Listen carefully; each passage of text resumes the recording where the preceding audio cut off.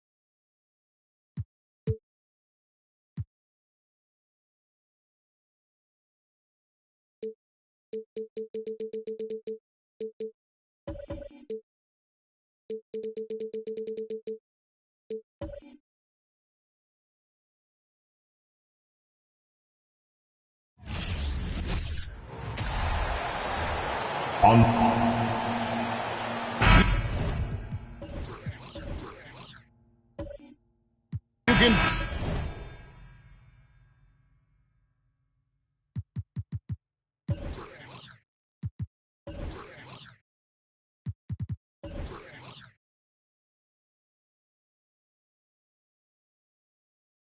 feel the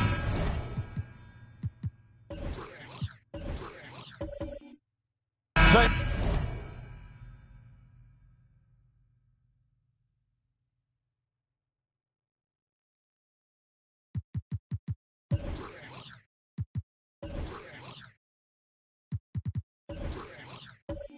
For the new season. And Greg, when you were playing, is there an opening day that really stands out in your mind?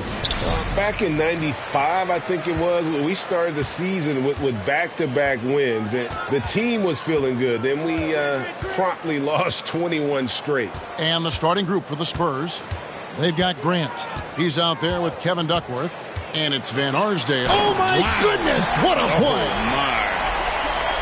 And, guys, that's not as easy as he made it look. You've got to have some skills to pull that off. Well, he's got plenty of those, that's for sure.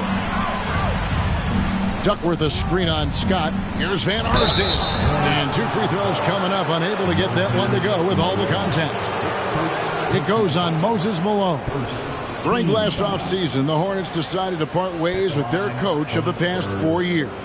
Always a tough decision, and this is a critical time for Charlotte. They've got a tremendous young core.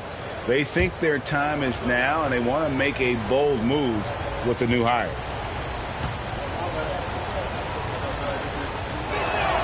The first free throw is good. Richard, one of the greatest coaches in the history of pro basketball, a guy you played for, Greg Popovich, on March 11th, 2022, broke the all-time winningest mark for a head coach in the NBA. And what's so special is all of those victories are coming with the Spurs. And look, I had an opportunity to apologize to Pop, because if it wasn't for me, he probably would have gotten here sooner. Well, I think he would say that's completely not true. But he had to be one of the great coaches you played for. It was. My career got extended because of the things that I learned in San Antonio. If I wouldn't have had that experience with him and their coaching staff, I would never have played as long as I did. Scott kicks to Malone. The rebound by the Spurs. Last time they met was in San Antonio. Well, I felt like they were never on the same page defensively in that one. Gave up way too many easy shots. Boy, they looked like they were asleep on that end of the floor. No one was talking. No one was paying attention. Yeah, it was rough. Goodrich passes to Barry.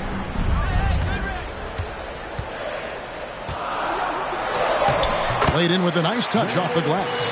There's just so many ways to score the basketball. Barry is one of the more inventive scorers the NBA has ever seen. Inside, outside, mid-range.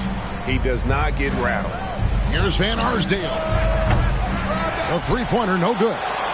For Charlotte, they've gone 2-3 here to start off the game. Here's Goodrich. And there's the pass to Scott. Inside. Shot clock at 6. And count it. The shot is good. He'll go to the free throw line. And Malone, a high percentage scorer when he gets it in deep. Once he's got the defense on his back, the game becomes easy with his ability to score. And he'll be shooting his first free throw of the game here. Defensive foul, Kevin Duckworth. First personal foul. First team foul. At the line for Charlotte, Moses Malone. It ended in the bubble, but how about the Spurs playoff streak? 22 consecutive seasons, Greg, coming to an end. Kevin, making it every year from 1998 to 2019, winning 5 titles over that span, and having the same head coach certainly helped that streak. So did having those, a couple Hall of Famers. Scott dishes to Goodrich.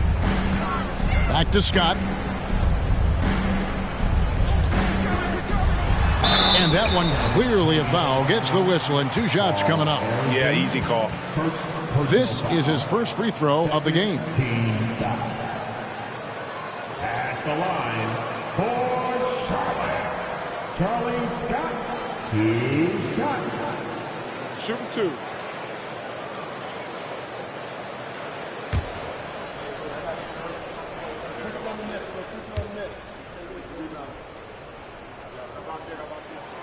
That's good from Scott.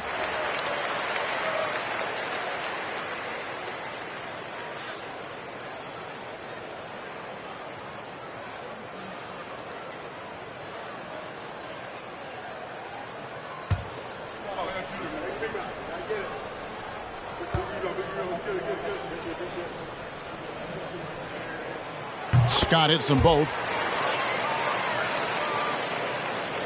If you're just tuning in, we played about 2.5 minutes here in the first. Westfall passes to Van Arsdale. Looking to end the run. And it's off the back rim. No good. Oh, wow. Okay, we're going to start the game with 4 straight misses. Look, that's about as rough as it gets. It'll get going soon. Barry the pass to Goodrich.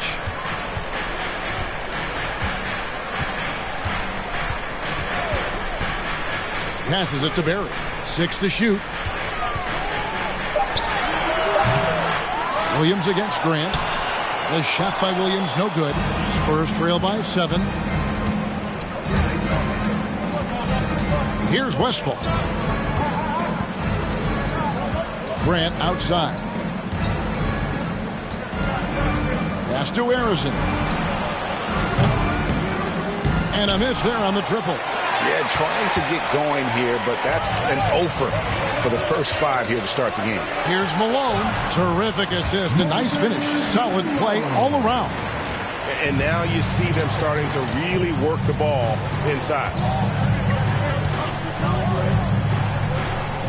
And here in the first quarter, with a little over 3.5 minutes played, Grant the pass to Westfall. Duckworth. Great positioning on the putback. Oh, what terrific hustle. He's got a nose for the rebound. Greg, he's ferocious when the ball goes up. Goodrich passes to Scott.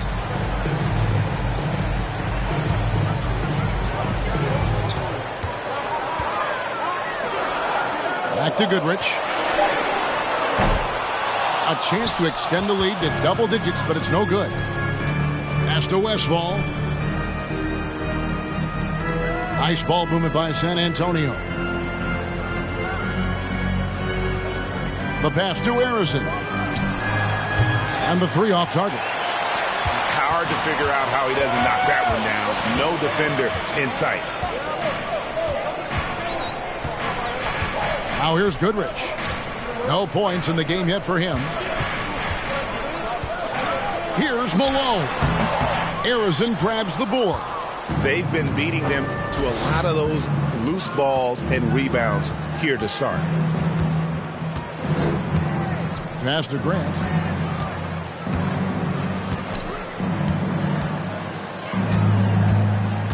Pass to Westfall. Fires from deep. And the rebound goes to the Hornets. Malone's got his 4th rebound with that last one here tonight. And there comes a point when, for the team's sake, you might want to move it. He's hurting him with all of these misses. And they've done well at taking advantage of some late defensive rotations and getting the ball in the paint. Here's the screen. Pass to Arizon. Going inside. Goes to the reverse layup and drops it in. Man, he's got such a great touch and feel around the basket. He made that reverse look easy. Goodrich passes to Scott. Back to Goodrich. 2 minutes remaining in the first. 2 minutes. Arizon grabs the board. Arizon's got 4 rebounds now tonight. Van Arsdale, the pass to Duckworth. Here's Westphal. He's been quiet so far. Still no points in the game. There's the pass to Arizon. Oh, good with the triple. Well, not really his best quarter as far as scoring. Let's see if he can eventually get back on track. It's Scott on the wing. Passes it to Barry. Back to Goodrich. Rebounded by the Spurs. Arizon's got his 5th rebound right now in the game. Pass to Westphal. Puts up a 3. Traps in the tray. And he's not going to miss that sort of an opportunity from deep. And now the first timeout called here for the Hornets.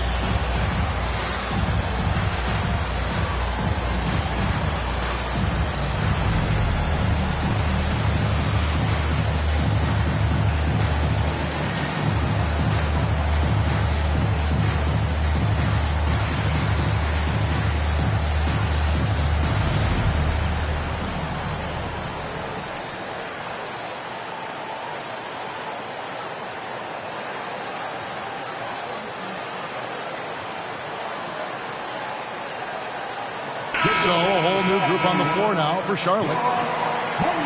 At this break, let's show you the teams that led the league in assists last year. The Hornets, number 1. The Spurs, 2nd. Both teams really good at passing the basketball. You look at the numbers from a season ago, very unselfish.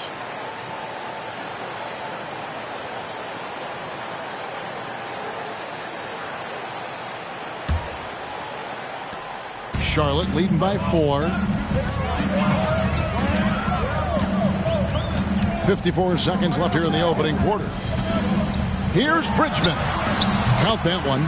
I know what they say, defense wins championships, but you need some bucket getters too now. Armstrong against Chalmers. Foul charge to Charlotte. Darryl Armstrong. First personal foul. Second team foul.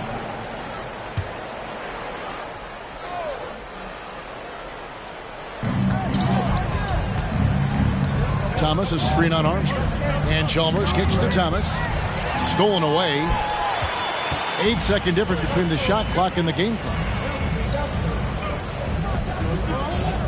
Lewis passes to Carr. Out to the right wing. Carr with the screen on Johnson. Bridgman can't hit. And Kevin, they need to be consistent with their effort on the boards. You look at the box score, and they're at a definite disadvantage. And here's Chalmers from the arc. The shot, no good. And so is Charlotte with a 6-point lead at the end of the quarter. They've been playing some inspired defense, giving up very few easy points. We've got more in store for you right after this.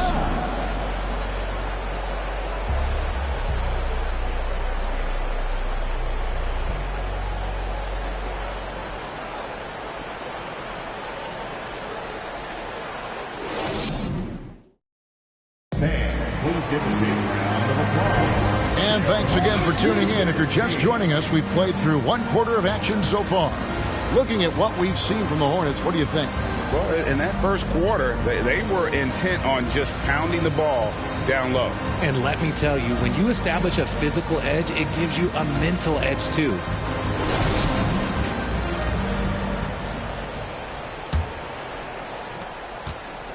And it's Chalmers with the ball. He'll bring it up for the Spurs.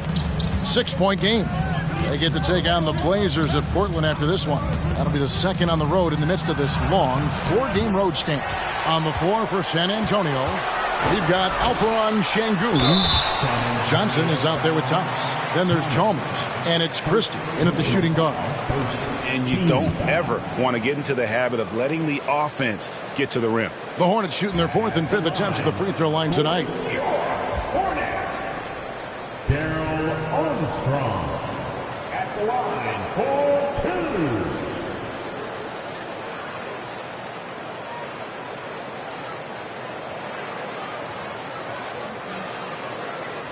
2. Take a break. Take a break. 2 shots.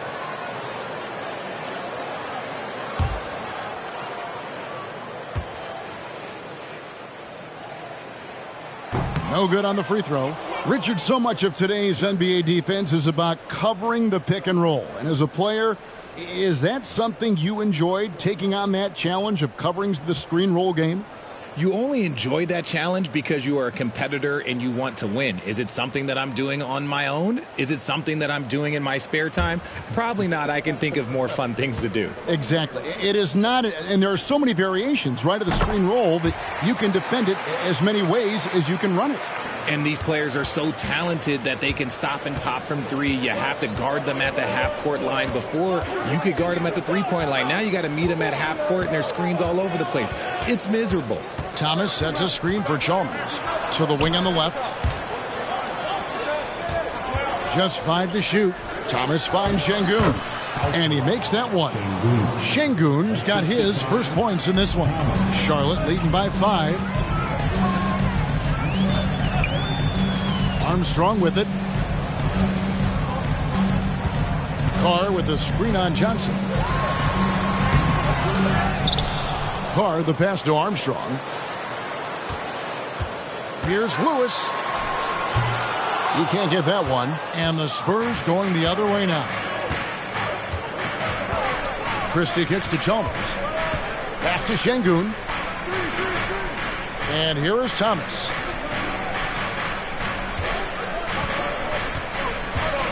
To Şengün. It's rebounded by Charlotte. Their biggest lead of the game was 9. Carr, the pass to Armstrong. Here's Bridgman. He's guarded by Thomas. They get it back. Outside for Lewis. Second shot opportunity. Thomas grabs the rebound. Well, some trips you get the shot you want, it just doesn't fall. I'd go back to him in that area on the floor. The pass to Chalmers. Here's Christie. Misses the baby hook. And a good offensive board. And he gets the bucket. Yeah, heads-up aggressive play right there. Saw the smaller man on him and took it straight to the basket. Lewis on top. Defended by Christie. Here's the teardrop. And his third shot of the night, no good, 0 for 3. And guys, Keldon Johnson has continued to perfect his craft. A very flexible forward, scoring the ball better than he ever has, and that growing confidence you can see. He can spot up or shoot or slash his way to the rim. Thomas kicks to Chalmers, takes the 3. Bridgman with the rebound. Charlotte leading by 3. They need this one. No basket with that shot. Having trouble finding his range. He's 1 for 5. They could use a big shot here to get this offense going. Too many empty possessions. Right now, they need a basket. Last outing for Charlotte, they won that game against Houston. Armstrong against Chalmers. And here is Lewis. Nothing yet on the scoreboard for him. Scooped up.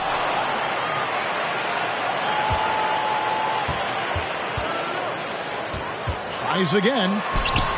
The shot misses. And the Spurs going the other way now. Some people could say he's struggling on offense this period. I like to think of more of drowning. Just can't seem to find his confidence. And with that, the Hornet lead is cut down to 1 on the bucket from Chalmers. Oh, just a beautiful textbook bounce pass. You love to see it. And the Hornets call time here. And they just can't seem to get going offensively.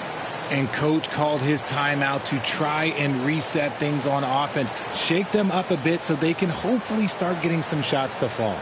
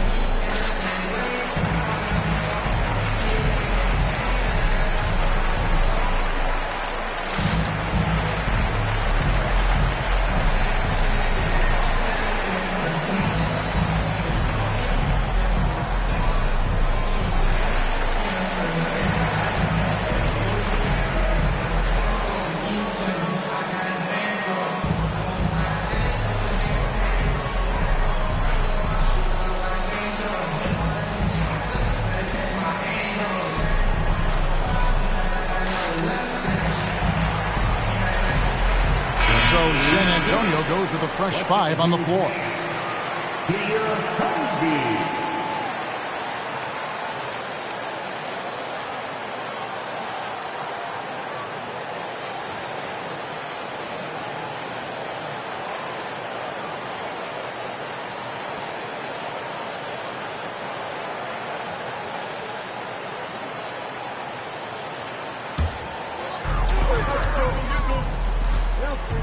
Now Goodrich.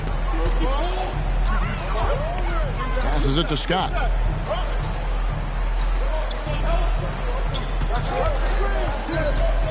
Trying to end the drought, and it's in there. Scott's got 6 points.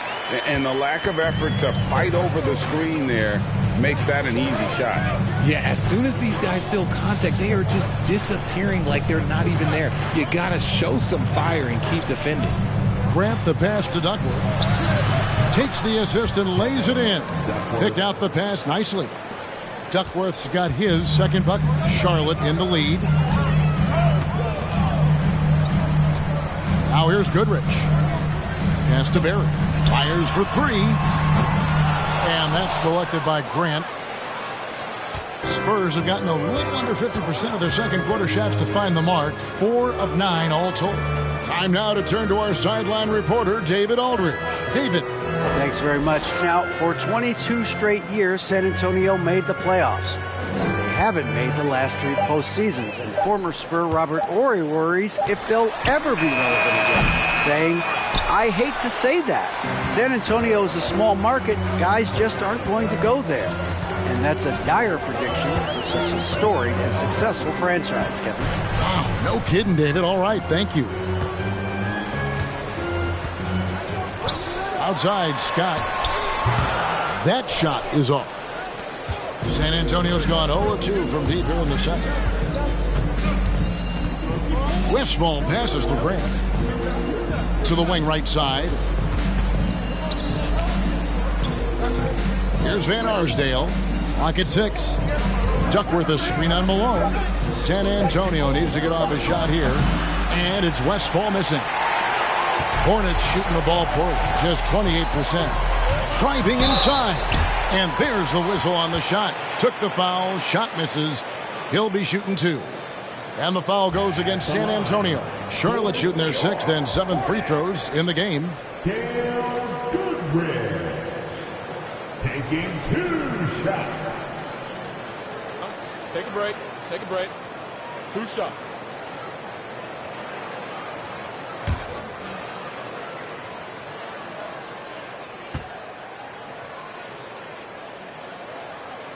That's good from Goodrich.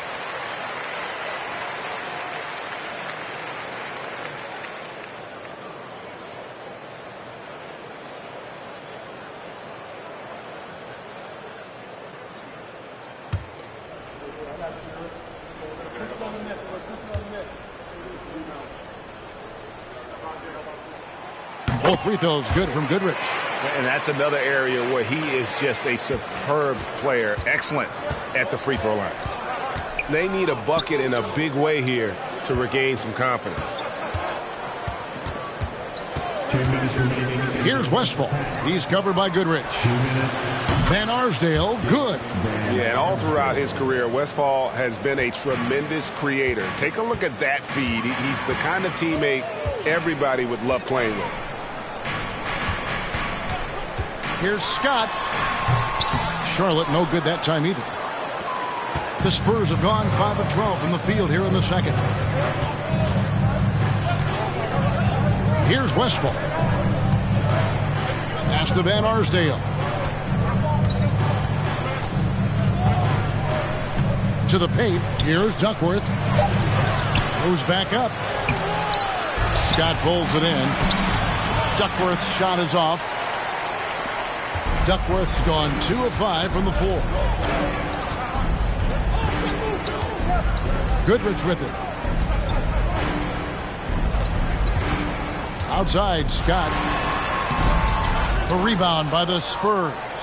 You often expect him to convert these types of shots, but the D must have made their presence felt to prevent that one. The pass to Harrison.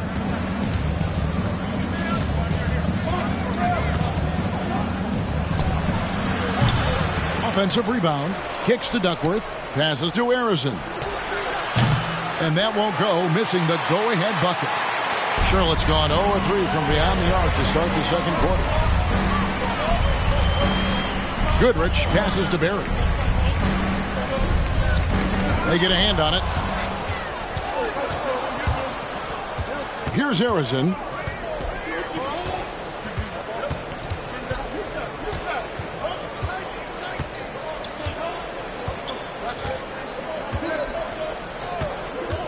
Beyond the arc.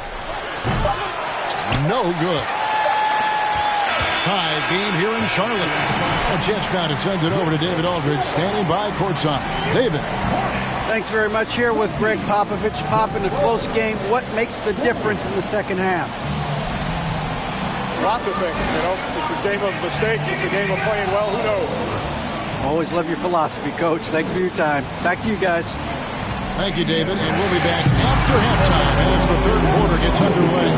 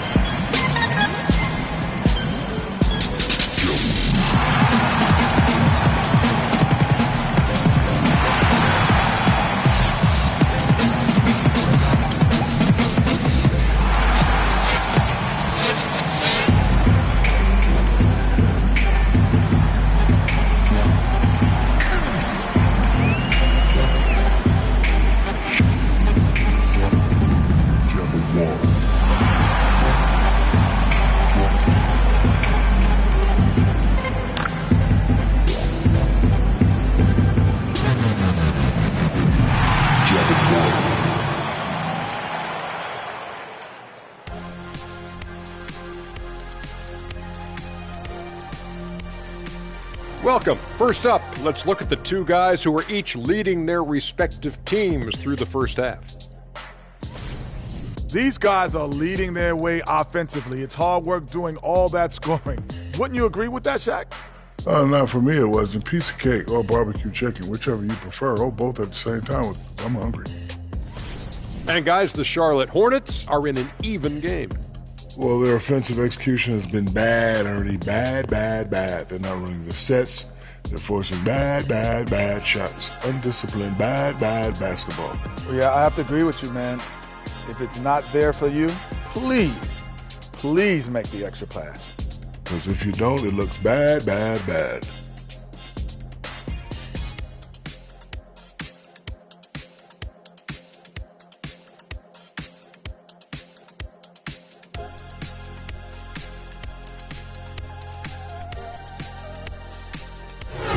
That'll do it for our show tonight. Thanks for joining us, and we'll send you back to Kevin Harlan for more hoops action.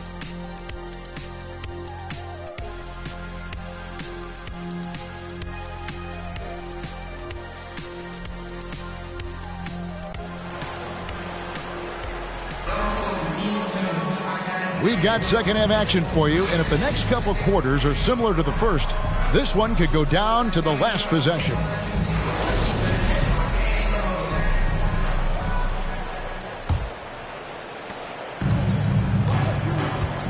We've got Goodrich, Moses Malone out there with Buck Williams. Then there's Scott, and it's Barry in at the 3. So that's the lineup for Charlotte. Arizin, the pass to Westphal.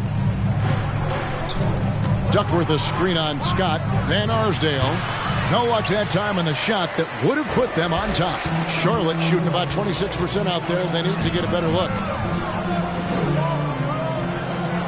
Back to Scott.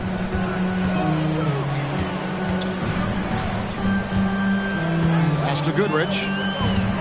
5 on the clock. Charlotte needs to get a shot. Williams for 3. No good that time. Now San Antonio takes it the other way. Pass to Van Arsdale. And for those of you turning in, we're about a minute into the second half. Duckworth a screen on Scott. Van Arsdale, the pass to Arizin. For the lead, Van Arsdale, good. Van Arsdale's got the lead up to 2 now for the Spurs. And you can expect him to make it when the D is trash like that. Outside, Scott. Back to Goodrich. Lets the 3 fly. Kevin Duckworth with the rebound. Duckworth's got 7 rebounds in the game.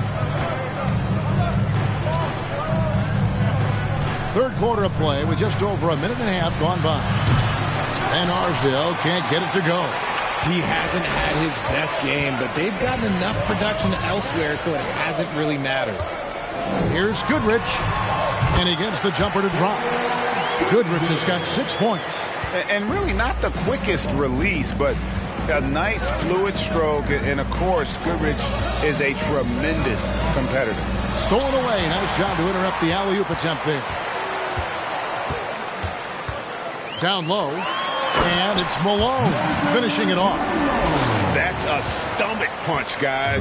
Turn it over and give him a free run to the bucket. Oh, you're so right. No question who has the momentum now. That's the last thing you need to happen down the stretch. Let's see how they respond to the devastating punch. And Arizin gets it to go. And he found the perfect spot behind the arc there. Big gap in the D. Well, we're into the third quarter, just over 2.5 minutes played. And here is Scott. 6 points for him. Rebound, San Antonio. Duckworth's got rebound number 8 now on the night. Here's the floater. And that'll be San Antonio as it goes out of bounds. Spurs retain possession. You gotta love strong defense, especially when it comes in the form of harsh rejections. Wow. And guys, they'll think twice about attempting that shot again. That was a big-time rejection. And the Hornets making a change here. Armstrong's checked in.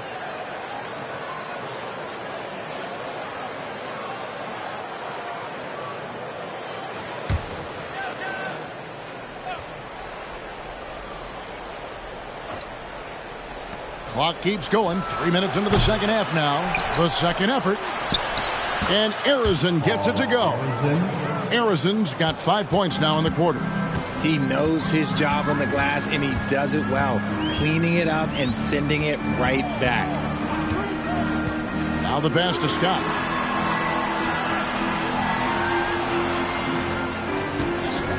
Six on the shot clock. Lays it up and banks it in. Scott's got 8 points. Used the pick to perfection and got all the way to the rim. Grant outside. We've gone about 3.5 minutes into the third now. Back to Chalmers. Over to the wing. A 3-ball. And Arizon gets it to go. He's got 10. And, guys, there are some you can give that shot to, but let's be clear. He's not one of them. Terrible job there by the D. Here's Scott. And it's slammed in by Malone. Nothing soft about the putback there. And why chance it, right? Take the dunk if you've got it. And that's his MO. Be physical, get in position for the putback, and throw it down. The defense got to know that's what he's looking to do. Now Chalmers.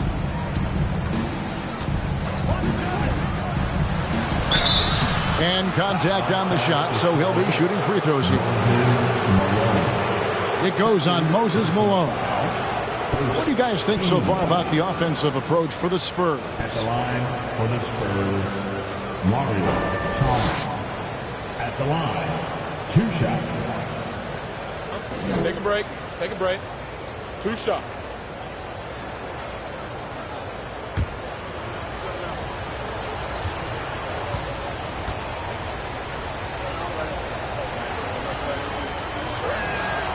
The first one falls. San Antonio making a switch here.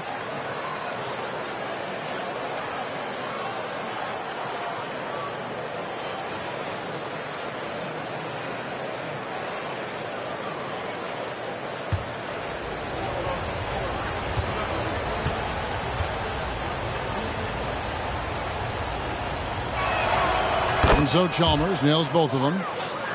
Here's Lewis. Still looking for his first bucket in this one.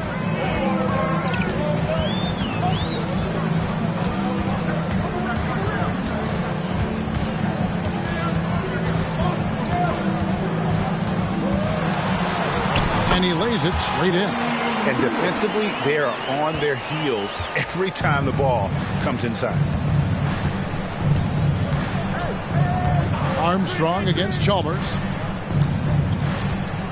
Thomas is screen on Armstrong.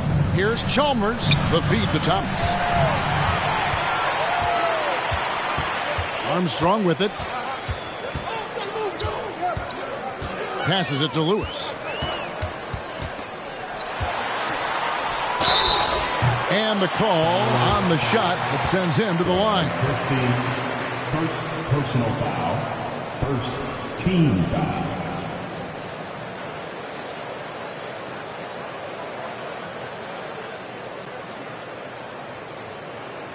For Charlotte, they had put up good numbers at the charity stripe, converting 6 of 7. Freddie Lewis at the line for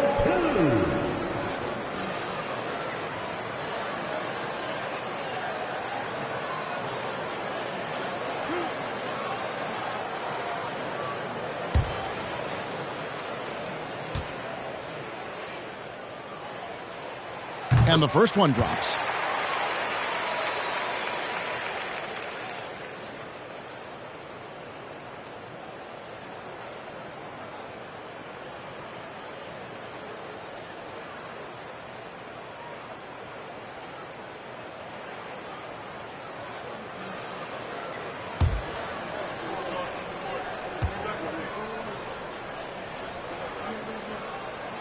That one drops. He ties it up.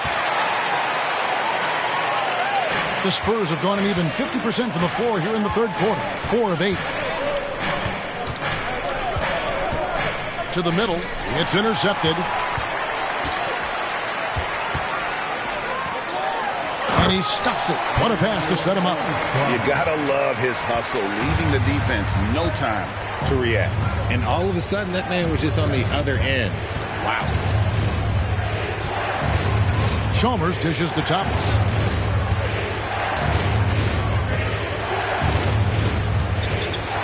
Five to shoot. Charge to Charlotte. Armstrong. Second personal foul. Second team foul.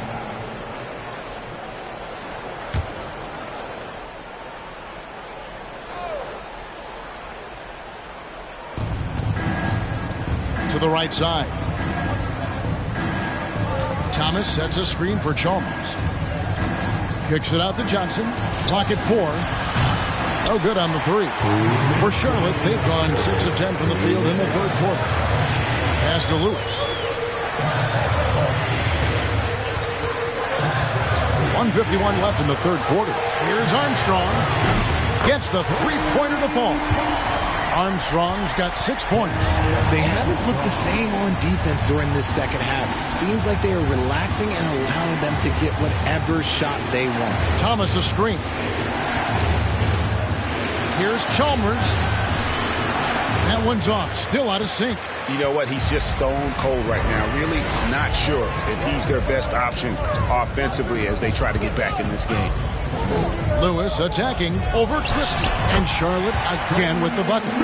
They're going to have to come up with a better matchup. This guy's just too much speed.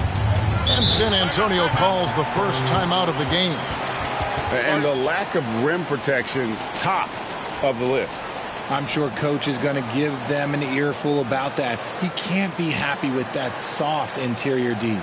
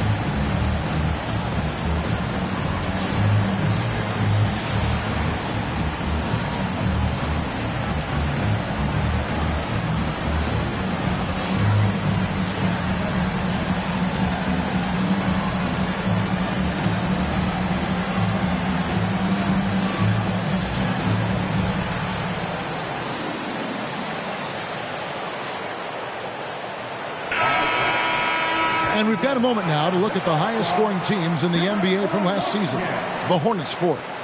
I just loved how this team attacked their opponents. You could see their confidence grow as the year went on, and the points really started to pile up.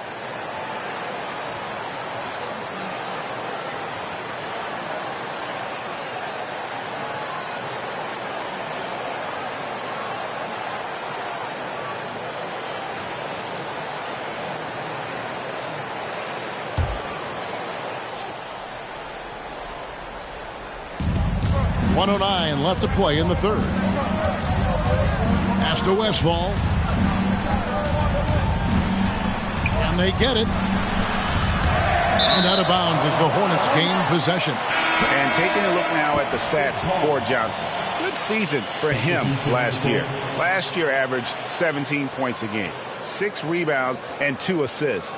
He's been making the right decisions and letting the game come to him. Solid play all around. Yeah, not playing outside himself, but finding lots of chances to do his thing and affect the game. And there it is for him. Lewis has got 8 here in the quarter. Yeah, they're going to have a nice little run here. Spurs trail by 9. Westphal passes to Van Arsdale. There's the screen. Shoots. 6 to shoot. And Thomas has it in the corner. Off target from outside. Boy, you can just see the frustration growing on their faces. Nothing going their way. In a major drought, need to find some sort of momentum. Just 1 second between the shot clock and game clock. Right wing, Carr, the pass to Goodrich. And another three for Charlotte. Hey, whatever adjustments they made at halftime, they are working to perfection. Oh, yeah, I can't agree more. They haven't missed. And so it's Charlotte enjoying a 12-point lead as they talk things over during the break. Their defense has been active and effective. And we'll be back with you shortly. 32.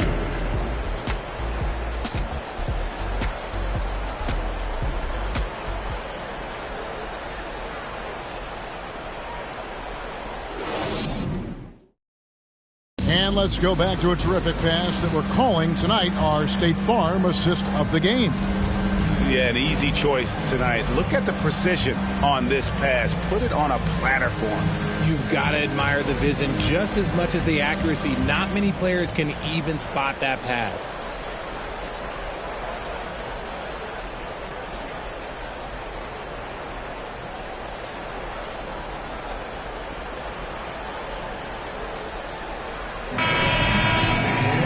And there may not be a lot of drama down the stretch as we head into the fourth quarter, but stranger things have happened. On the floor for San Antonio, starting the fourth quarter. Kevin Duckworth is out there with Grant, and it's Van Arsdale in at the 2. Outside, Scott, and there's the drive. Misses from short range. It hasn't been his best game, but his team is still doing just enough to be up. Here's Westfall. It's hauled in by Barry. That was a good look for him from mid-range, but just couldn't make the defense pay. And it's still a rare sight to see rebound numbers like the ones he's had tonight. He is totally in the zone, showing his incredible focus when it comes to attacking the glass. Malone outside. Knocked loose. Here's Westfall. He's covered by Goodrich. To the inside, Duckworth. Another shot. No good on the shot. Good work defensively by Malone. Let's just say his subpar shooting is just one reason why they are trailing in this ball game. Outside, Scott. And the pass to Williams. Just 5 on the clock.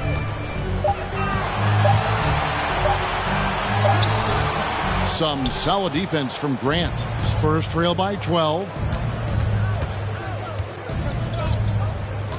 We're just over a minute and a half now into the fourth. Here's Westfall. He's covered by Goodrich. Pass to Harrison. And it's out of bounds. Last touch by Malone. Great instincts from him to get a hand on that pass and tip it out. Yeah, I think he was hoping to maybe even get the steal, but I agree. He still got a good outcome. Just 3 to shoot. Grant for 3. Doesn't go for him. And Charlotte will go the other way with it. Scott dishes to Goodrich.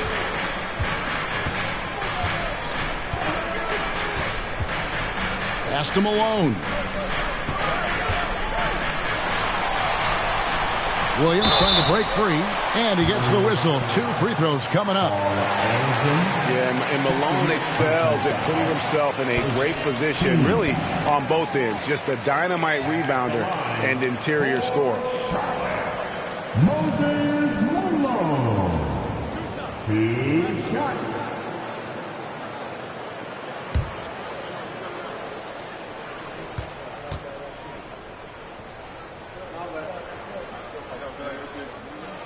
And the first one at the line is good.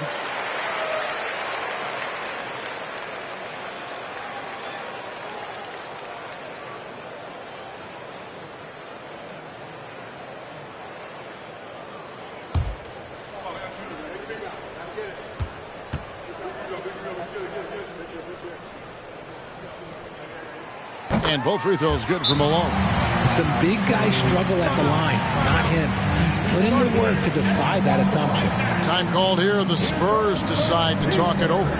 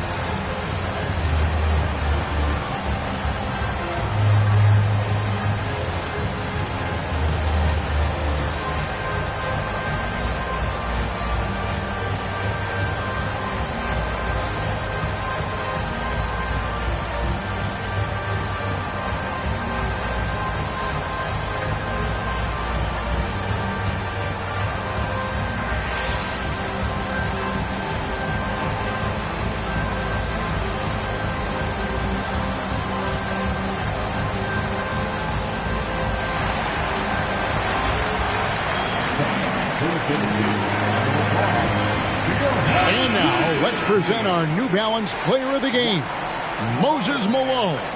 And his focus, guys, has been laser sharp, and his touch from the field, flawless. The teammates have worked hard to get him the ball in some good position, and boy, has he rewarded them with a spectacular shooting performance. Great call to keep running all those sets for him. He sure has given this crowd a treat tonight. This kind of performance only cements his status as a fan favorite. And with an update from the sidelines, let's check in with David Aldridge. Well, guys, during the last break, I listened to Greg Popovich talk to his team.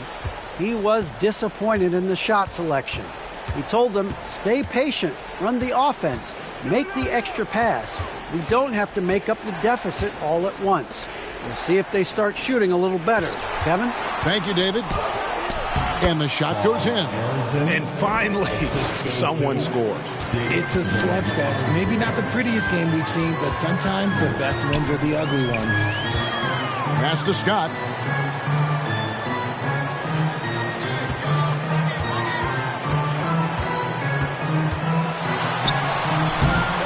The rebound by the Spurs.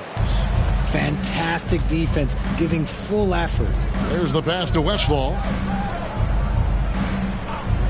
Grant outside.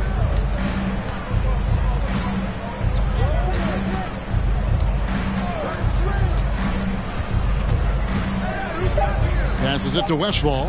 Here's Arizin. There's the three. Knocks down the three ball. Arizin's got it back down to a single-digit deficit for the Spurs. Hornets have gone 0 of 3 to start the fourth quarter. Outside, Scott. Back to Goodrich. Now, here's Scott. Malone with the screen. Got a piece of it. Fourth quarter of play, and over 3.5 minutes have gone by. Here's Arizin. Malone with the block. How about the quicks there by Malone to get up and deter that shot, utilizing that size and reach for the rejection. We're still waiting for that first miss from the line this half. And a chance for just a second now to check out the scoring breakdown for the Hornets. At the line for your Hornets, Moses Malone, taking 2 shots.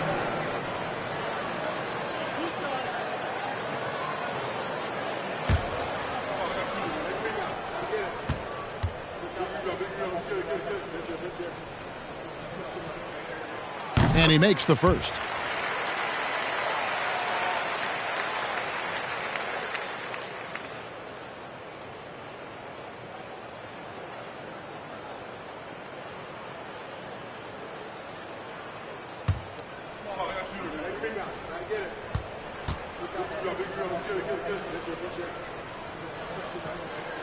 And both free throws good for Malone.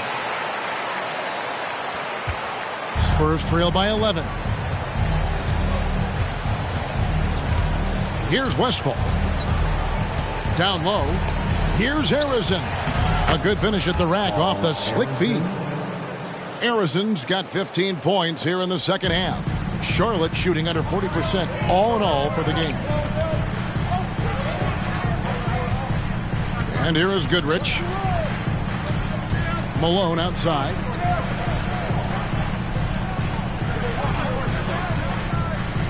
Down to 5 on the shot clock. And it's Goodrich missing. San Antonio's gone 1 of 3 from outside the arc since we've reached the fourth quarter. Grant outside. And he lobs it up toward the rim. And keeping his options open, Grant would rather give it away than waste the possession on a poor shot. Outside, Scott. Pass to Goodrich. Launches it. Charlotte no good that time either. Spurs trail by 7. Here's Arizin. To the middle. And the dunk by Grant. And all of a sudden, that great run makes this a ball game again. And now is no time to take your foot off the gas. They have got to stay aggressive. It's one thing to get close, but do they have enough left in the tank to take the lead? We'll have to see. There's the pick. Here's Scott. And he makes good on the layup. And the Hornets lead by 7. Love how selfless he is setting brick screens like this. Plays like that right there are what help create easy scoring opportunities. Here's Harrison. No good on the triple. Questionable shot selection on that three. Not really helping as they try and narrow the deficit. Pass to Williams. Nice pass in here by Charlotte. Here's Malone. The turnaround jumper. Count it. And now it's a 9-point Hornets lead. And just one step ahead of the D there. Goodrich so crafty at getting his teammates involved. Here's Harrison. Malone with the block. And he gets it back. The pass to Van Arsdale. Launches a three. Rebounded by Goodrich. Gotta find easier shots when you're already struggling. That's not gonna get it. We've got 1:18 left in the fourth quarter. Jacks up a three.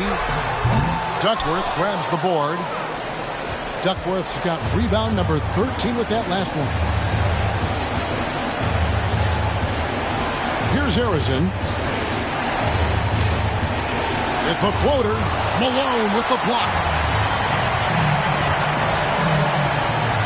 Now Goodrich.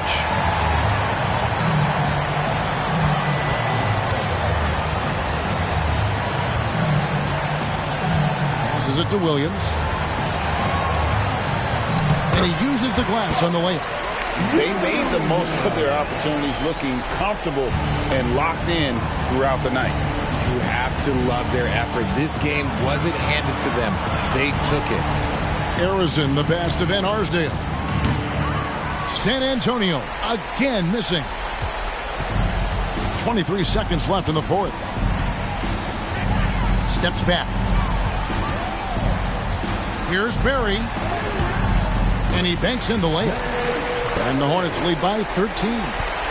And it's just competing, you know, giving your best when it matters most. And let me tell you, as a team, you love to hit your stride right at the crucial moments. They put this game away in style. So no problem for Charlotte as they get the win. Some good moments throughout this one, but they have the clear advantage down the stretch. Yeah, I mean, I love the way they executed on both ends of the floor, completely under control for the vast majority of the game. And whenever there was a misstep, they just didn't allow it to fester, and that's why they're going to walk away with the win. And that'll do it, folks. This is Kevin Harlan saying thank you for watching, and we'll see you next time.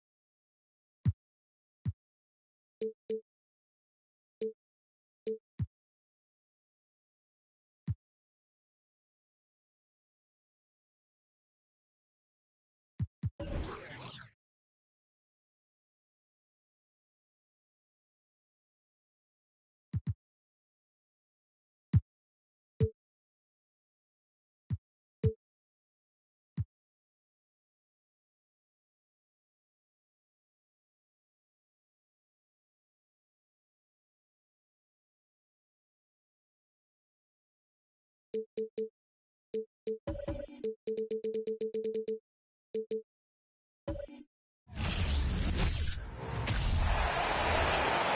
starting lineup for the visiting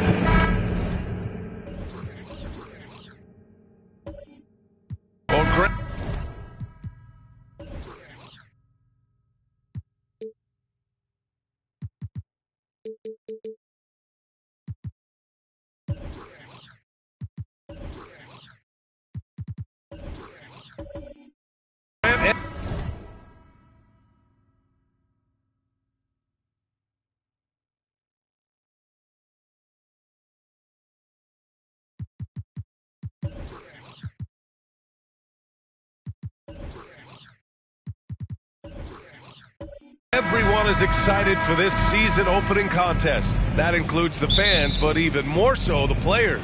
Well, there's nothing like a season opening contest. Yeah, both teams would love to kick things off with a big win, so expect to see them giving their all on the floor here tonight. So here's Portland's starting group.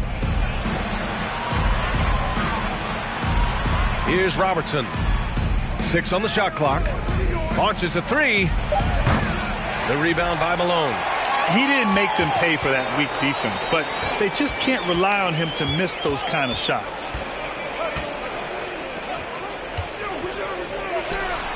And from 16 feet away, he cans it. Yeah, there's no excuse right there for not covering one of the guys on the floor, and that's Rondo around the rim where he can score. Here's Ellis. Pass to Robertson. The 3 is up. Parrish with a rebound. Well, the D really getting away with one there. No one on him, and that's going to be good 9 out of 10 times. Malone can't get it to go. Now, there's a little bit of pressure on him, but not enough to cause him to miss a shot that's in that close. Deflected! And here's Rondo. Dragic outside.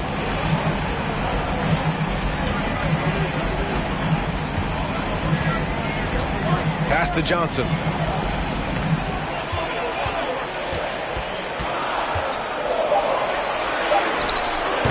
About a minute and a half through the first quarter. Always a nice way to start. Makes his first one. Yeah, here's a list of things I don't want to do, and right at the top is guard that guy. Here's Ellis from behind the arc. The shot no good. 0 for 4 to start this game. Some of it's execution, and some of it's just bad luck. Out to the wing. Here's Malone. Here's Parrish. Lays it up and banks it in. A stronger defensive presence would have saved them 2 points. It didn't seem like anybody was really aware there to go and collect that rebound in the possession. Here's Ellis. Pass to Butler. Fires from deep. Portland, no good that time either. Just brutal. I mean, 5 straight misses to begin the game. Here's Malone. And just under 2.5 minutes elapsed here in the first. Now Dragic. He shoots. And off target. He starts the game 0 for 1. Things just don't seem to be clicking for them offensively. Yeah, they really need to find a way to get back on track. Pass to Robertson. To stop the drought. Connects from downtown. Easy look when the defender isn't fighting over the screen. Yeah, the coach over there just asking for one simple thing, and that's some effort. Got burned on that one. Here's Parrish. To the wing on the left. Malone. That one rolls around and rims out. Well, mid-range is where he makes the money. So when the D's slow to get out on him, always surprising to see him miss from there. The game now all tied up. He's consistent from out there, especially when you give him that kind of room. Outside, Rondo tries the 9-footer, and it's Smits with a rebound. Oh boy, looks like he was injured there. And you guys know that this is something every player worries about, no matter your age or your ability. Yep, you can do all the stretching and all the strength training, eat right, train right, but at the end of the day, it's pretty random. The Trailblazers making a switch here. Walker's checked in.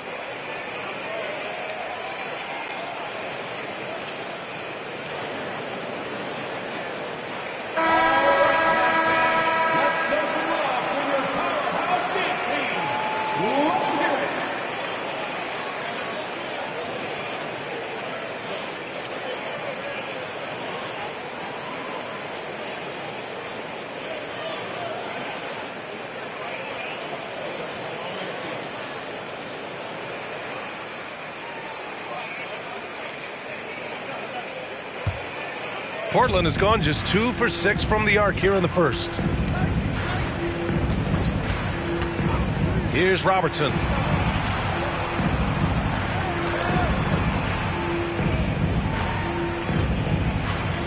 Pass to Smits.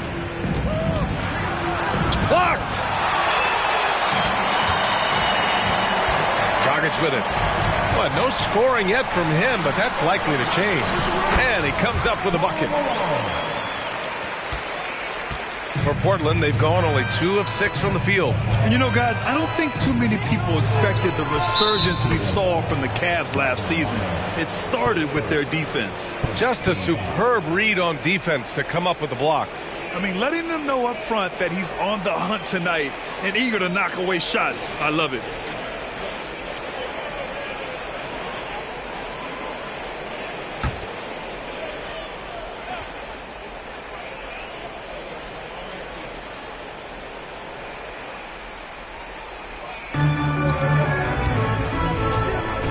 Here's Robertson to the paint. Here's Smits. Hits the jump hook. Well, in terms of their D, the Cavs have gone from one of the softer teams in the league to one of the toughest. Well, think about this. I mean, they're a young team. They play with tremendous energy, and we see that in the way they get after it on defense. Trailblazer ball.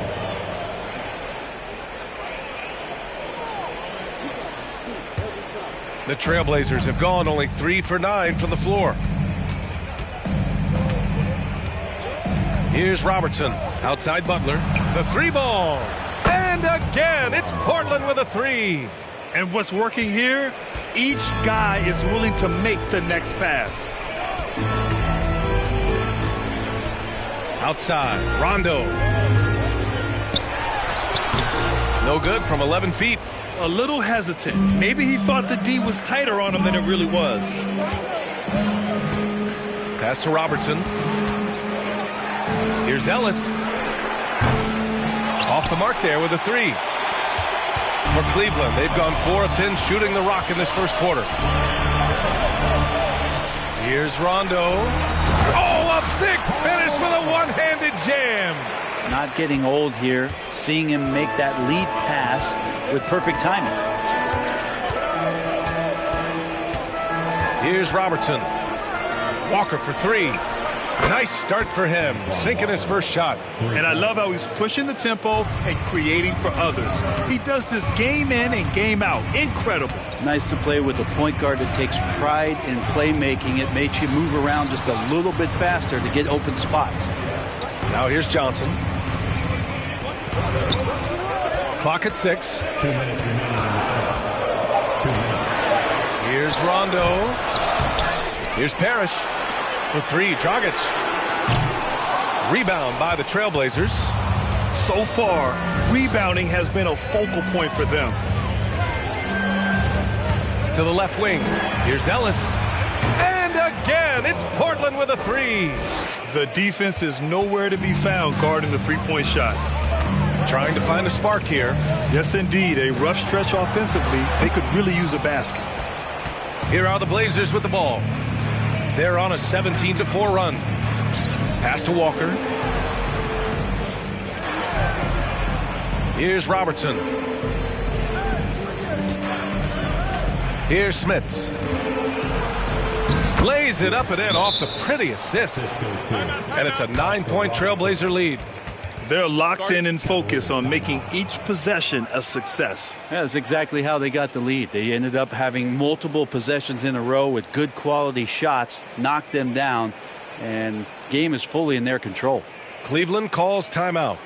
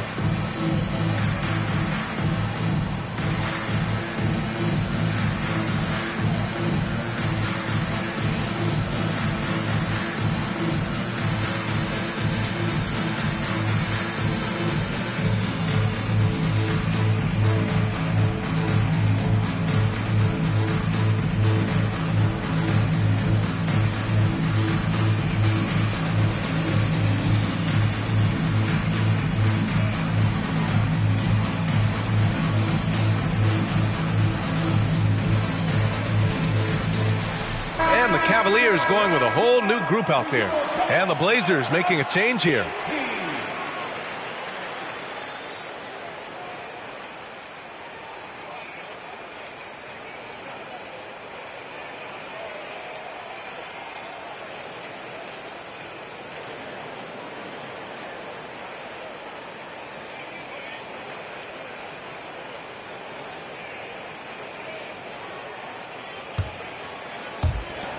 A minute 9 left in the first quarter of the game. Here's Tisdale.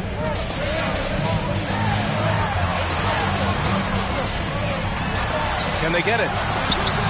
And Davis slams it home. Oh my. What a display of effort. That's his bread and butter, right? Chasing down the boards. Stick with fundamentals there. Shot goes up, box out, or he'll destroy you. Knocks down the long J. Walker's got 6 points. They're getting torched on the perimeter. 4 of the last 5 buckets have been threes. 32 seconds left to play in the first quarter. Tripucka, no good. The Trailblazers have got 8 of 15 shots to go.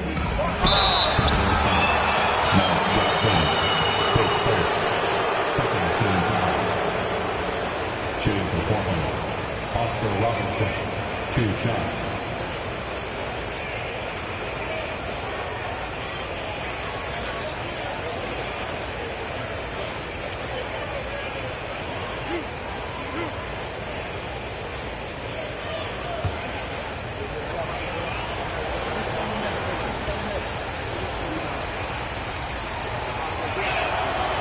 No good on that one.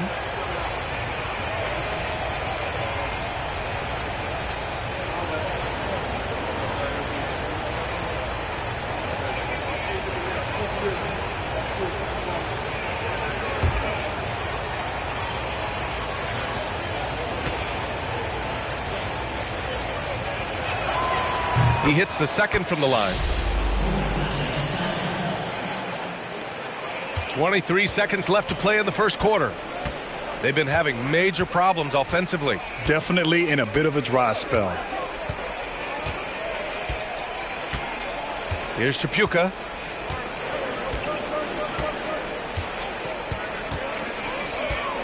From deep. That shot missing. And so it's Portland closing out the quarter ahead by 11 points. They've done well to disrupt the opposition, playing inspired defense. We'll be right back.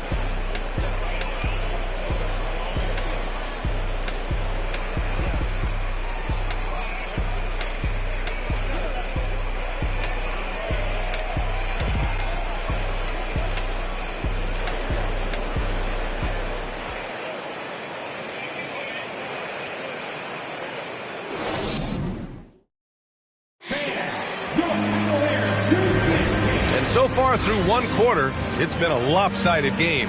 We'll see if that changes here in the second. All right, guys, what do you think about the offensive approach we've seen so far for the Trailblazers? Well, we're in the era of the three-point basket. So if you want to win games in this league, you have to connect from deep, and they have been thus far. Love the passing that they displayed at the start of the game. Great ball movement that's opening up some chances without really getting deep into the execution. Here are the 5 Portland has to start the second. With the 10-footer. Good on the jump shot. Well, Brett, the relationship between players and refs can sometimes seem a little hostile. Does it need to be that way? Well, you and me have our little tiffs, don't we, Brian? So, yes, in order for us to do our best work. No, I'm kidding. It doesn't have to be that way. But look, when you're at this level of competition, it's heated, it's intense, sometimes get outside your gourd a little bit, and that's when instances like this can happen between a player and a referee, and that goes for both sides. Walker pulls down the board. Portland leading. To the middle. Here's Spates. Good, and it's Walker who picks up the assist. This is some of what Spates gives you, not just a stretch guy, but a guy who can invite some contact on the inside and play right through it. Down low. Tripucka gets the bucket. And once more this half, they find a way to get great position inside. Outside Walker. Pass to Robertson. This one for three. No good there. The Cavaliers go the other way with it. They traveled to Portland last time they faced the Blazers and came away with a win. I love the defensive pressure they created in their last meeting, forcing turnovers and keeping the offense off kilter. The turnover margin was well within their favor, and you have to point to that ferocious D they played as the biggest factor in that win. Shot clock at 2. Fires the 3.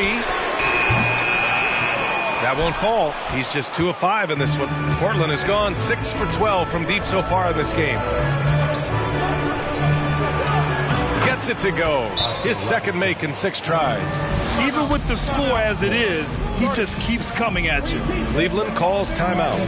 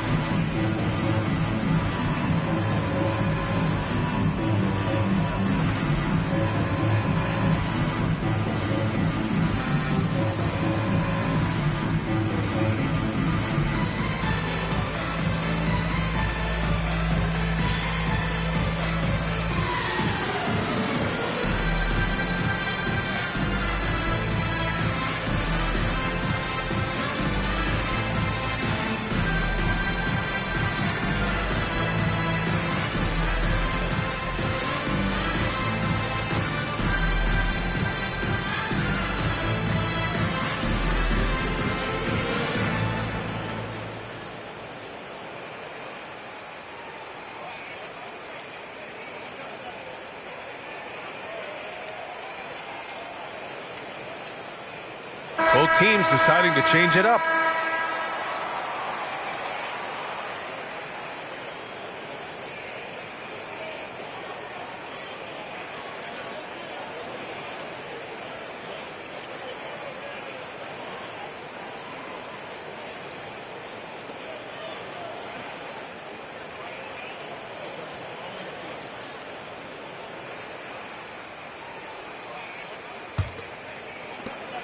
The Cavaliers have gotten 2 of 5 shots to fall this second quarter. Well, when Rondo gets motivated, and we've seen that now for a good stretch, he's as valuable as it gets.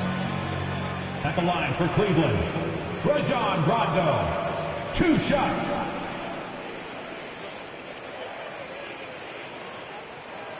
Shooting 2.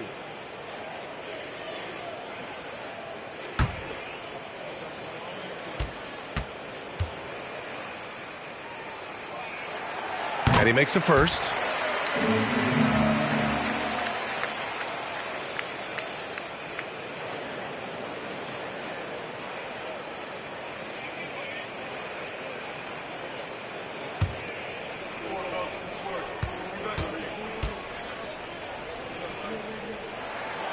So he gets them both. And the NBA trying some new things. One of them is the Elam ending, playing to a target score. So far, it's used in the All-Star game. Maybe more? Well, there's been talk, BA, about using it in the midseason tournament if that ever becomes a thing in the NBA, and I think we're on the road to seeing that come to fruition. I actually would love it outside of the midseason tournament and do it for some regular season games, because that's another swath of games that become more entertaining and more interesting because you're introducing the target score ending. Now here's Rondo. Oh, got a piece of it. And it's Butler off the drive. Unable to get that one. Well, Cleveland's shooting around 35% from the field so far. Outside, Rondo.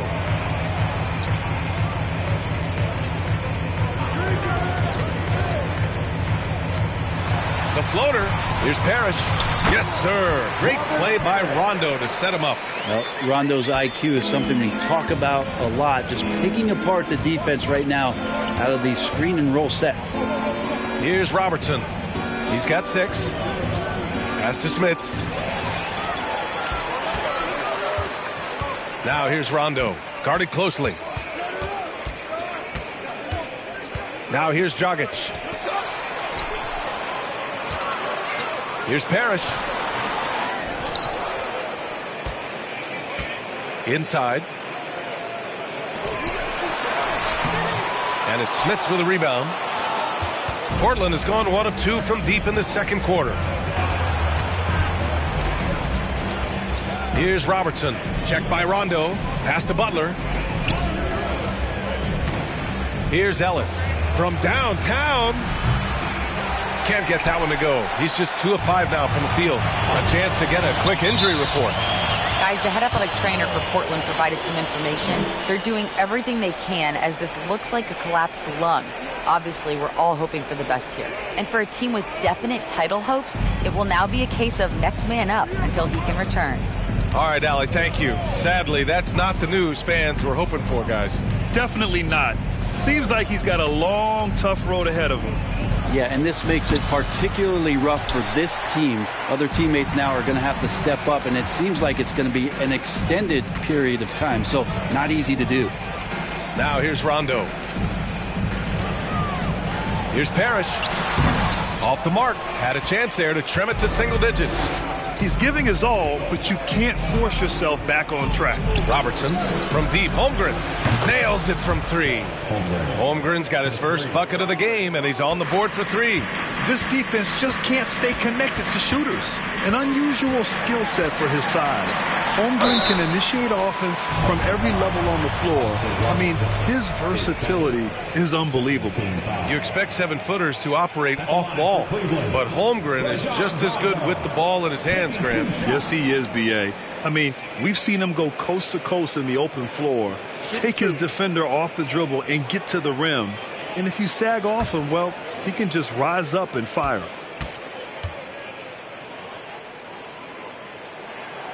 And he can't get the first one.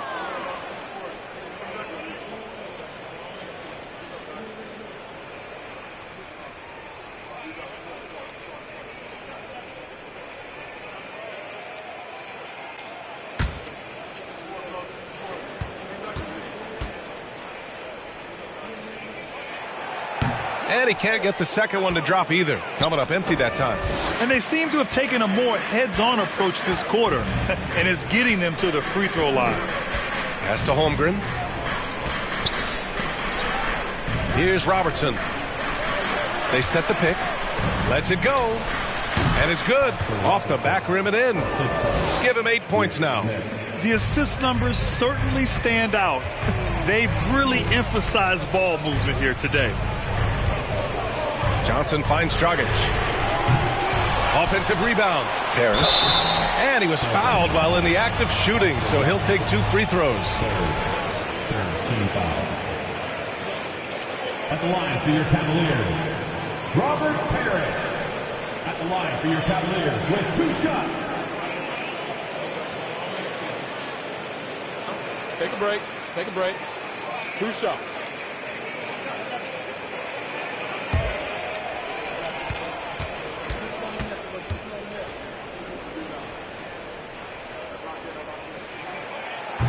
And that one misses.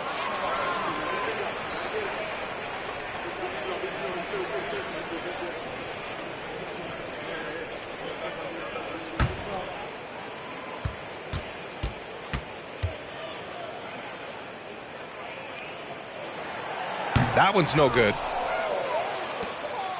Portland has gone 2 of 4 from the perimeter in the second so far. Here's Ellis. No good on the triple. And he probably thought he was going to bury that one. They need something good to happen here. Yeah, they've gone way too long without a score. Here's the teardrop, and Rondo lays it in. They just look so overwhelmed inside. Yeah, that's why they continue to get attacked. Timeout called. Portland. Timeout. Timeout. Starting.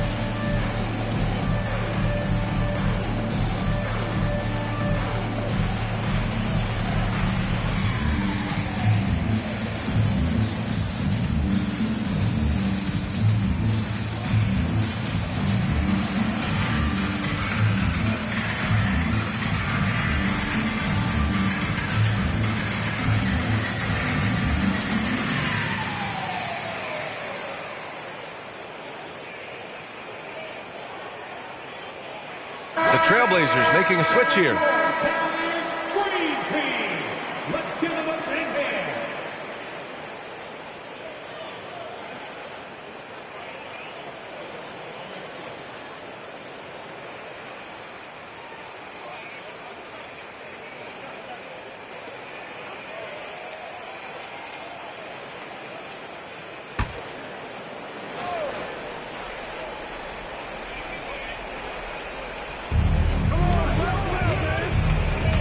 Here's Crawford, checked by Rondo. Pass to Crawford, jacks up a three. Again, the miss by the Trailblazers. Cleveland has gone 0 for 2 from outside in the second quarter. Rondo with it.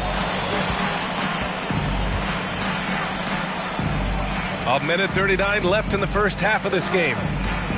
Dragic outside. Just 5 to shoot. Back to Rondo.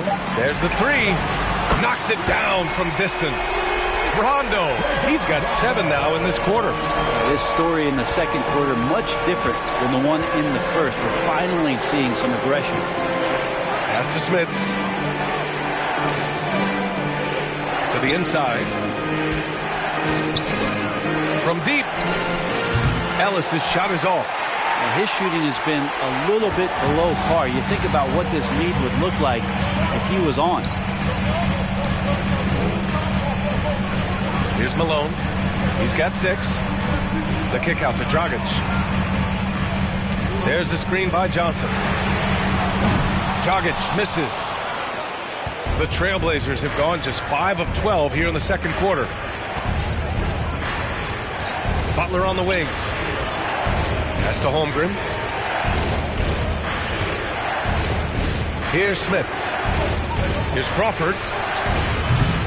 Three-pointer, no good. 2 seconds separating the shot clock and the game clock. Here's Malone.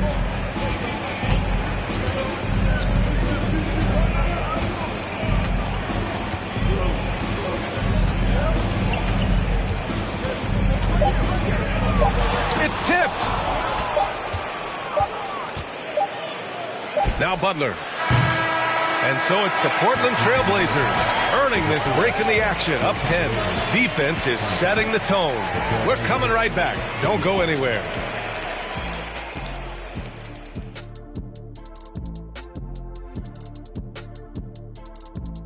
Welcome. First up, let's look at the 2 guys who are each leading their respective teams through the first half. A couple of guys locking horns tonight. Neither one of them backing down, as you would expect. You can tell both teams are giving these guys space to work. And they're taking advantage of the opportunities. Switching focus now, a tremendous showing in the first half for the Trailblazers. Many offenses revolve around the 3-ball, but so far in this game, they've exemplified it to a T, firing with confidence and connecting at a good clip. Pew, pew, pew, pew, pew. I want to get out there right now, Shaq. I feel like I could hit a few myself just watching this offense. Come to your senses. Okay, all right. Thanks, as always, for watching. Let's head back to Brian Anderson and crew for the start of the second half.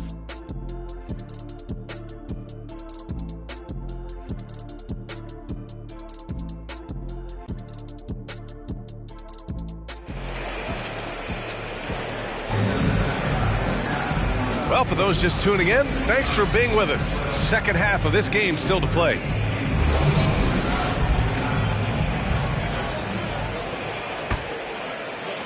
And so it's Cleveland with it. Now here's Rondo. Butler with a steal. And for the Trailblazers. Pass to Smits.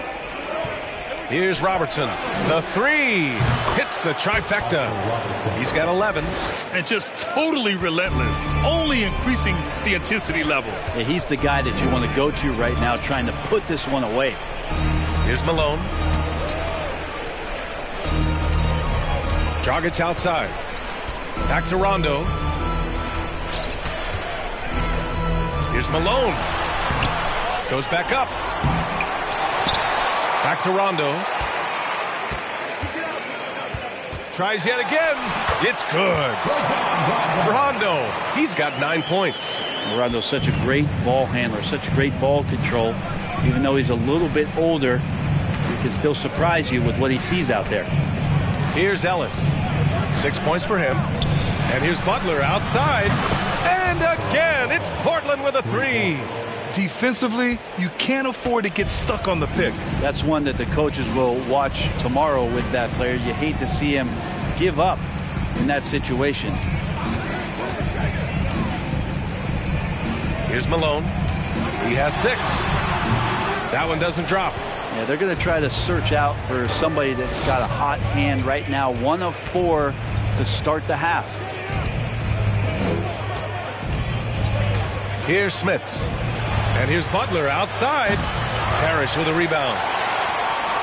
And if they're going to make a move, this is a good time to start. And there's still plenty of time, but they definitely don't want to let this game get too far out of hand. Well, if he's going to keep shooting, they've got to run some plays for him. Screens, pick and rolls, anything they can do to get him started. Pass to Butler. Puts up a 3. Cavaliers with a rebound. Down low. Here's Dragic. Good. And it's Rondo who picks up the assist. Rondo. He's got his 5th assist in this one. Here's Ellis, defended by Dragic.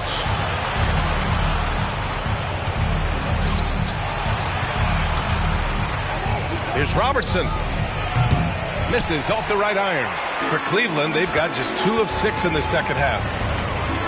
Outside Johnson. Pass to Dragic. They set a pick. A good look from Johnson. Gets some space and buries the jumper. 3 minutes gone now in the third quarter. Portland has gotten 2 of 4 threes to fall here in this third quarter. Here's Ellis. Here's Robertson. He's got 11. Again, the miss by the Trailblazers. Outside, Rondo. Pass to Dragic. Fires the 3. Sinks it from distance. Dragic has got 5 points in the quarter. You just can't leave Goran Dragic open from the three-point line. He loves getting free from beyond the arc and letting it fly. Here's Robertson. There's the triple. Cavaliers with a rebound. Johnson's got his 4th rebound in this one.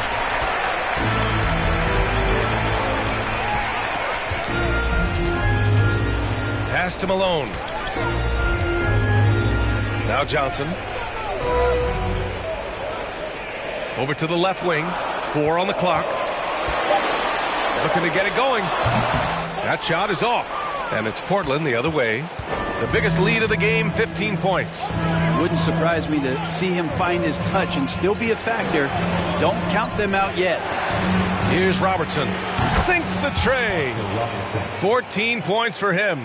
The D has done a very poor job at contesting him from outside, guys. He's tearing into them right now, and they cannot stop him. Cleveland calls timeout.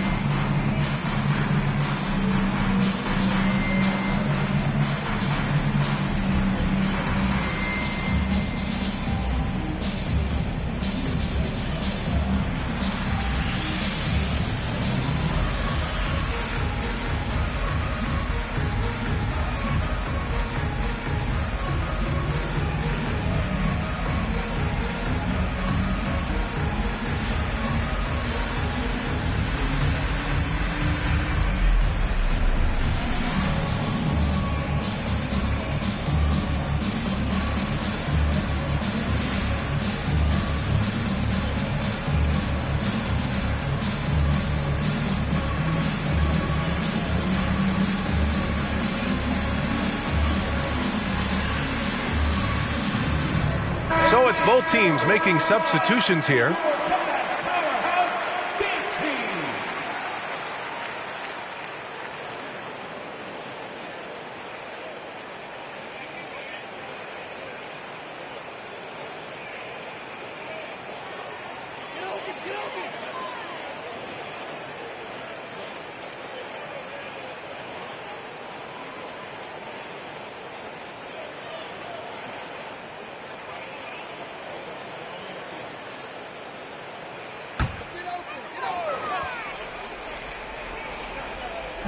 And it's the Cavaliers with the ball. It's a 10-point game. So it'll be 2 free throws. He was fouled in the act of shooting.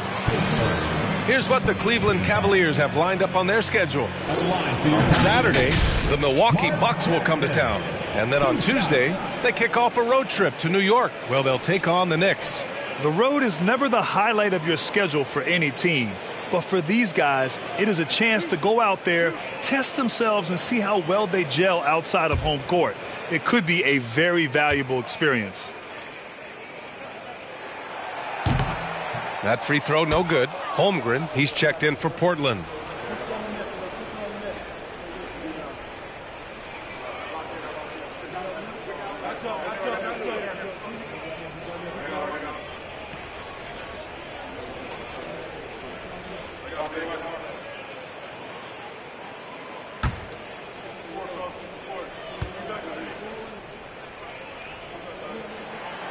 Good on the second one. Here's Ellis. He's got 6. Lets it go from deep. It's rebounded by Cleveland. One thing they've done well tonight, and that's rebounding. Here's Tisdale. Here's Davis. And then Davis slams it in! Just a big man playing big. No way to stop it. Hardaway, the pass to Walker. Here's Ellis. Buries it from 3. He's got 9. This is what it's been since halftime. Remarkable results from downtown. They're pretty infectious right here. Guys in good spirits, and percentages from downtown on the rise in the second half. Here's Ellis. He's got 9. They set the screen. Pass to Hardaway. 4-3. The rebound by Jackson. He's not the guy that you want to give a wide open look from 3-point range. They're lucky that that one doesn't cost them. And there's the lob. And finished off by Davis. The pass, the catch, the slam. What a clean play. Man, absolutely jaw-dropping. Here's Crawford. Well, he hasn't put up any points yet in this one. Pass to Ellis. Fires for 3. That one no good. The Cavs trailing. Here's Tisdale. 13 feet out. That one's wide left. And the Trailblazers shooting around 41%. Walker with it. Here's Holmgren from the arc. Davis with a rebound. 1:31 left in the third quarter. Here's Chapuka. Jackson outside. Pass to Maxwell. 6 to shoot. Back to Jackson. Beyond the arc. Here's Davis. And he drops in the layup off the glass. Davis has got 8 points. In a tight game, they wanted to make sure of that possession. 54 seconds left in the third quarter. Crawford, that one's good. So many different offenses that Tim Hardaway Jr. has played in, but he's trying to improve in his on-court awareness. A good show of it there. Now here's Jackson. The ball's knocked loose. Here's Davis. Ooh, he's locked in. Drains his 5th shot in as many attempts. Well, he seems to be in the right place at the right time more often than anybody that's on the court here tonight. We see that pay off. Pass to Ellis. Lets the 3 fly. Hits the 3-pointer. He's got 12. They've had a hard time shutting down the three-point shot. Cleveland has gone 1 of 2 shooting from the perimeter since halftime. 3 seconds separating the shot and game clocks.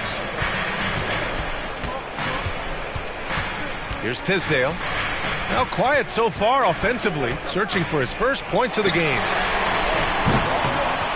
Here's Davis. Goes up again. Tipped. And he recovers it. Jackson for 3. And so it's Portland with a 9-point cushion at the end of the quarter. They've been lights out from deep, and it's a big reason why they have a lead in this one. Back to the game after this break.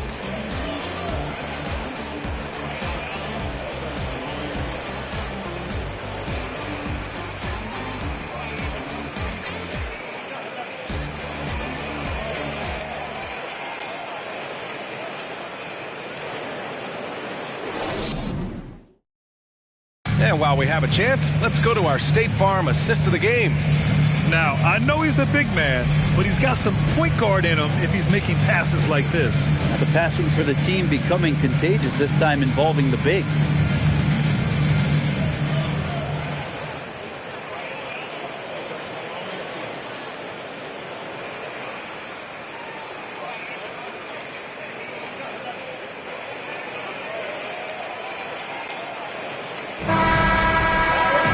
With 3 quarters behind us, let's see what this 4th period holds in store.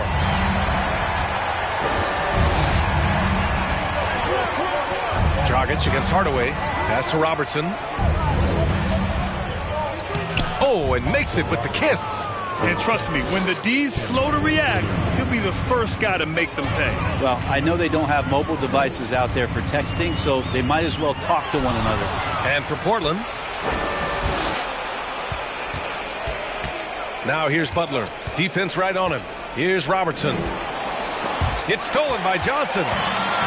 Fast break Cleveland. Rondo gets the bucket. Pretty smart in that situation as Rondo was scanning the floor and then with the ball makes the right call. Pass to Spates. Outside Hardaway. And here's Butler outside. No luck on that one. So Cleveland will take it the other way. Not great numbers, but great effort in this one. Sounds funny, but I think he's been a positive for them. Here's Malone. Sinks that one from the post. When the player gets a feel for that floater, it can really make things tough on defenders. You're just not sure how to guard them and where your point of commitment is. Pass to Robertson. And here's Butler. The 3. He drops it from range. And the Trailblazers lead by 10. Well, he now has 4 3-pointers this game, guys. 2 in each half. He's really spacing out the floor for his teammates. Here's Parrish. Here's Malone. And the Cavaliers get another bucket right there. With the utmost belief in his game, he's able to beat opponents in a number of ways. Here's Robertson. Checked by Rondo. Pass to Hardaway. The 3 is up. Parrish with a rebound. For Cleveland, they've gone a perfect 3 for 3 here in the 4th. Outside, Rondo. Here's Parrish. Out to the right wing. Outside Johnson. Puts it up from 15. Second shot opportunity. Rebound by the Trailblazers. The Lakers will be traveling in to face them after this one. It'll be the first of 5 games in a row at home. Pass to Smits. Here's Spates. Checked by Rondo. That one rolls around and rims out. And for the Cavaliers, they're shooting just 37% so far in this one. And we're about 3 minutes into the 4th now. And he got the whistle on the way up.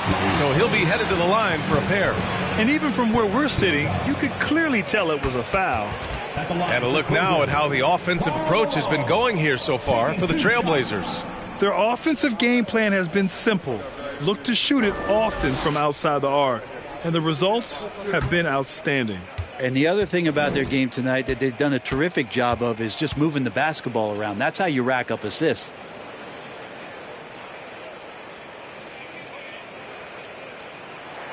And the first one at the line is good. Holmgren, he's checked in for Portland.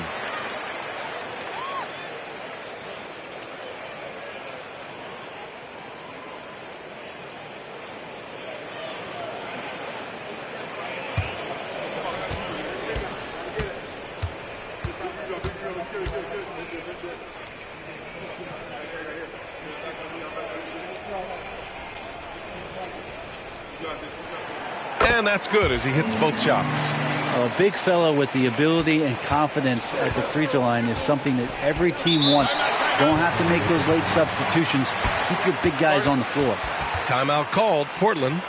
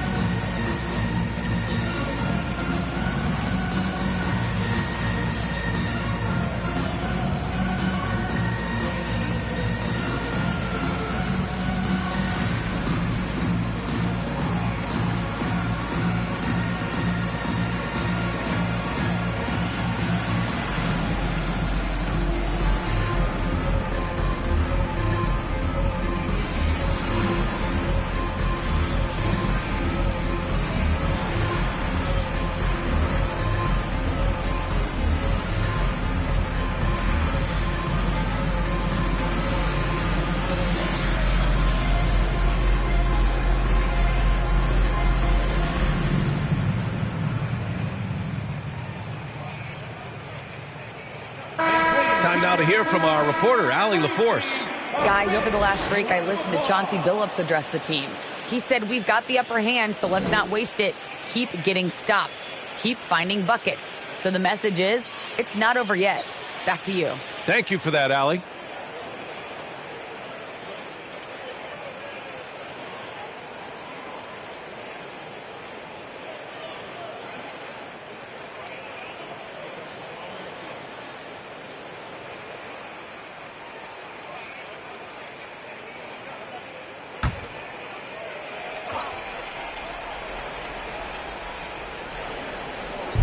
On defense, the Cavaliers.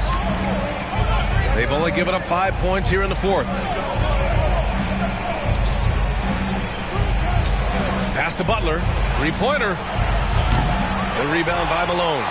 One thing they've done well tonight, and that's rebounding.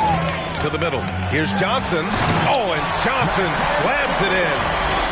Once he gets to the rim, it's fairly automatic. Nothing fancy right there. Just takes his 2 points, moves on. Now here's Hardaway. Here's Robertson. Here's Smith. The jump hook, and it's in, off the glass. And the Trailblazers lead by 6. Here's Malone.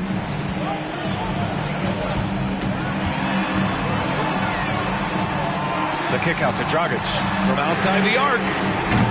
It's not going to go for him, and it's Portland the other way. The biggest lead of the game, 15 points. Butler against Johnson. They set the pick. And he drains it, making him 7 for 15 for the day. Well, that play never gets old. The pick and roll will still be an offensive staple 100 years from now. Trust me. Goes up on the baseline. It's deflected.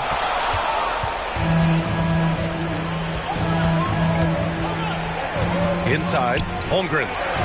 And a nice finish on the layup. And now it's a 10-point Portland lead. Looks like we're starting to see a pattern here. Not afraid to get in the paint and get wet. Dragic outside. Johnson against Butler. Pass to Rondo. And it's Smits with a rebound. Portland has gone only 1 of 4 from the perimeter here in this fourth quarter. Here's Robertson. Back to Butler. Launches it. The rebound by Malone. And this is exactly who you want taking that shot. He just missed it. Oh, and Johnson slams it in. Rondo finding his teammates. That is his greatest strength on the floor. Timeout called. Portland.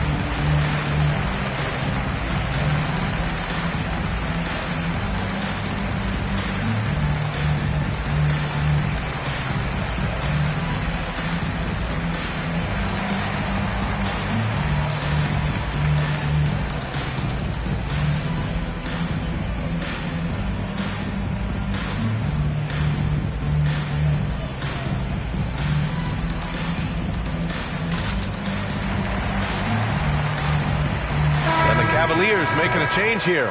Jackson is checked in.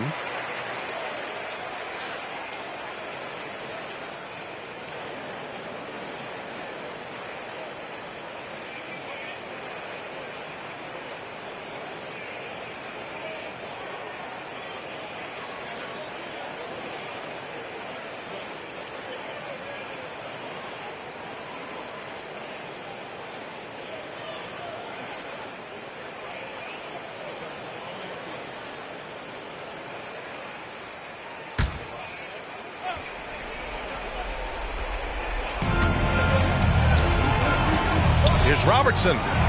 Knocks down the triple. 21 points in the game.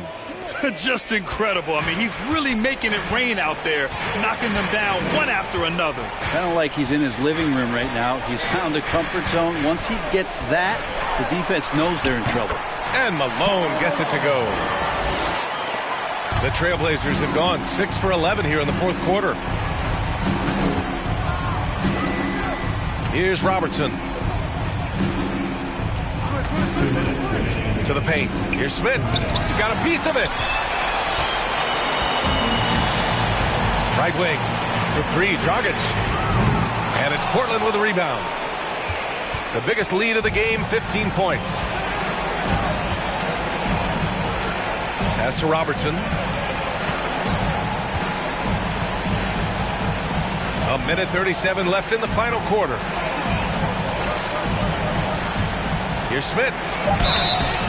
And so he draws the foul, headed to the line to shoot a pair. The defense there doing whatever they can to protect the rim. At the line for the Trailblazers, Rick Smith. At the line for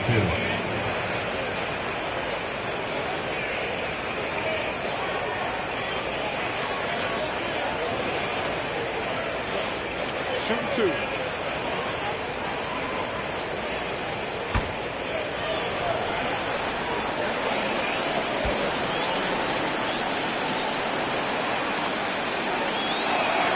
Good on the first, and that'll push the lead to double digits.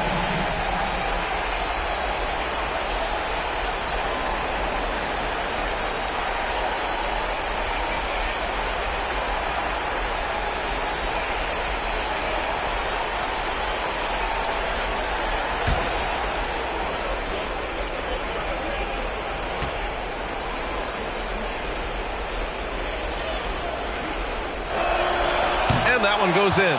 2 from the line that time. Here's Malone. We've got 1:28 left in the fourth quarter here.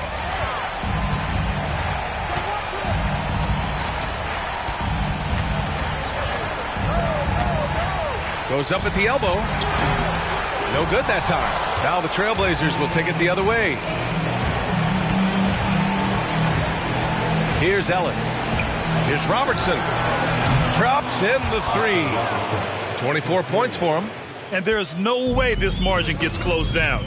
Great execution of a game plan and a nice win here for the Trailblazers. They were the more accurate club. And in the end, that made the difference, Graham. Yeah, B.A., you have to love their strategy. And even more, you love the execution. And so this win marks their first victory of the new year. Well, at least they're going to take one game in this season series. It was an uphill climb. Here's Smits over Dragic. Another one falls for Portland.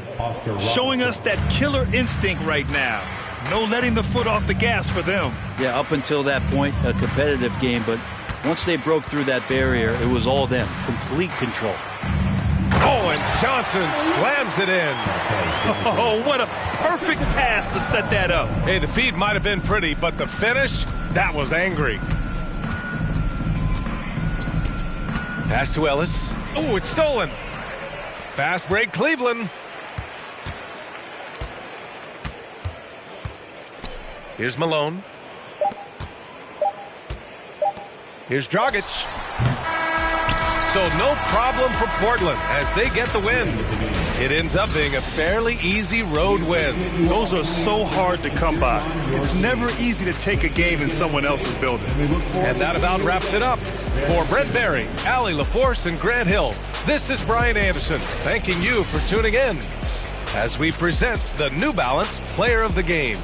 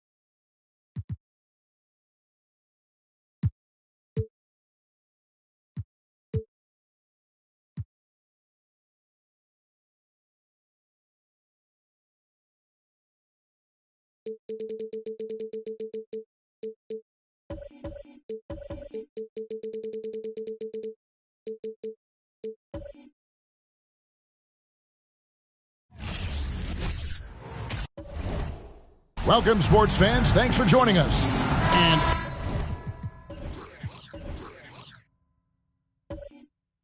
opening.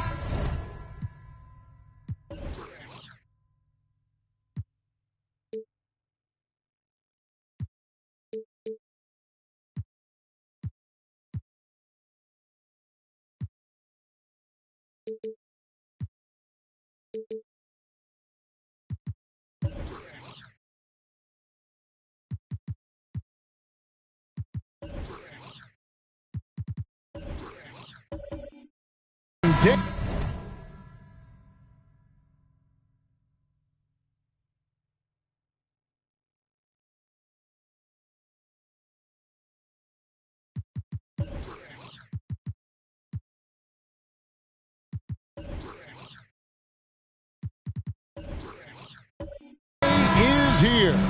So, what are these players right now, Greg, feeling as they tip off this brand new season? Mostly excitement. I mean, this is their first chance to showcase all the hard work they put in during the offseason. And the starting lineup for the Pelicans. Here is Lucas. 4 on the clock over Pettit. And it's out of bounds to the Pelicans. No clue where that pass was going. That is a brutal turnover.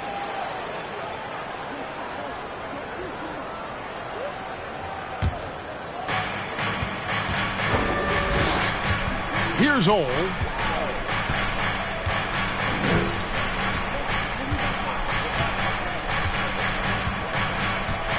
Pass to Yao. Here's Ole. Shot clock at 5. Inside. Nedolicki got a hand on it. You know, some might say Hayes plays the game angry. And there was definitely something angry about his defense there. What an emphatic rejection. Now, here's Rozier. Here's Robinson. Cross contact on the shot, and now a three-point play chance as he'll head to the line. And the first of many to come. Explosive offensive talent on both sides. Boy, I tell you what, that's going to be like a pinball machine, the way that scoreboard's going to light up. One shot. Find the lane. Find the lane. One shot.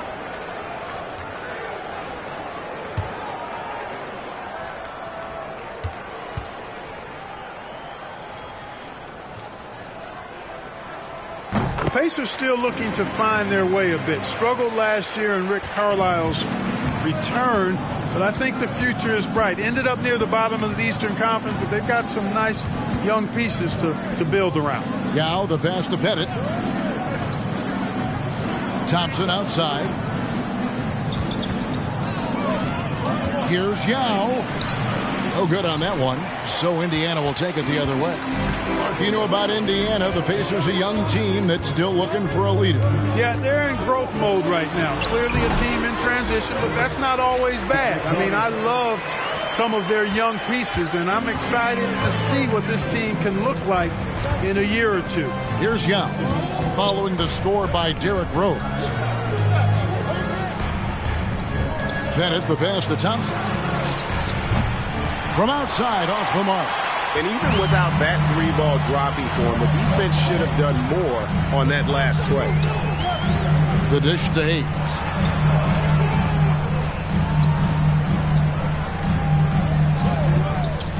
To the paint. And it's Rozier that time on the assist by Hayes. Nice play, and you can see they're gathering momentum. And, you know, they need to stay aggressive here. Build the lead up while they've got the chance. Don't waste this opportunity. Here's Ole. Pass to Thompson. Here's Pettit to stop the run. It's rebounded by Hayes.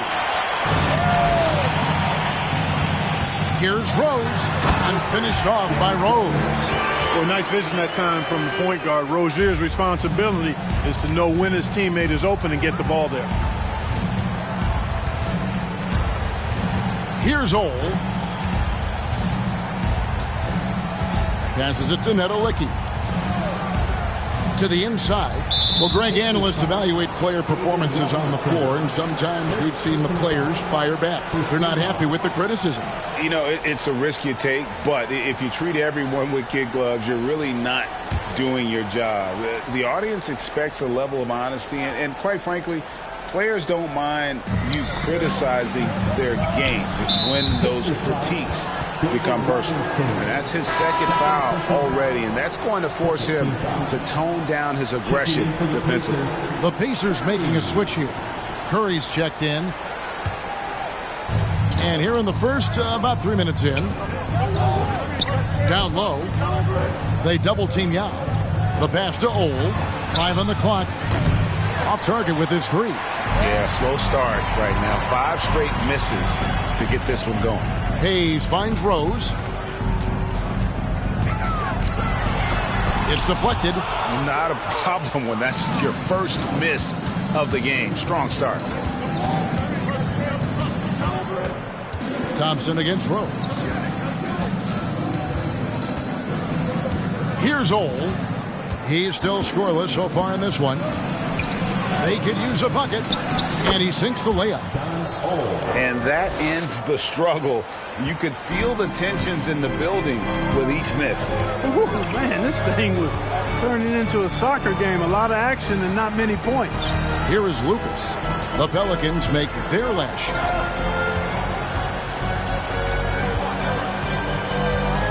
Shoots it up. No good that time. And New Orleans will come the other way. Their last encounter was in New Orleans. Well, they coasted to the win in that one. Were dominant in the rebound department, and that was a huge factor. And, you know, one of the things about winning the physical battle like they did in that game, it gives you a lot of confidence going into the next meeting. You know you can push this team around in the paint and win the physical battle. Yeah, well done to finish that one off. Indiana leading by 5. Outside Rose. Some nice passing here by Indiana.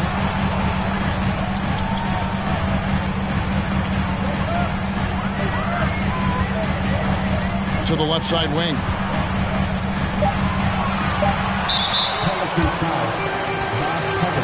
And some changes here for the Pacers. Reggie Williams, he's checked in for Lucas. Buddy Hield comes in for Derrick Rose. And Monte Morris subbed in for Terry Rozier.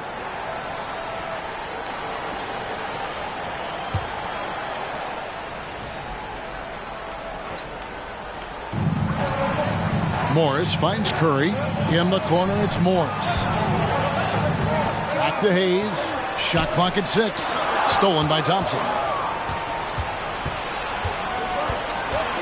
Pass to Pettit. Here's Ole. Pass to Pettit. This one for 3. It's rebounded by Indiana.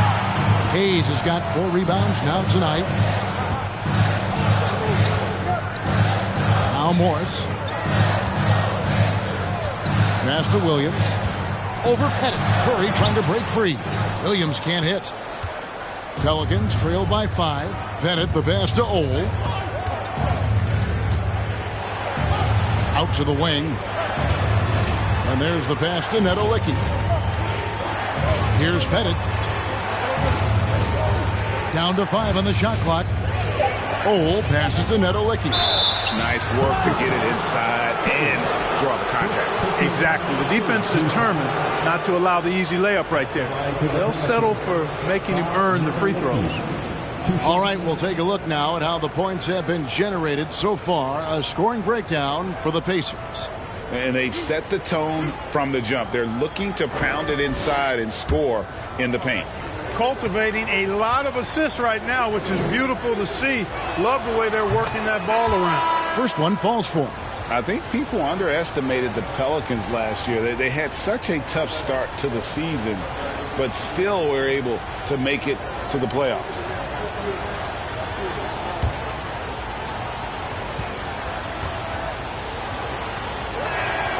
He hits both from the stripe. Indiana leading by 3. Now we'll go to David Aldridge, who had a chance to talk with head coach Rick Carlisle. Well, Kevin, he spoke about the strategy coming in of working the ball inside, emphasizing that throughout the game. That's where they think they have the biggest advantage, and they think they can score inside with consistency. We will see how long that holds up. Guys? Thank you, David.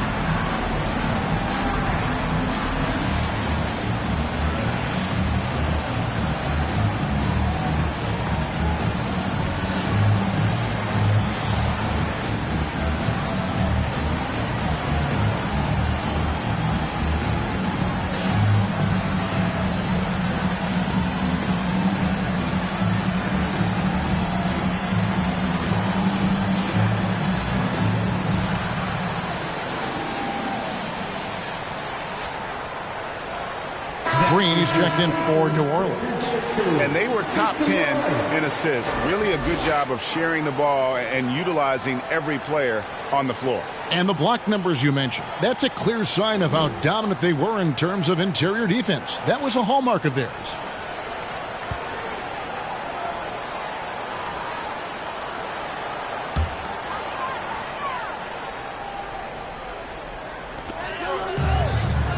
Hayes dishes to Kerr. On the wing, Morris. Covered by Conley. Back to Williams. And foul on the shot. He'll shoot 2 at the free throw line. I mean, played for the #1 team in high school, a collegiate champion. Williams has been around a lot of winning. Indiana shooting their second and third free throws tonight. And last season, 77% from the line. They could usually get the job done there.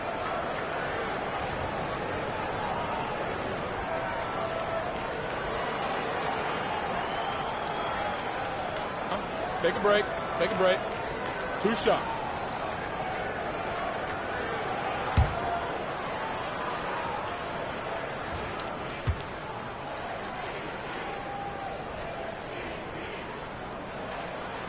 First free throw is good. This state of Indiana, Clark, they are crazy about the game of basketball, aren't they? Yeah, hoops is part of the DNA of the Hoosier State.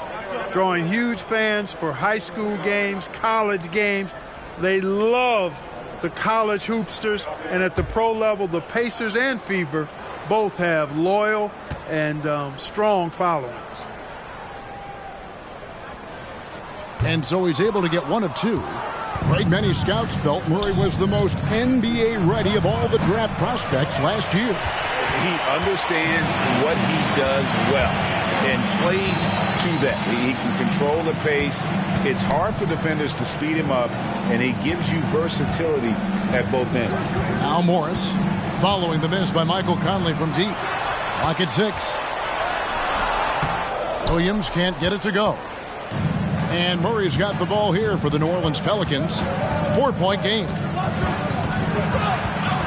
Over in the corner, Conley. Pass to Zykley. Outside, Green. Conley for 3. And the rebound goes to the Pacers. Now, here is Morris. Still getting warmed up offensively. No scoring yet from him. Shot by Hield. Nobody around. A 3-pointer off the mark. You know what, though? Sometimes you can be too open. I think it may have surprised him, and that's why he missed. And here is Conley. Inside. Nice pass. Nice catch and a resounding dunk. And, you know, Conley developed great vision in terms of the floor, and that allows him to spot an open teammate. Now here's Hayes. Outside Curry. To the middle. Shoots from the block. And foul on the shot, so he'll get a chance at the line. And playing 4 years of college often hurts your draft status, but it got Hield ready for the NBA. And by his second year, he's one of the team's best starters. Take a break. Take a break. 2 shots.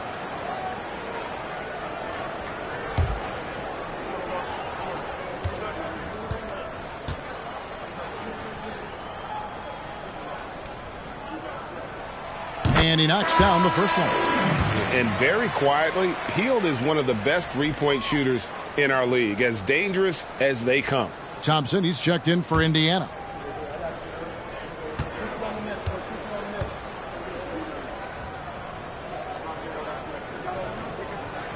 Both free throws good from Hield. Free throw shooting is about mechanics, confidence, and your mental approach. He's locked in from there most every night. Conley with it. He's gotten some minutes, but nothing on the board yet. Pass to Zykley. And he makes the bucket, gets the whistle, and now a three-point play chance here for him. And a nice job here early of establishing an inside presence. First trip to the free throw line for him tonight.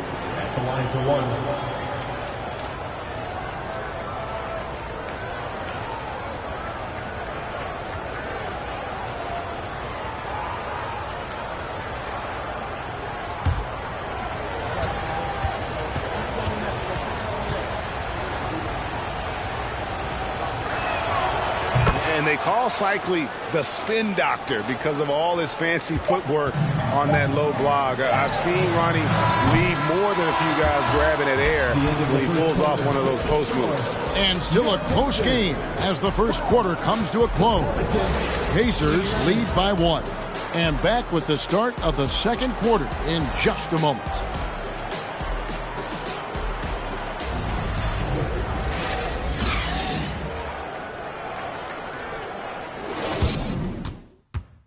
Fans, please give a big round of applause. And this has been a fairly close game through the first quarter, and we'll see what happens here in the second. And before we move on, what do you guys think about what we've seen so far from the Pacers? You got to credit their defense, communicating, rotating, making plays on the ball. They've got them rattled. It's only the first quarter, and already they've made enough big plays on defense to last really an entire game. The Pelicans trail. So for New Orleans right now, kicks it to Yao. Passes to Nedolicki. Here's Pettit. And no good. Had a chance to take the lead there. You're not going to see that very often. Plenty of space, but he just, let's face it, he whiffs on that. Now the pass to Rozier. And we see stars, Clark, that dominate with skill. Others do it more with athleticism. Which would you prefer to build around if you were coaching? If I had to only pick one, Kevin, I'd like to have both skill and athleticism. But skill is so critically important in any sport, particularly basketball. Guys that can shoot, handle the ball, pass it, and do the fundamental things well.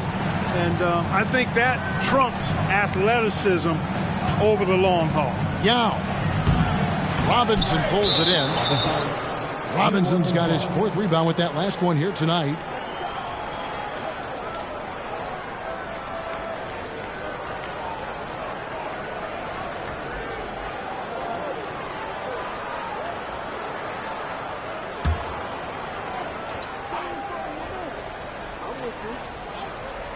Pelicans trail by 4. They set the screen. Here's Nedolicki. He's covered by Thompson. From the arc.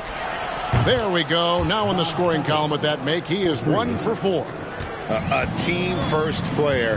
When Thompson notices one of his guys is uncovered, he is willing to get it to him. Inside. Here's Robinson. Yao with the block. Second quarter, we're a little over a minute and a half in. Ole passes to Thompson. Fires from the wing. That's in, and he found his range with that one. Now 1 for 2. And uses his handle and great feel for the game to execute the pick and roll there. What can't Thompson do? Now here's Rozier. He's tightly guarded. Makes it off the glass. And those are the kind of nice inside looks they've gotten here in the first half. Terry Rozier, that 2019 sign and trade changed his career.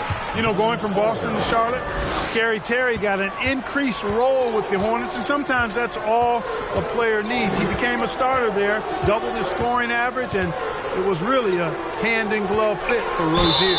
You know, on offense, Robinson is not shy about asserting himself and creating contact, looking for it to draw fouls. And guys, let's get your take on the scoring breakdown for the Pelicans. Getting downhill has really been impressive to me, not settling from the outside. They're going right to the rack.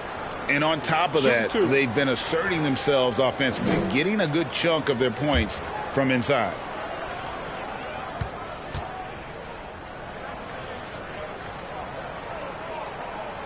They throw good. Robinson. Well, you can just tell the guys on his team look up to Robinson out on the floor. I mean, he's got such leadership qualities, and that's exactly what you want from your best player, a guy who can really galvanize the troops because they respect him so much. For New Orleans, they've gone 3 of their first 5 shots to drop here in the second quarter.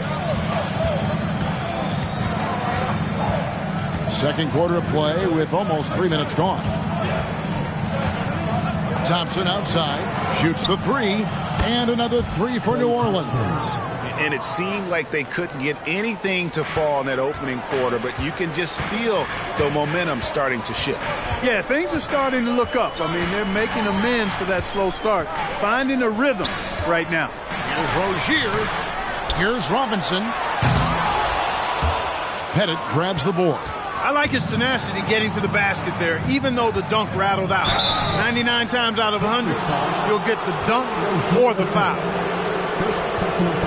This is his first trip to the line tonight. At the line for the Pelicans, Don Ole, taking 2 shots.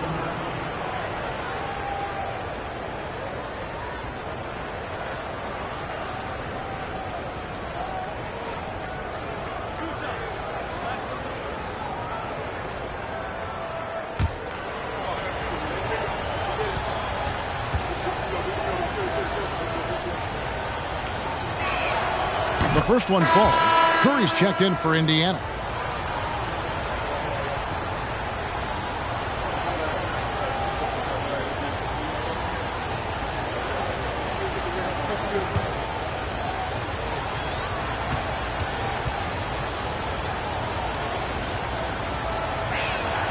That one falls, so he hits both of them.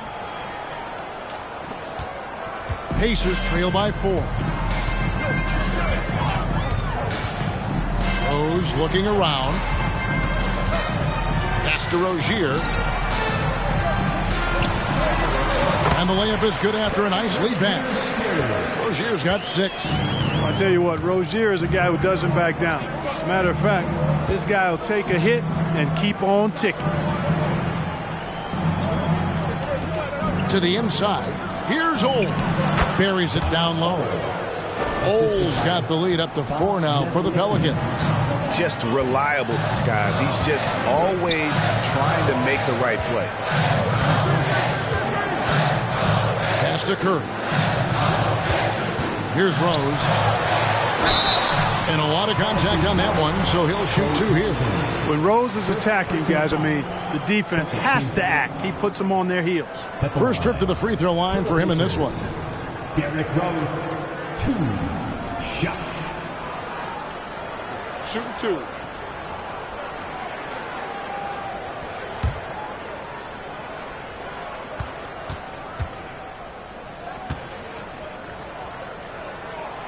Free throw drops for Rose.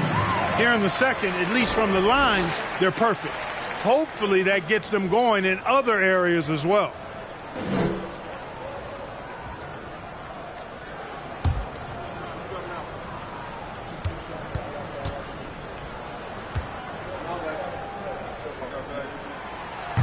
No good on the second free throw. You know what? We've recently been able to watch them different roles here. I mean, a better, more efficient, more confident player. Man, I love seeing that. And getting going here in the second quarter, his second three-pointer of the game. Time called here. Indiana decides to talk it over.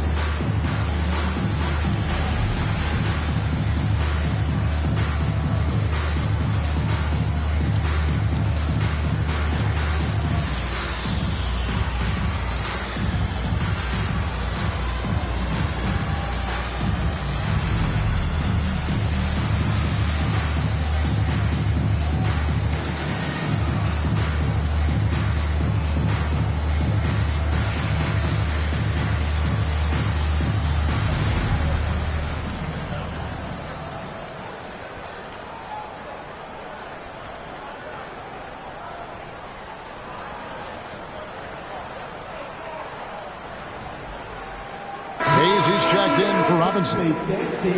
And let's go to the 2K leaderboard to see the teams that blocked the most shots in the NBA last year. The Pacers 4th. A big part of their defense really revolved around their ability to block shots at the rim. It's so valuable to have that kind of backline protection. Allows you to be aggressive on the perimeter.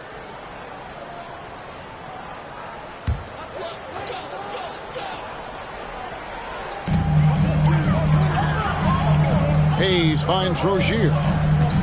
And now only one away from being in the penalty. Yep, the next one puts them on the line, so they've got to be careful the rest of the way. New Orleans making a switch here.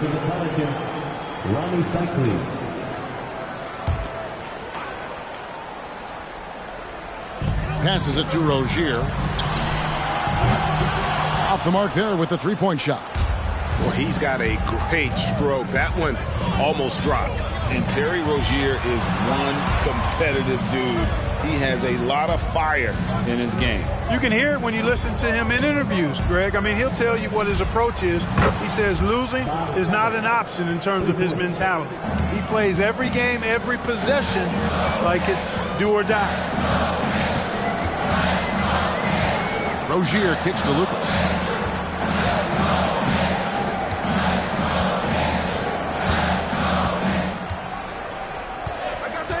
Back to Rozier. Three-pointer. And the rebound goes to the Pelicans. Rare you'll see him miss such an open look. The pass to Ole.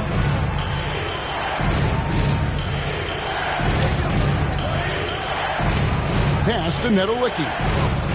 Shot clock at 6. Pass to Ole. Takes a 3. And the Pelicans get it back. Cycling, no good. And typically he has the touch to finish when he's in tight, but not sure on that possession. Here's Hayes. He's been patient so far. Nothing on the scoreboard yet. Lucas inside. He's covered by Thompson. Yep, it goes in, and the Pelican lead is cut down now to just 7 on the bucket from Jerry Lucas. 1:56 left now here in the second. Here's Ole. 8 points for him. And another shot. No good on that one. Some solid defense from Rozier.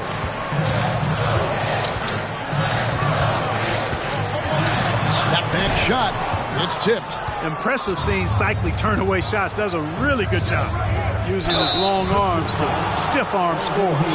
6th in fast break points. And they were in the top 10 in steals. It was one of those things we always heard about last season. Get a little sloppy with the ball, and they will make you pay. And what really jumps out is their ranking in second chance points. They did some major work on the glass. Greg, those points really added up over the course of last season.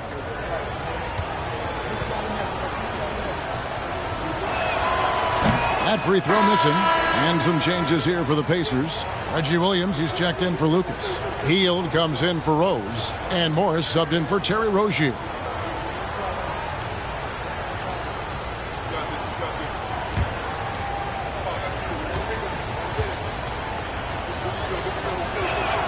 He hits the second from the line. There's 1:26 left to play here in the second quarter. They've been struggling here on offense. Yeah, a bit of a dry spell for sure. To the paint. Here's Hield. Oh, and he blocks it off the glass. Wow. Here's Pettit. He's got 6. Conley surveying the D. Here's Cycli. A chance there to push it to double digits, but it's off the mark. Hield, the pass to Morris. Now Hayes. There's 47 seconds left here in the second. Here's Williams. That's tipped. And it's going to be out of bounds. The Pacers will take it. The Pelicans making a switch here. AC Green. Murray.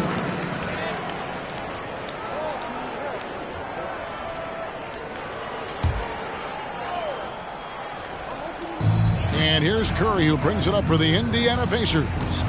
Passes it to Hayes. 30 seconds left to play here in the half. Curry passes it to Williams. And there's the foul. It's on Keegan Murray. That is his first foul of the game. The Pacers making a switch here. Thompson's checked in. Michael Thompson.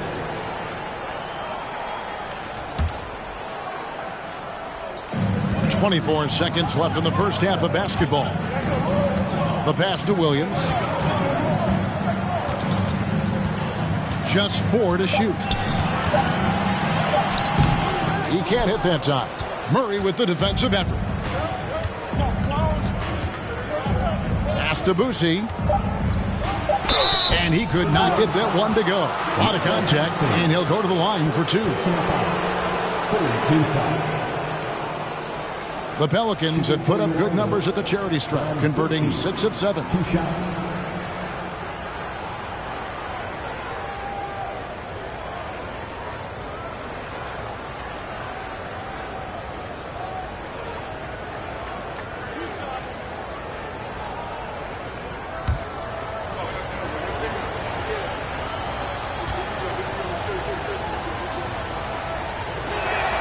And he makes the first.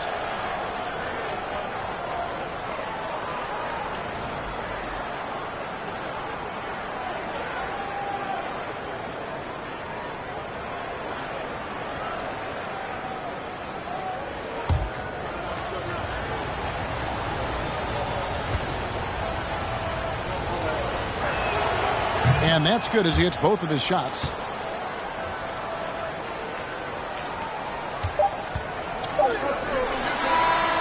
And so it's the New Orleans Pelicans with a 10-point lead. Some breathing room heading into the break. Their defense has been terrific in this game. And now we'll send it over to David Aldridge, who is standing by courtside. David. Thanks. Rick, what do you not like about how your team is playing so far? Well, we weren't into it. We missed a block out. We were taking a couple of bad shots. So we just need to refocus. Key in this game, we got to take away their open jump shots and threes, and we got to rebound. Rick, thanks. Back to you, Kevin. All right, Dave, thank you. And time now for the halftime break with the third quarter soon to follow. Right here on 2K Sports.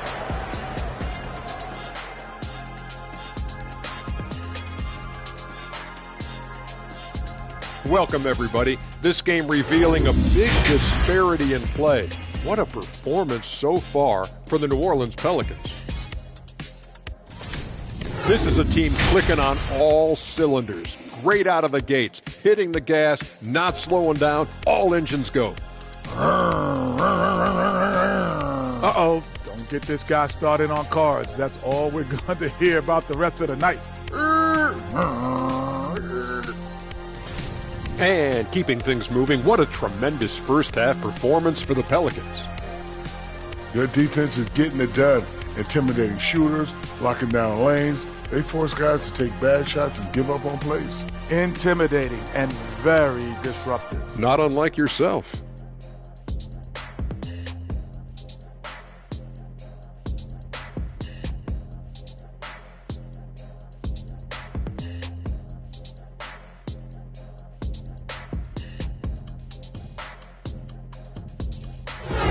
Thank you for being with us. Now let's send it to Kevin Harlan for the second half tip.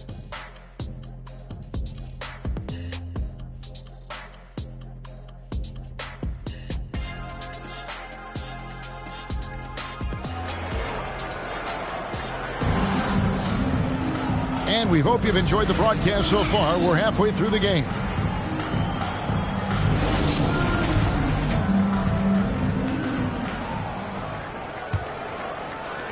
And here are the Pelicans now. 10-point lead. This is their biggest. So with Thompson sitting on the bench, here's who Rick Carlisle's going with. He's out there with Lucas. Then there's Derrick Rose. Then there's Terry Rozier. And it's Robinson in at center. Yao gets the bucket. Just a solid performance on the interior. The rebounding has been off the charts. Yeah, you look across the board, it's actually sizing up, shaping up to be a great game. I mean, strong performances throughout, and they've really been strong on the glass. Rozier kicks to Hayes. Indiana moving the ball around. Just 5 to shoot. There's Rose with the 3. Pettit grabs the board. Pettit's got 6 rebounds now in the game. Pass to Ole.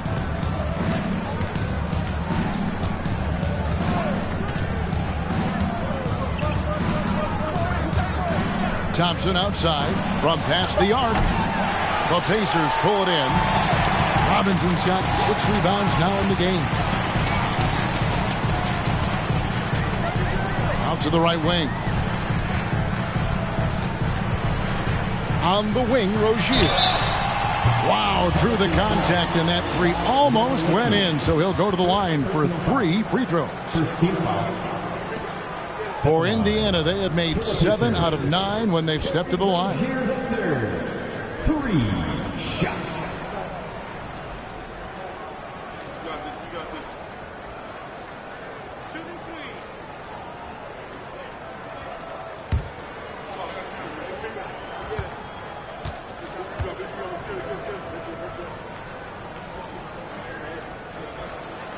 That's good from Rozier. You know, Rozier is known as an energy guy, but he's also a talented scorer who has a real hunger to continue to improve.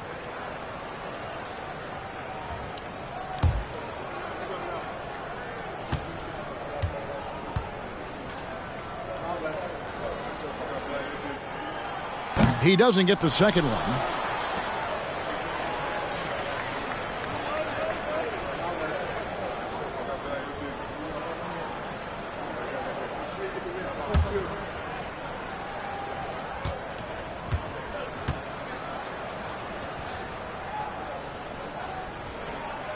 And he nails the 3rd. Here's Ole. 8 points for him. And we're just about a minute and a half into the 3rd quarter of basketball. Pass to Thompson. Down low. Shot's good by Nedolicki. Nedolicki's got the lead up to 12 now for the Pelicans. Big miscommunication on defense. He recognizes it and quickly takes advantage. Boy, the defense looks shell-shocked. I mean, they're on the ropes right now, on their heels. Doing all he can so far, but they still find themselves trailing. Ole passes to Yao. Here's Pettit, defended by Lucas. No other way to put it. Just a poor shooting performance for him, but luckily his teammates have picked up the slack. Rose dishes to Lucas. And taking a look at some stats here for Rozier, a very nice season for him last year. And he ended up in the top 15 in steals as well. Some of the quickest hands in the league. Oh, yeah, one of the most dependable scorers in the league. He really saved him in several games a season ago.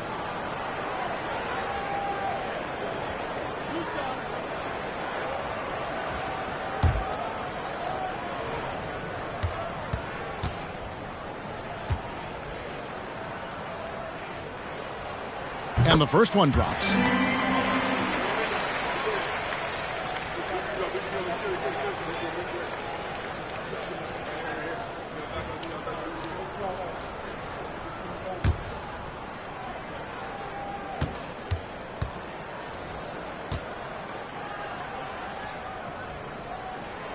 Both free throws good from Rose. Pelicans leading by 8. Not quite 2.5 minutes played here in the second half. Now the pass to Pettit. Lets it go with the 3. Sinks the three-pointer.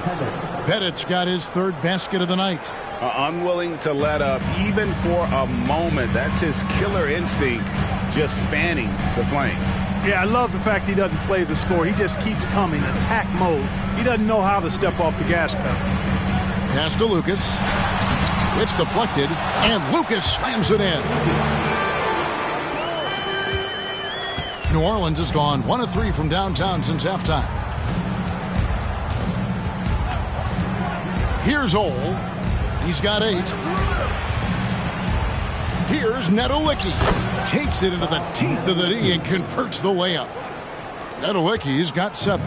Pacers trail by 11. Rozier kicks to Lucas. Just under 3.5 minutes played here in the third quarter. Rose passes to Rozier. 6 to shoot. Indiana needs to get a shot off. Offline with his 3. And he didn't punish them for the weak coverage there, but they can't count on him to continue missing. Thompson outside. Pass to Nedolicki.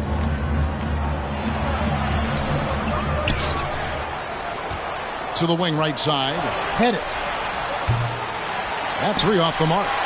No doubt he's struggling right now from the field. Let's see if he can get it going this quarter. Passes it to Robinson. Now here's Rozier. Defense is right there. The kick out to Rose. Oh, pulls it in. Tell you what, guys, you don't see that often. I mean, when he's this open, usually it's lights out.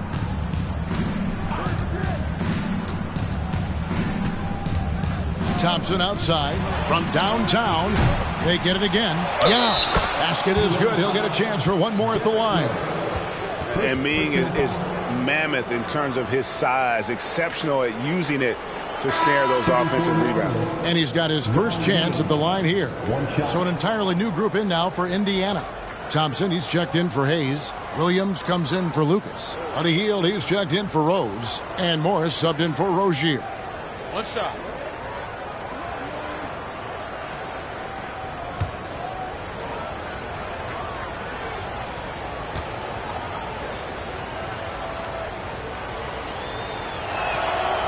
And, you know, he's such a huge figure from a cultural standpoint. Yao is also someone teammates love playing with because of that easygoing personality. To the middle. They kick out to Hield. Good, and the assist goes to Robinson. Hield's got 5. And you're asking for more trouble than you can handle if you're going to let him just roam free from beyond the arc. A big part of 2 Sacramento blockbuster trades. Buddy Hield went from New Orleans to Sacramento in the DeMarcus Cousins trade. Picked by Yao. Boussy, the pass to Yao. Over Hield. Yao, good. Yao's got 7 points for the quarter. Well, we've seen that movie a few times, haven't we? An easy bucket in the paint. Well, listless and lifeless at the defensive end. I mean, especially inside. They've really got to pick up that interior defense. That should give them a nice little jolt. Yeah, it has to. They need a jolt, GA. And, you know, that's exactly what happens when you don't settle. That's the result. Tremendous effort and a big-time finish there. Conley finds Murray. Here's Boussy. And that one is off. And Indiana will go the other way with it. And Clark for Hield, 6 years later, he was part of the Kings-Pacers mega trade. Yeah, Kevin, that one sent Domantas Sabonis to Sacramento. Hield showed his value as a player night in and night out in Sacramento, and that created the trade value that allowed him to be moved for good players. He's actually one of the best shooters you can find in the league, in my opinion. Conley into the lane. Over Morris. Good on the shot. And the Pelicans lead by 13. And a little contact on the shot, but Conley with the laser focus on the finish. Williams passes to Thompson. Hield with it. It's tipped and stolen by Murray. A minute 20 left in the third. And the pass to Green. He kicks it to Conley. 6 on the shot clock. Yao with a screen on Morris. The offensive rebound. Count the bucket. And he's got a free throw coming up as well. The edge on the glass is the difference. It's allowed them to build this lead. And really a reflection of their superior effort level to this point. It seems to me they've gone after this win a little bit more. The Pacers making a switch here. Curry's checked in.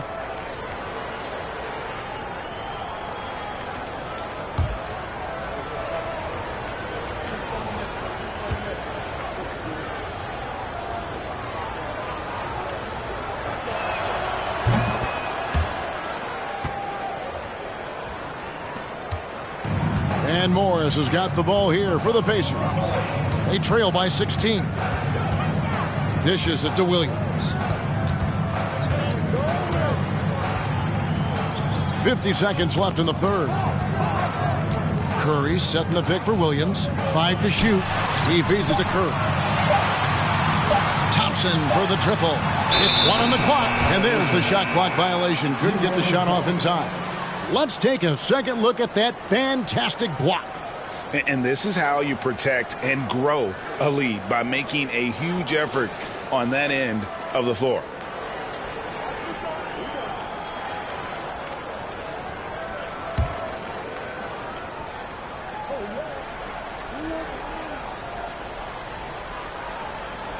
New Orleans leading by 16. No one near Conley as he lets it go. And he's good on the 3-ball. Conley's got 5. It's Conley's ability to hit the long ball that makes him such an asset. Stretches the floor and creates space. Now 8 seconds separating the 2 clocks. Curry a screen on Murray. Back to Morris. Shot to stop the run. Buries it from 3-point range. Morris has got 5 points in the quarter. The real come at us, and we're coming right back at you. A little back and forth from long range. I love it. That's a terrific answer there. They set the pick. Here's Boosie. Well, through 3 quarters of play, down double digits, it may be difficult to overcome. Pelicans ahead, up by 16. And we're just moments away from the start of the 4th quarter. Stay with us.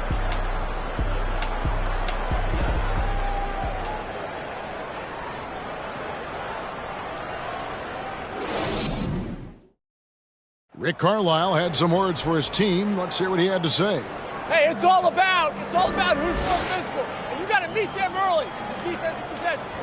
These guys are going to wear down, but we got to make them wear down. Well, imploring his guys to up the aggressiveness on the defensive side. And Kevin, preaching physicality. When you play for Coach Carlisle, you got to bring energy. And we reach the 4th quarter in a game that may be already out of hand. On the court for the Pelicans, getting the 4th quarter going. Rose can't hit. It's a +5 advantage for them in rebounding after that one. Ole passes to Yao.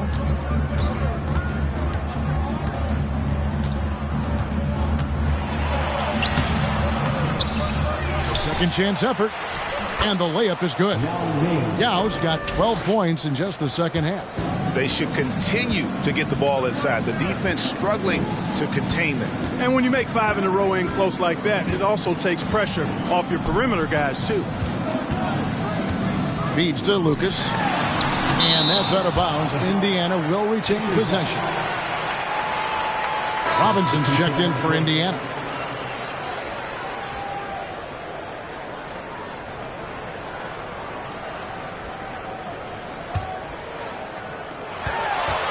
Rozier kicks to Hayes. Shot clock at 6. From deep. And once again off the mark by Indiana. Pelicans leading by 18. We're just over a minute into this final quarter of play. Nice shot by Thompson. I really believe we can go ahead now and lock Klay Thompson in on the short list of the greatest pull-up shooters in the NBA. And we might be talking the all-time list here. Now Rose. Here's Robinson, and it's blocked. And not a night he's going to want to remember, just not really able to score the basketball. Thompson passes to Ole. Here's Nedelicki. Here's Ole. Pass to Cycli. Second chance shot. He gets it in there. And physically, there's no doubt they've been the stronger team. A +10 rebound advantage tells you all you need to know. And a moment to look at the scoring approach in terms of where the points are coming from for the Pelicans. Well, you know, they've been tremendous, I think, when it comes to sharing the basketball. You know, getting guys involved on the plays and creating offensive opportunities for everybody. Equal opportunity offense is fun to watch. And also, guys, the confidence to keep taking the three. It's been falling, So they've got to keep going back to it. With options like the G League Ignite team, fewer players, Clark, feel they have to go to college. Would you have been tempted by those options? I don't think I would have been personally, Kevin, but I do like the fact that there are other pathways to the NBA. College is not for everybody. I think it's one of the surest ways to develop as a person and your game, but it's not for everybody. So I like the fact that there are other pathways to get to the NBA.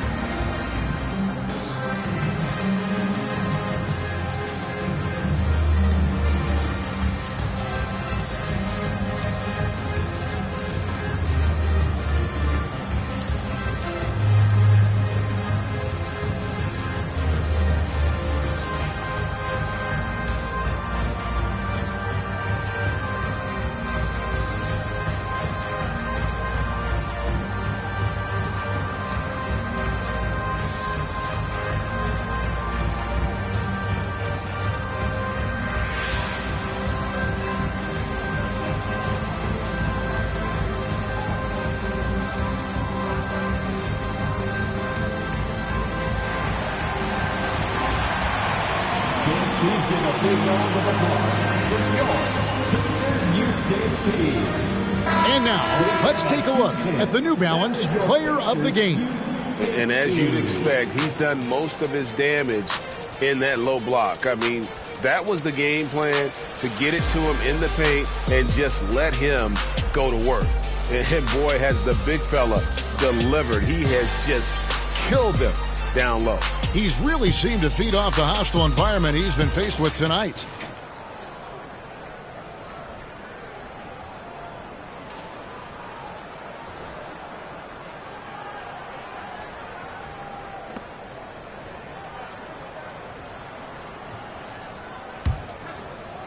And we're about 2 minutes into the fourth quarter now. Rozier, the pass to Lucas. To the paint. Here's Robinson. They need this. Pettit grabs the board. Pettit's got rebound number 7 for him tonight. Players, Clark, as we know, are changing teams more than ever before. Some don't like it, some do. But free agency is something historically that was fought for by the Players Club. And again, you've heard me say it before, Kevin, empowerment of the players I'm in favor of. And freedom of movement is part of that empowerment. And sure, it can cut both ways to where some fans and league executives may be a little bit frustrated by it. But I tell you what, it's good in my mind for the players. Fourth quarter keeps moving right along. 3 minutes gone so far. Thompson passes to Ole. Back to Thompson for 3. The Pacers pull it in. They've been looking out of sync offensively. Yeah, their offense has ground to a standstill. And so it's Thompson with it. He'll bring it up for the Pelicans. Here in the fourth quarter, their defense has been very strong, allowing no baskets. Stolen by Robinson. Now running up the court, Robinson pushing it up, looking to get it going. Got a piece of it. And he's been way off the mark this quarter. It's been ugly. They get the rebound. Head it. Misses the layup. He had him with that bump fake. You know, even though they're on top in this one, you'd like him to be better out there because he's capable of being better.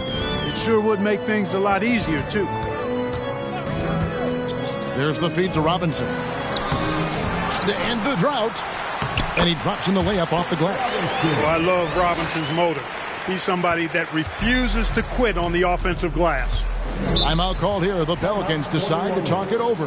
And for coaches' challenges, the refs review their own calls. It's a little like grading your own test. Maybe, Greg, give that job to the review center. You definitely risk a confirmation bias, and everyone wants to be right. It does seem like some calls stand that probably could be reversed.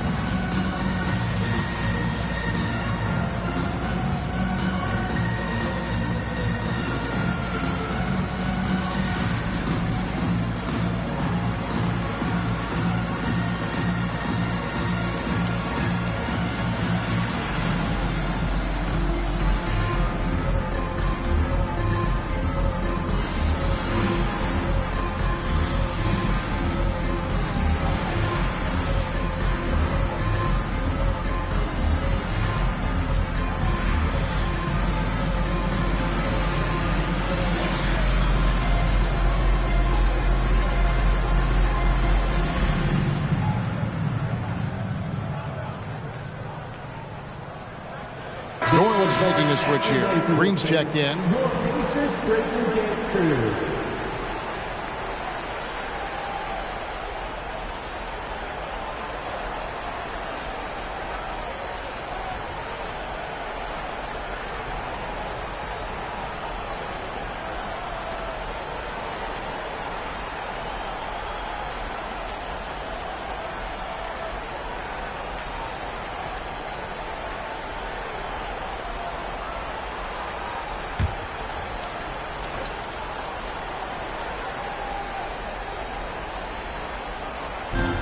Pacers on defense. Some nice passing here by New Orleans. Here's Nedelicki. To the inside. Lock at 6. And Thompson throws it down. And the agility from Thompson making an impact. He really just takes off for the dunk. Pass to Robinson. It's blocked. Passes to Nedelicki. Here's Pettit. Thompson outside. Here's Nedelicki. Rozier defending. Offensive rebound. And Indiana shooting a low 30% right now. An ugly offensive performance. Picked them clean. Nedelicki, the pass to Ole. And for a lot of up-and-coming teams, getting better defensively is the key to reaching, Greg, that next level. That being considered, what's the first step in that improvement? A lot of times it's bringing in a great defender, like a Pat Beverly or an Andre Iguodala, a defensive anchor who also inspires his teammates to take that challenge. Take a break. Take a break. 2 shots.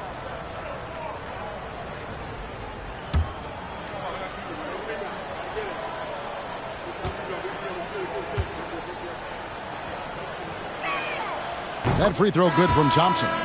And if they continue, Kevin, their outstanding free throw shooting, that'll help them seal the deal. Yeah, they've not missed a single foul shot this half, and that's taking care of business, fellas. Monte Morris is checked in for Rozier. Yao, he's checked in for the Pelicans.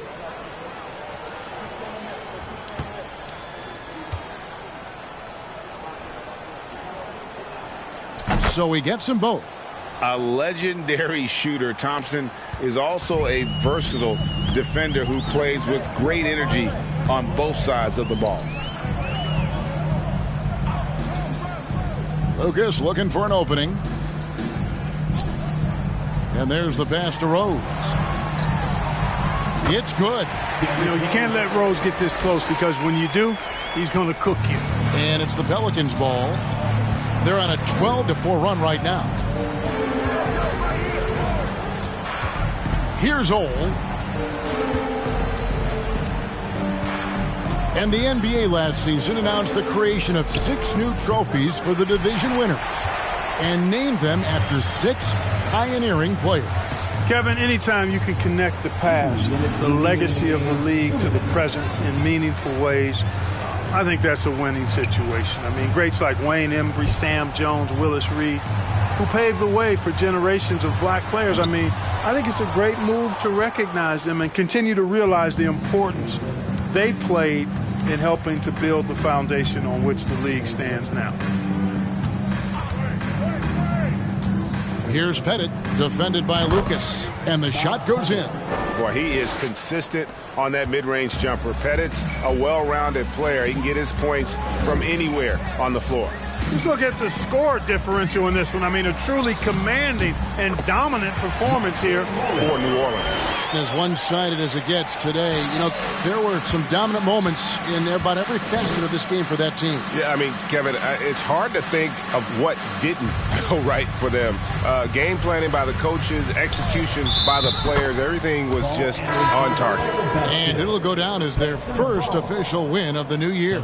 And bragging rights between these teams were on the line today, and they put in some very good work to earn them. Sure did. I mean, this means they'll come out on top in the season series, 2-1 now. Got to be happy about that. Looking at who's out there now for the Pacers. Thompson, he's checked in for Hayes. Williams comes in for Robinson. And Hield subbed in for Rose. Inside. Now here's Hield. He's guarded closely. And a missed layup. Here's New Orleans. They're on a 14-6 run. Boosie, the pass to Conley. Murray outside. Here's Boosie, covered by Hield. Lets it fly from 18. Kept alive. And the Pacers with possession here. 6 seconds separating the shot and game clocks. Morris dishes to Williams. Down low. Here's Hield. Pelicans with the rebound. Here's Boosie.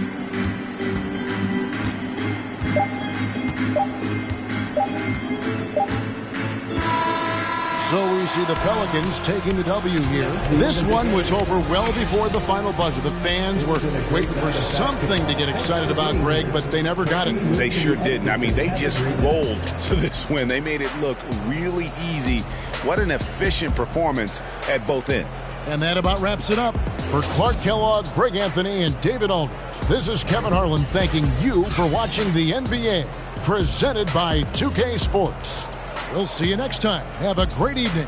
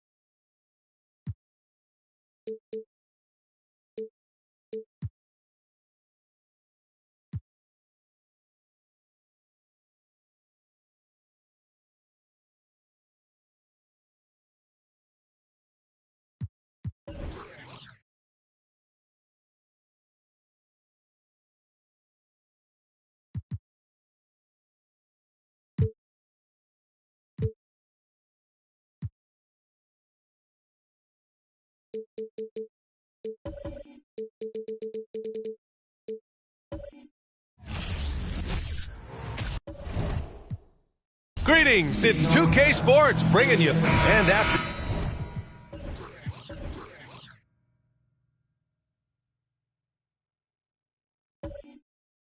a long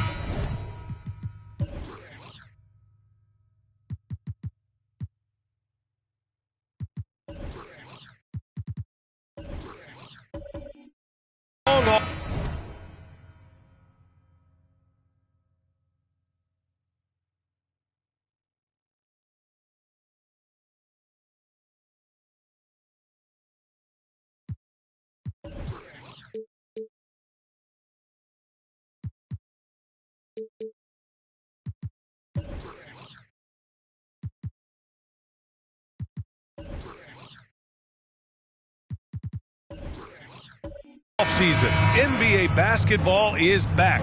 Doris, two of the best words in hoops. Opening night.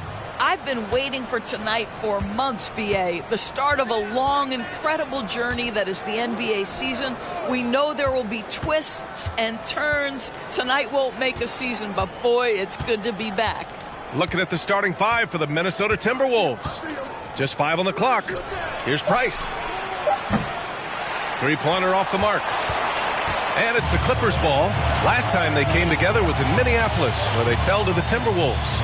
It's simple. Your defense has to be razor sharp on the road. You really want to take the crowd out of the game.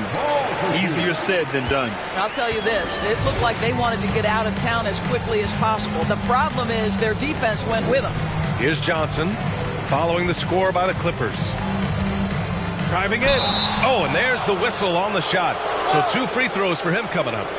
It goes on Chris Paul. You know, last year was all about forward progress for the Timberwolves, recording their second winning season since 2005, getting on track for future success.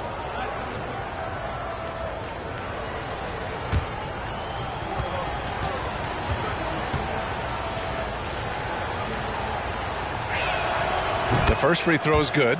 So what do you think the keys are that could help Minnesota continue to grow over last year? Well, you know, there's always room for guys to improve their game, but I think it's really the intangibles, building trust amongst players and becoming a more mature team.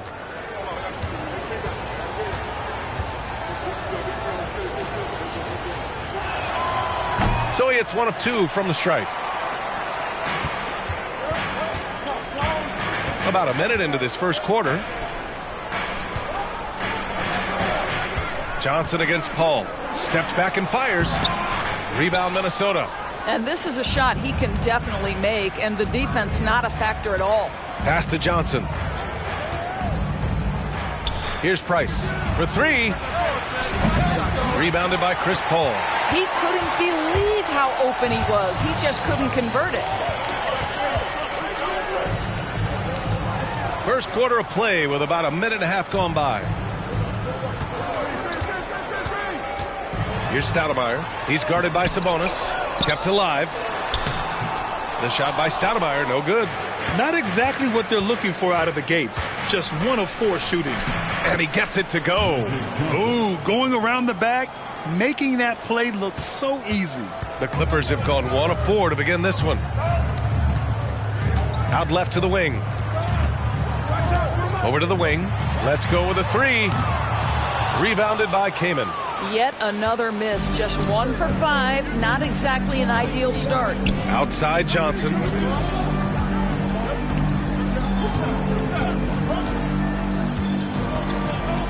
Pass to Sabonis. Here's Butler. And off there. He misses his first shot of the night. Here in the first, just under 2.5 minutes played so far. Paul for 3. Gets the 3 to fall. Paul's got 5 points. Well, pre-shot preparation is there. Chris Paul anticipating his teammates going to deliver it, and then he delivers on the make. Here's Johnson. And no good. And Los Angeles the other way now. And here's Paul. He's got 5.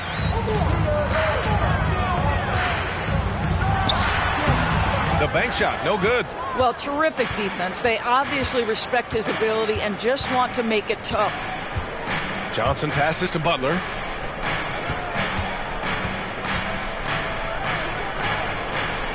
Pass to Kamen. Here's Price. Down to 5 on the shot clock. Out to the right wing. From deep, Johnson. And can't get it. He's now 1 of 3. Los Angeles has gone 1 of 2 from three-point land so far. Driving inside, Griffith. After missing his first attempt, now 1 for 2. Just taking it right to the rim, and no one was there to greet him. And I think defensively, that is not the way you want to start. Giving up high percentage looks, that doesn't typically end well. Here's Griffith. From 20 feet. It's rebounded by Sabonis. The Timberwolves trail. They're searching for a way to score. Yeah, buckets have been very tough to come by. Johnson against Paul. Left block shot on the way. And all around the rim that time before dropping. Johnson's gotten his second bucket. Plays like that, so easy for him. Pass to Griffith. Here's Paul. That's his third basket in 5 shots. Solid work. This guy is putting his fingerprints all over the game in this quarter. He has flat out dominated the offensive end. Johnson passes to Butler. Fades away. Rebound by Stoudemire. Great contest of the shot. Kind of forced him to fade back more than he'd like. Johnson against Paul. Down low. Laid it in with a nice touch off the window. Yeah, there's no quitting this guy. He just gives you great effort, and he continues to give you great production. Johnson against Paul. Here's Price. Offline with a 3. Yeah, no, he usually makes you pay from that range.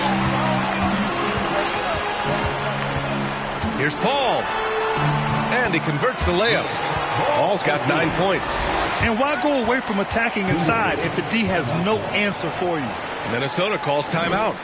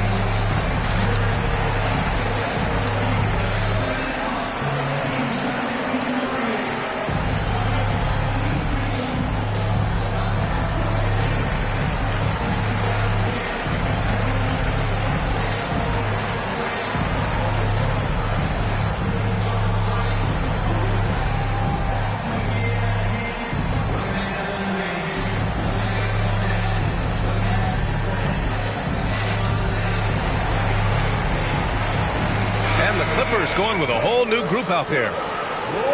And it's time to give you a look at the top three-point shooting teams from a year ago. The Clippers third. Last year, they were so good at generating open looks from distance. That's why their three-point shooting was so high.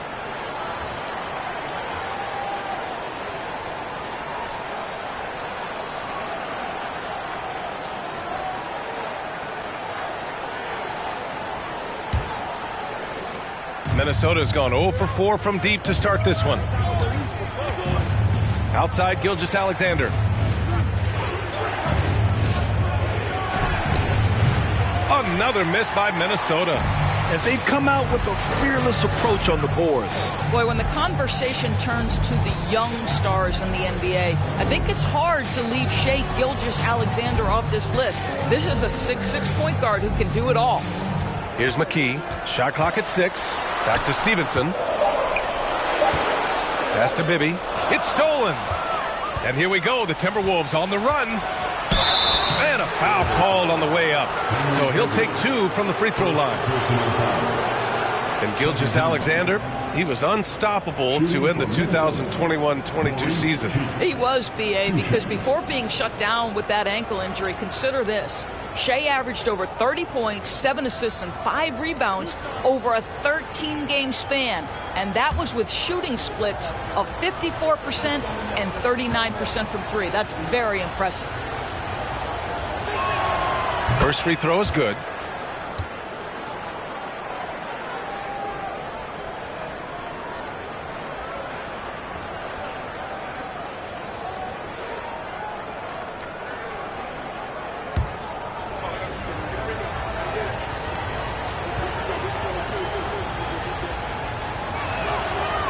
Good on the second, so he makes them both. The 2021-22 season felt like a lost one for the Clippers. Kawhi and Paul George both hurt. So true. I mean, but B.A., those two together, healthy, are scary. A finals-level duo. It kind of shows you how you can plan, build an awesome roster, but injuries can derail it all. Now here's Gilgeous-Alexander. Pass to Cheeks. Here's Perkins. Collins defending. Takes one from 10 feet, and that one hits the back iron. Now Los Angeles with it. They're on a 16-7 run. Here's Ostertag. Poke loose. Reddish with it. Picked up by Stevenson. Outside Reddish. Inside. Now here's Stevenson. He's covered closely. Pass to Bibby. Back to Stevenson. Three-pointer. And the Clippers hit again from deep. Back-to-back threes, making their defense work on the perimeter a bit. Here's Gilgeous-Alexander. Here's the three. No good. And Los Angeles the other way now. No question who's in control of the board so far. To the inside. Here's Bibby. Gilgeous-Alexander defending. Pass to Ostertag. And he's going for the oop here. And then it's Collins with the dunk. And early on, they've been on a tear. Just getting whatever they want offensively. Well, what I love is the game plan has been solid from the opening tip. And guys are making their shots. That's critical.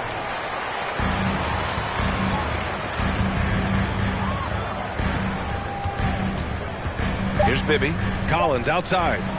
Takes the three. Oh, and he just knocked down the buzzer beater.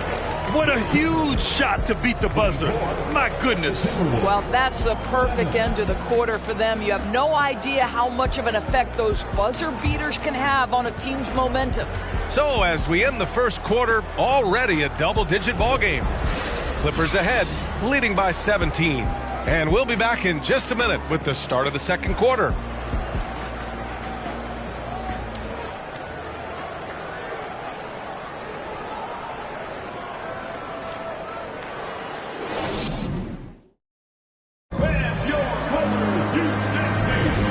If you're just tuning in, we've got a wide margin on the scoreboard, but plenty of time left for a comeback. And a moment here to take a look at the scoring breakdown for the Clippers. Yeah, their early focus on outside scoring has paid off. They're finding plenty of points from three-point land. Yeah, and what an excellent display of passing in the early stages of this game. A good deal of their points coming directly off quality passes. Los Angeles has gone 4 of 5 from outside the arc in this one. On the court for Minnesota. And it's Paul off the drive. Across the league, we've seen a lower number of free throw shots per game. Doris, has that stuck out to you? I think we've all noticed it, certainly, Brian. And there was a long stretch of time where the rules tilted heavily in favor of the offensive player. I think now the league is trying to get back to a happy medium where the physicality is allowed to just go up just a touch. And I think it's 100% appropriate. First one falls for him. Boy, the consistent greatness of Chris Paul, playmaker, scorer, defender, leader, year after year. Chris Paul silences any doubt about his place in this game.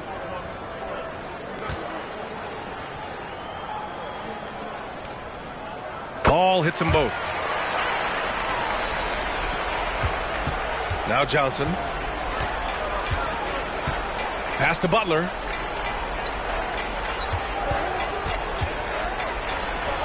Takes the 12-footer and hits it. Butler's gotten his first basket of the night. Well, Jimmy Butler making use of his length, his smarts, nice interior score. Back to Paul. Here's Griffith. Takes a three. Rebounded by Butler. Now here's Johnson.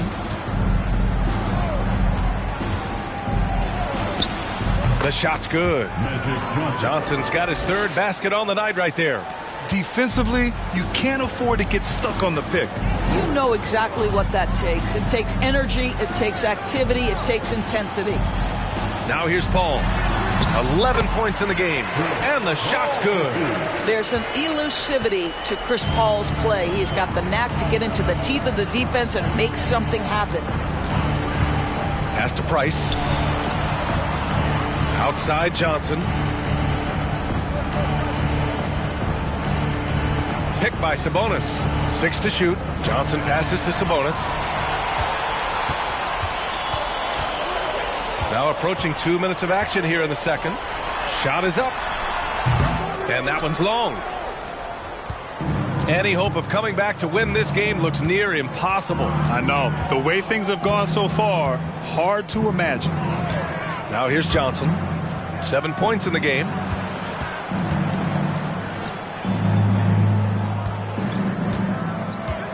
The Timberwolves need to get off a shot here. Price can't get it to go. And he almost made them regret defending him so loosely. And he lobs it up. Boom! He jams it straight down. He put a little flair on that one. Yes, he did. Man, he's a strong finisher, huh? All right, let's get a report from Allie. Well, guys, Shai Gilgeous-Alexander, one of the deadliest drivers in the league. Coach Nick Nurse of the Raptors said, quote, his first step is unbelievable. It's hard for anybody to keep him in front of him, and once he blows by you, he can slow down, he can sidestep. He's got a lot of things going. Brian? Well, it's fun to watch, Allie. Thanks for that. Oh, he muscles it in through the contact. They call the foul, and he's on his way to the line. And, guys, the way this defense is getting manhandled down low, you have to wonder if they're at 100% right now.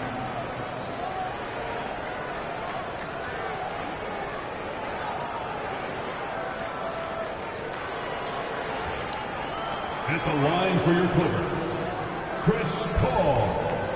One shot.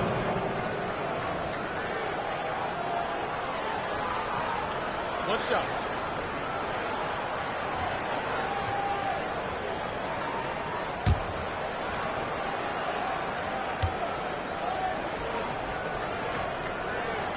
That's good from Paul.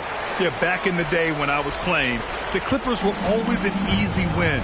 Now, L.A. is consistently a playoff team. Boy, oh boy, how times have changed. Now here's Butler.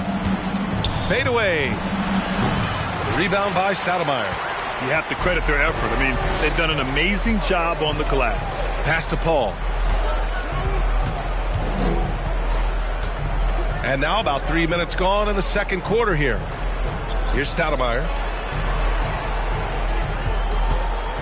Here's DeBusschere. Still getting warmed up offensively. No buckets yet in the game from him. Misses the three. Used the pump fake well, but he couldn't capitalize. And your last year in the league, the 12-13 season, you played for the Clippers. Yes, I did. And a great team at that. Blake Griffin, CP3, all in their primes. We won the division for the first time in Clippers history. Team record 56 wins. That year was big in the turnaround for LA.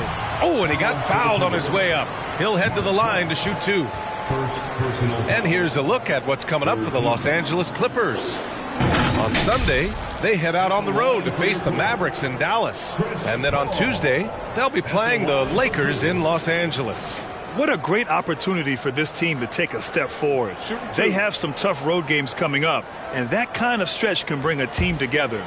Winning some of these games would be huge for their overall confidence. That's good from Paul.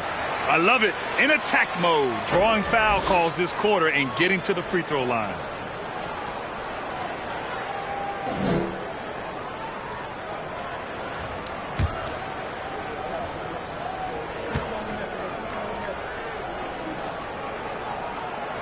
Ball hits them both. Boy, showing a lot more aggressiveness now after making 0 trips to the line in the first quarter. And the Timberwolves call time here.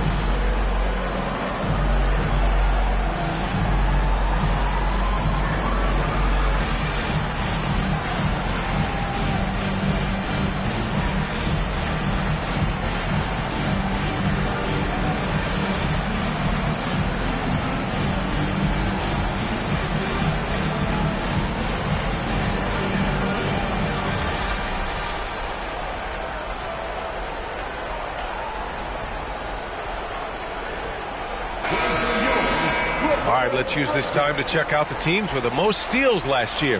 The Timberwolves, third. And this is a team that takes great pride in being aggressive on the defensive end. They take good risk and know when to go after opportunities for steals.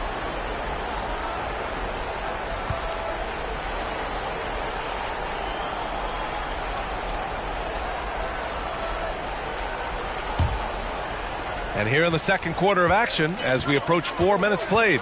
Johnson with it, and it's Paul picking him up. Ooh, lots of contact on the shot. So 2 free throws will follow that whistle.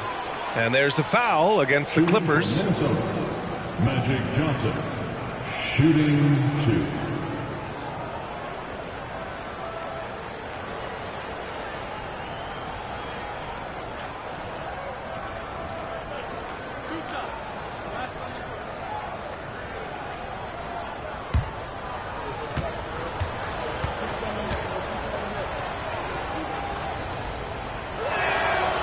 Knocks down the first one. Hey, we've heard a lot of coaches say, including Warriors coach Steve Kerr, about load management. If you want to see the Stars play more often, cut the schedule back, maybe 72 games. Grant, your thoughts? You know, B.A., this is a problem and a concern, I think, for the league. You go back 20, 30 years ago, Stars played every night when available. Now you're not seeing that with the workload and the back-to-back and the concern with players and their safety and the amounts of money they make over their contracts. 72 games is a possibility, but I prefer to keep it at 82. Maybe I'm just a traditionalist. At the line for LA, Chris Paul, 2 shots.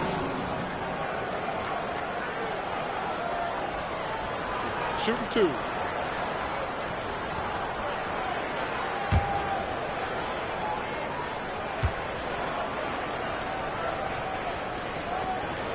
That's good from Paul.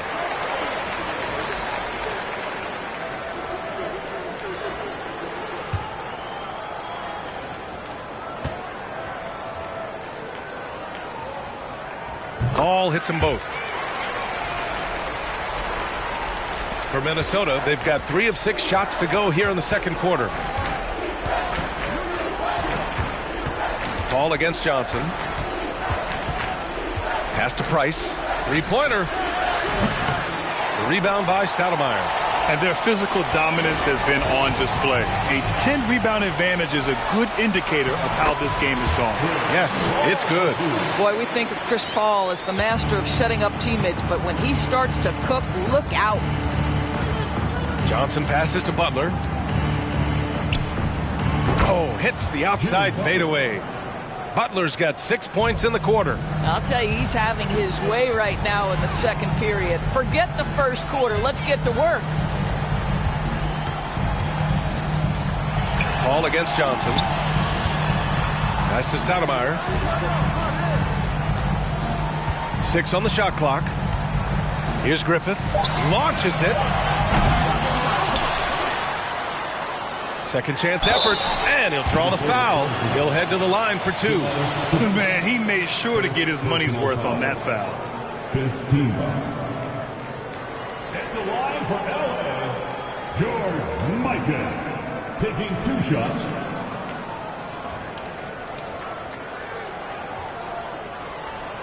Shooting 2.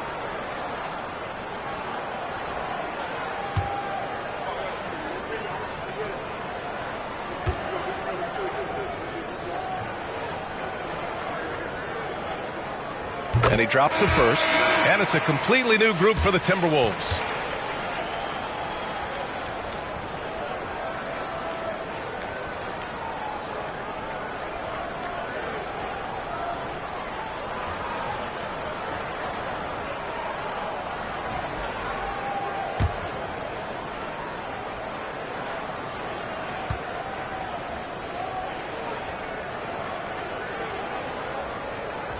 And so he makes both from the line. Minnesota has gone 0 for 2 from outside in the second quarter. Outside, Gilgeous-Alexander.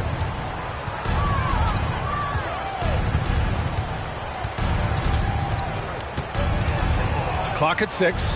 Shot from the top of the key. It's hauled in by the Clippers. And they're up considerably because of their efforts on the glass.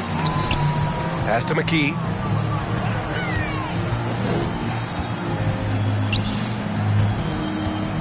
Back to Paul. There's a screen. Lets it fly. Offensive board. Another shot. And it's good on the lay-in. He has 6. Boy, the work ethic on the offensive glass just refuses to give up on that possession. Stevenson against Reddish. Pass to Cartwright. Tries a 10-footer. Stevenson with a rebound. For Los Angeles, they've gone 5 of 10 in the second quarter. Perfect pass to set up the lay-in. Credit their discipline. They've been working for high percentage shots. Boy, they need something to go to regain some confidence. No question. Way too many empty possessions for them. And Minnesota calls time here.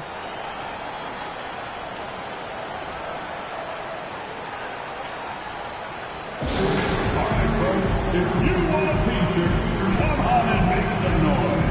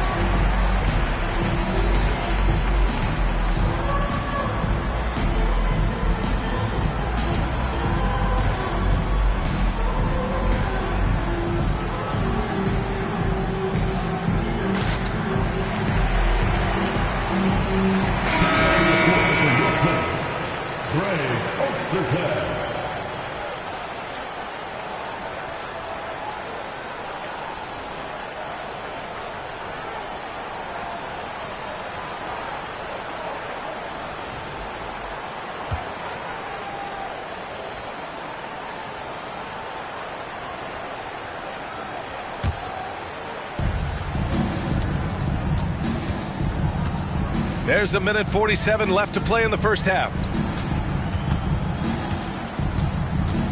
Outside Gilgeous-Alexander. Here's the pick. To the middle. Here's Cartwright. And he's going to the line for two. The official saw contact while he was going up. At the line for the Timberwolves, Bill Cartwright. 2 shots.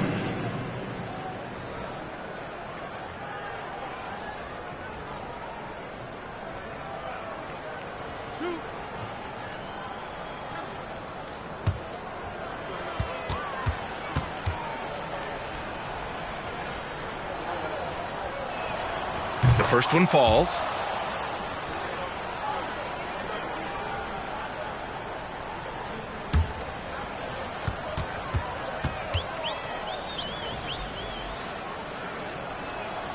Both shots good from the stripe. There's a minute 34 left in the first half of basketball. Pass to McKee. Into the lane. Back to Paul. Not going to go that time. Now Minnesota takes it the other way. Watching SGA run this offense, he's so patient and he reads the defense exceptionally well. Outside Gilgeous-Alexander. Shot clock at 5 from behind the arc. The Timberwolves again can't hit. Yeah, Gilgeous-Alexander really plays at his pace, Grant. You know, B.A., he's one of those guys the defense just can't speed up. And every move is purposeful. No wasted motion. He methodically breaks you down. Here's Ostertag.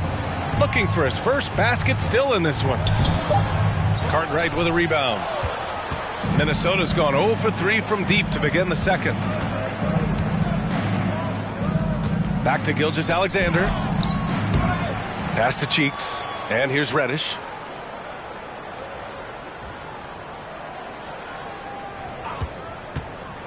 Here's Cartwright with the teardrop.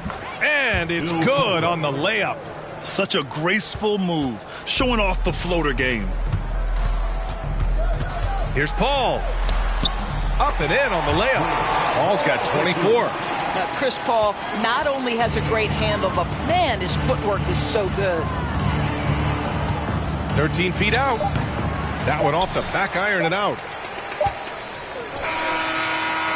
And through one half, it hasn't even been close. Clippers ahead, just dominating this one. And join us right back here after the break for the start of the second half.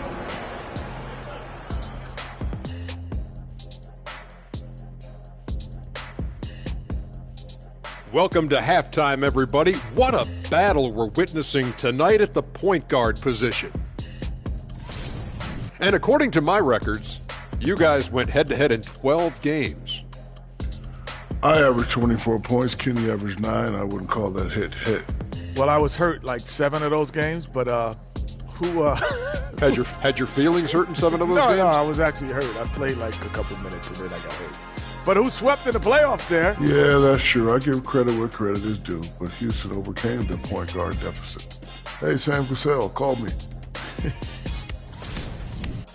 Now moving on to the game at hand, some challenges in this first half for the Minnesota Timberwolves. And one of the main reasons they're down right now is because of their rebounding problems. They're getting outworked, outclassed, not bringing the intensity, not willing to get their hands dirty. They're playing like wimps. Thanks for tuning in. Now it's time to head back over to Brian Anderson for the start of the third quarter.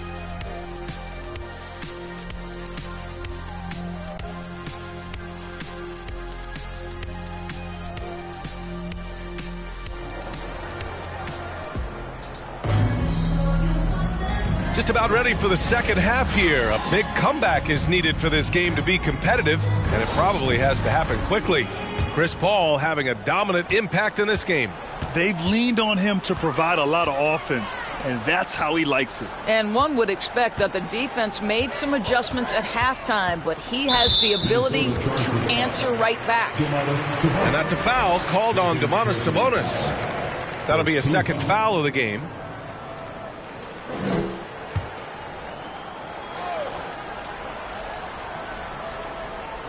And the Clippers with the ball. Pass to Griffith. It's rebounded by Sabonis. Sabonis has got his 6th rebound on the night. On the court for the Timberwolves. Oh, and he got fouled on his way up. He'll head to the line to shoot 2. Well, the great ones make their mark in the playoffs, and Jimmy Butler has certainly done that. Some Herculean performances when the chips were down.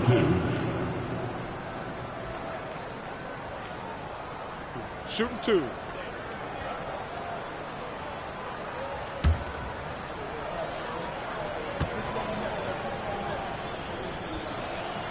And the first one at the line is good. And granted, in last year's playoffs, Jimmy Butler became the first player since Jordan to author multiple 40-point, 4-steal games in a single series. Oh, and in 2020, the 3rd player ever to record a 40-point triple-double in the finals. I mean, just legendary stuff. Butler hits them both. Jimmy Butler clearly thrives in an environment that lives and breathes and embraces toughness. Back to Paul, and it goes out of bounds. That one off Johnson. All right, let's take a second to view the 2K leaderboard and look at last season's top scoring squads. The Timberwolves, number 1. The way this team played on the offensive end last year was remarkable. Seemed like every night they got everything they wanted and then some. Here's Griffith. Pass to Paul. Let's go with a 3. Rebounded by the Timberwolves. Sabonis has got 7 rebounds in the game. Here's Price. And there's the screen.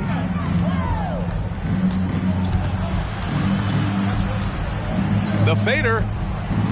And it comes off the front of the rim.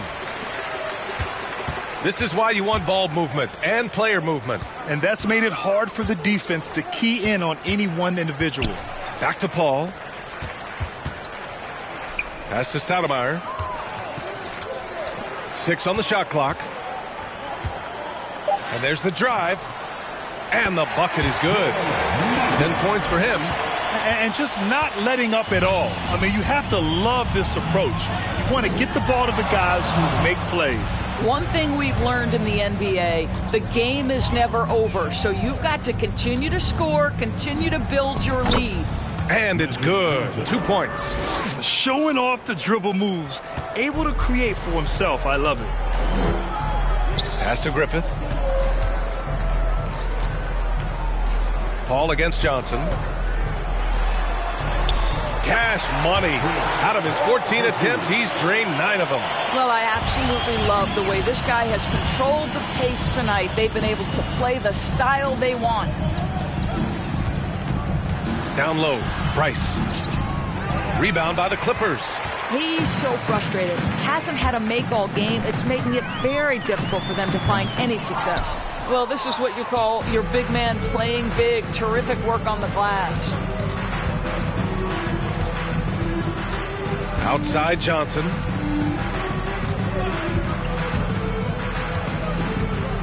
And he drives in. And it's rejected. And it's out of bounds to Minnesota. And that shot was going nowhere thanks to that aggressive swat. Yeah, obviously he had the shot well anticipated, able to shut it down with authority. Substitution for the Clippers, John Collins, Henry Bibby.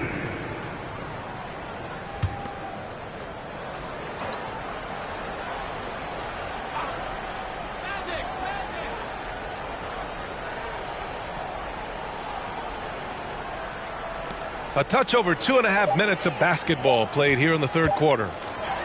He gets it in there. Johnson's got 4 points this quarter. I'll tell you, individually, he is doing all he can. But right now, somebody's got to step in and support this guy. Pass to Griffith. The 3 ball. Sends it home from three-point land. That's been typical of their performance today. They're sharing the ball and creating good shots. Outside Johnson. Butler on the wing. Back to Johnson. The shot, no good. And the Clippers will go the other way with it. A little under 3.5 minutes off the clock now in the third quarter. Here's Bibby. Well, he hasn't scored yet, but I'm sure that'll change. 5 to shoot. Here's DeBusschere. And the Clippers hit again from deep. You know, he hasn't taken as many shots tonight, but they're still ahead, and that means his teammates are delivering. Pass to Butler.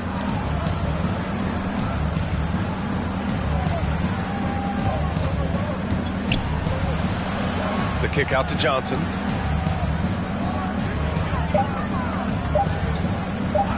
From outside the arc. And it's the Clippers with the rebound. And he probably thought he was going to bury that one. Here's Bibby. Pass to Griffith.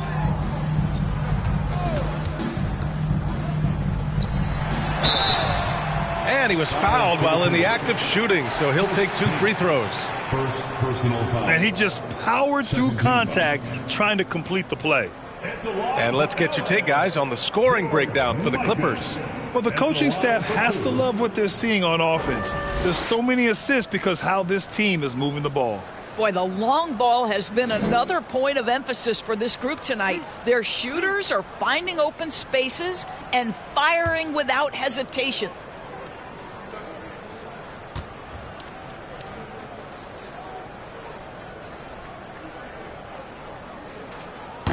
He's off on the first.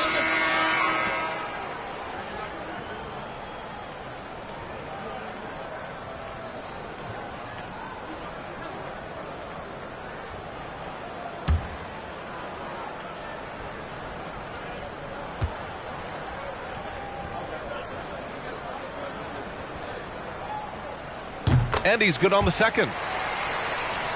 Here's Cheeks. Offensively, it's been a struggle for him. Yeah, they need to string together some shots to have any kind of chance. Here's Butler. Another miss by Minnesota. Los Angeles has gone 2 of 3 from outside so far in the third quarter. Pass to Bibby. To the inside. Kicks it out to Collins. Here's DeBusschere. Butler covering. 5 on the clock. Now here's Collins.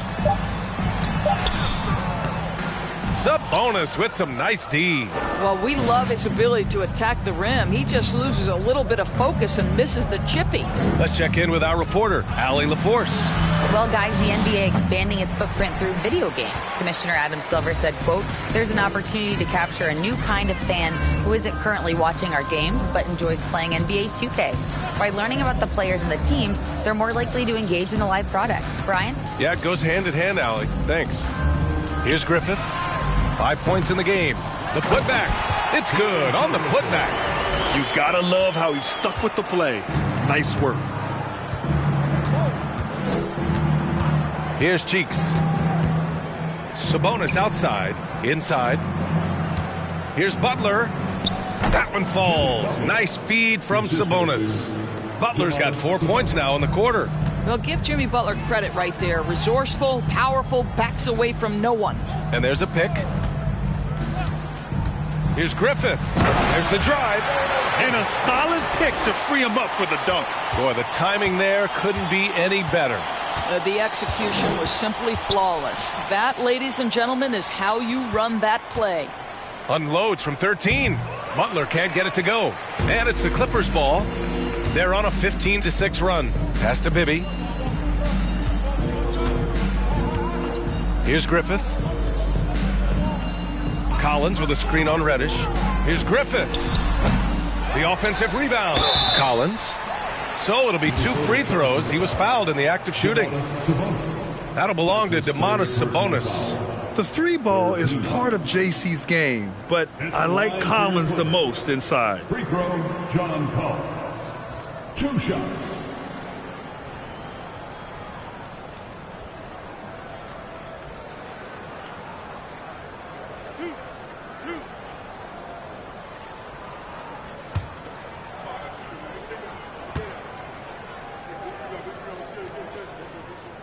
Free throw is good from Collins.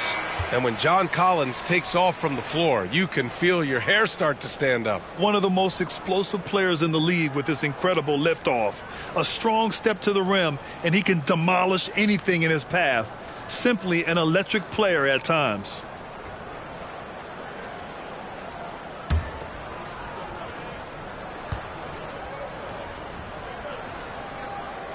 Both good from the line that time.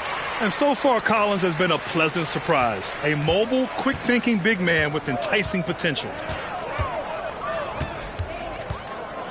Outside Gilgeous-Alexander.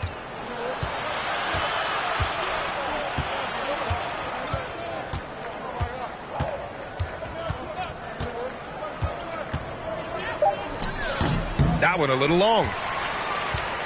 Now Los Angeles with it. They're on a 17-6 run. Pass to Bibby. Here's McKee. Gilgeous-Alexander defending. Collins outside. No good from outside. Timberwolves shooting a rough 25% from the field in this game. Here's Cartwright.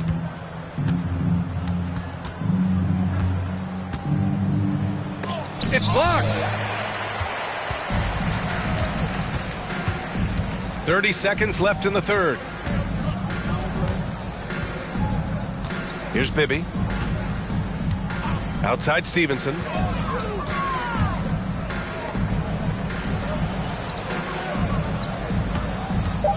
Here's McKee. Gilgeous-Alexander defending. And the Clippers miss again. Here's Cheeks. Oh, he missed the layup. He had it with the pump fake. And so it's Los Angeles just dominating the opposition as they maintain a 36-point advantage. A big difference in shooting percentages. That's why they lead. We'll be right back with you shortly.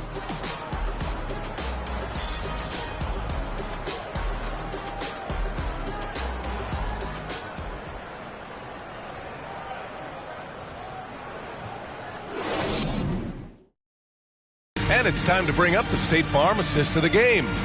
And I'll tell you what, this was a no-brainer tonight. Take a look at the precision on this feed. Couldn't place it any better. And when you're the beneficiary of a pass that good, you better deliver, and he did just that.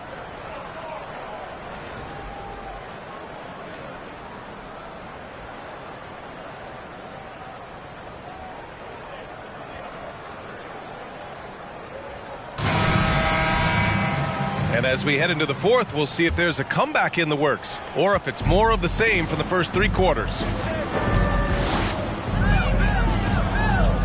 Ball against Gilgeous-Alexander. Pass to Cheeks.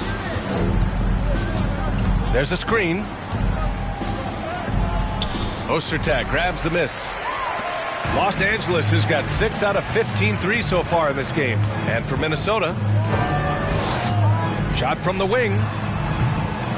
Minnesota with a rebound. Outside Gilgeous-Alexander. Well, Grant, we're seeing players extend their career.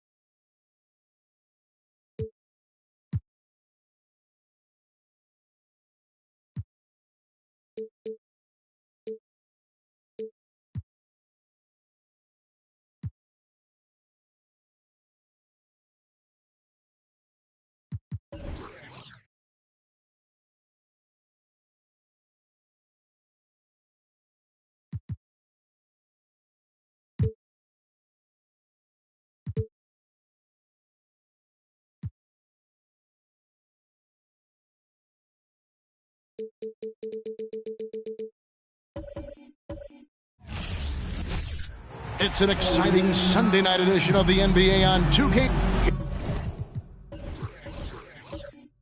Here we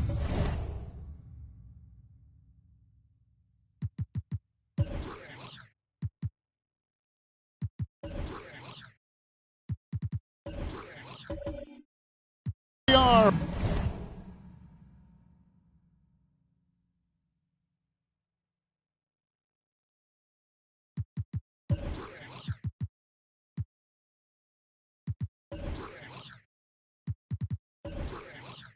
Opening night, and these players, Steve, are just about as excited as the fans. You love it, Kevin. Preseason is over. Game one, it starts the real season. And yes, you want to get off to a great start. So with Gay on the bench, this is Mike Budenholzer's lineup. They've got Havlicek.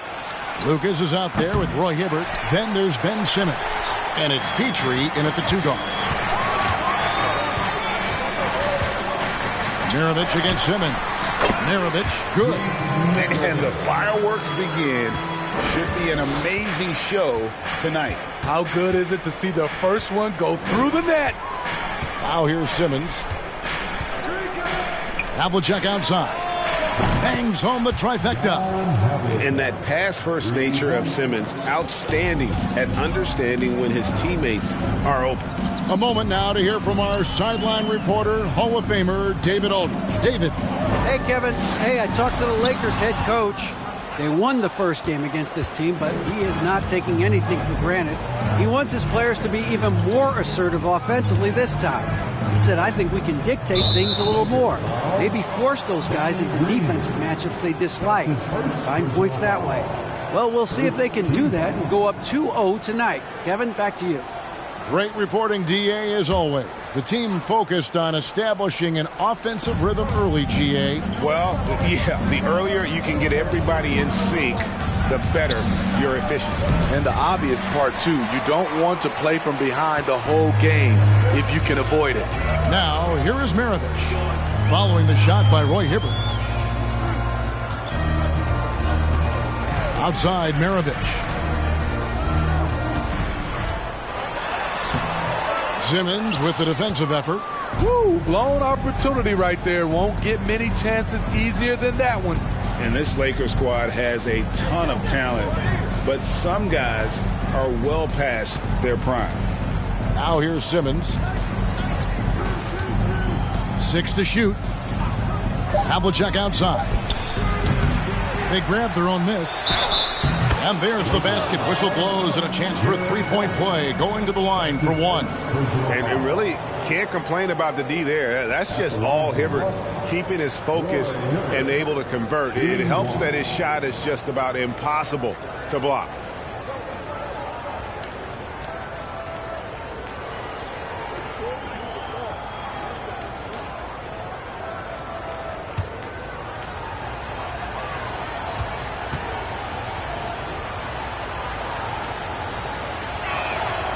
And what do you think, GA, is the next step for this Lakers team? Coming off a championship not that long ago, young firepower is surely needed. These older guys can't carry a team like they used to. And this quarter, he has clearly been off the mark. Simmons passes to Petrie.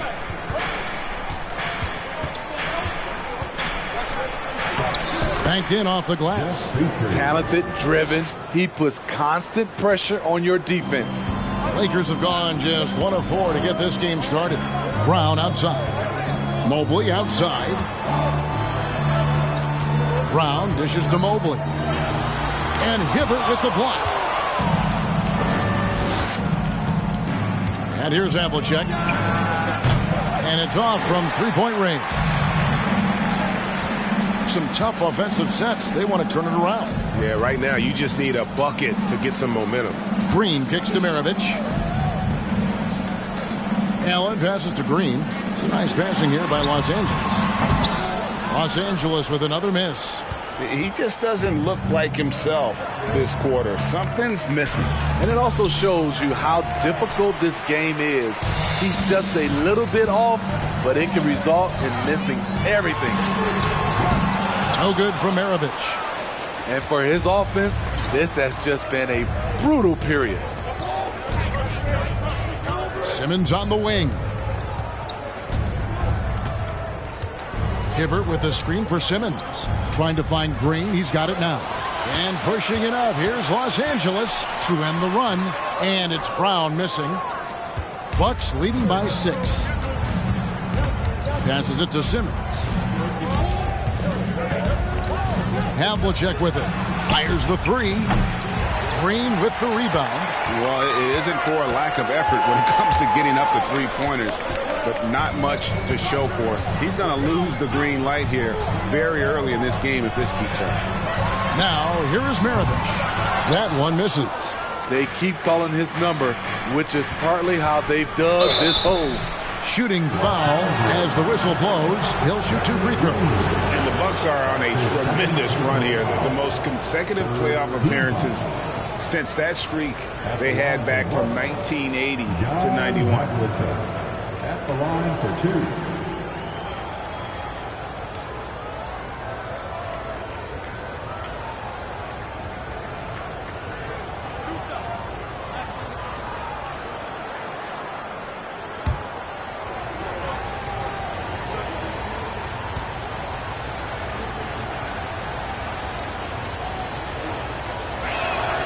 That's good from Havlicek. Greg, and back to the Bucks. The question is, how much longer do you think is their window?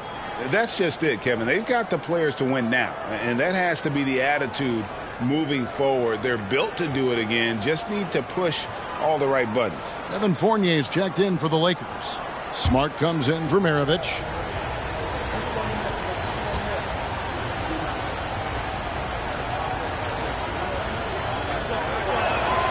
Both free throws good from Havlicek. And Steve, for a lot of reasons, last year was a very frustrating season for the Lakers. Reason why, Kevin, LeBron and AD were out for extended periods. Russell Westbrook didn't really fit in at first. They missed the playoffs. Keep in mind, lots of people picked the Lakers to win it all. And the Lakers decide to take their first time out here.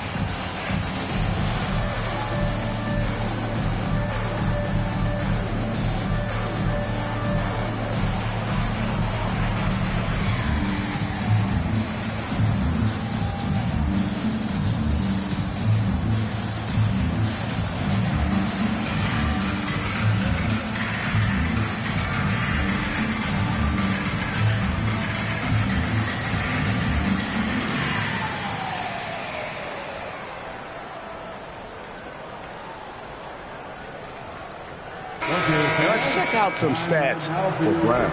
Last season, he played outstanding.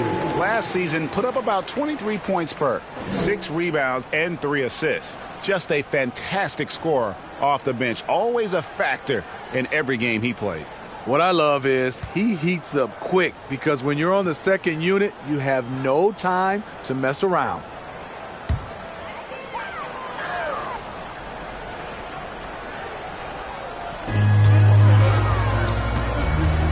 Smart deciding where to go with it.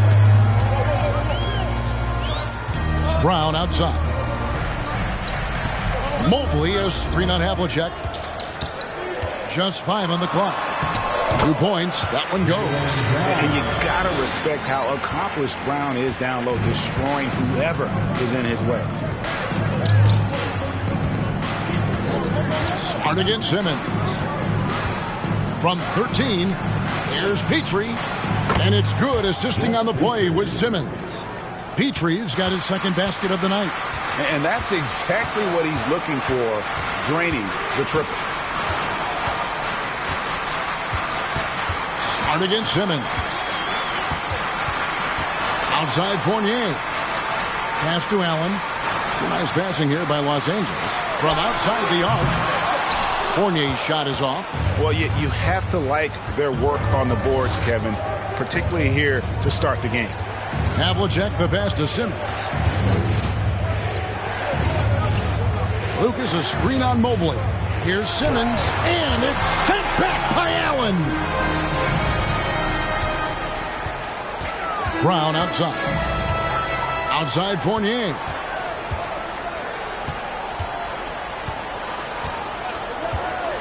The pass to Smart.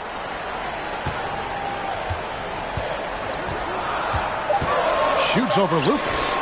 It's tipped. 2 minutes remaining in the first. 1:58 left to play in the first. Havlicek against Brown. Fade away. No good from Simmons. And so it's Smart. He'll bring up the ball for the Lakers. 9-point game. For 3, Fournier. Simmons pulls it in. Looking at the last game for Milwaukee, it was a loss to the Cavaliers in Cleveland. 1:25 left in the first quarter. They've been excellent so far, coming in with a well-balanced attack. And it's helped them build an early lead. They just need to stay aggressive. It's Mobley, top of the key. Pass to Smart. Brown dishes to Smart, trying to get something going. Lucas with the rebound.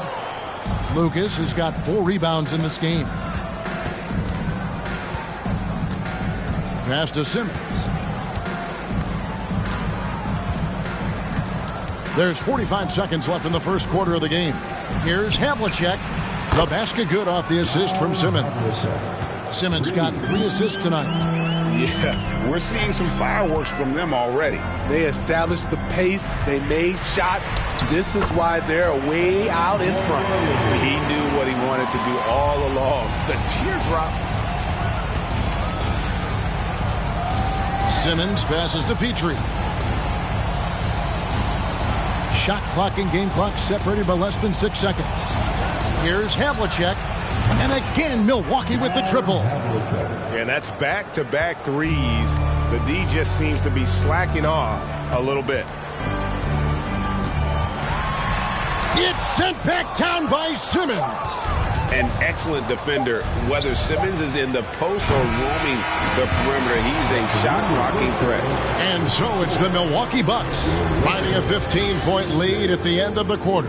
They have made it very tough to get a shot off against them. Their defense has been stifling. We come back right after this.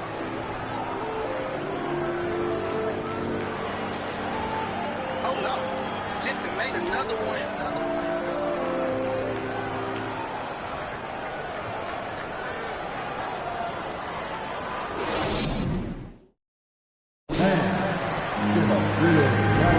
And so far through one quarter, it's been a lopsided game. We'll see if that changes here in a second.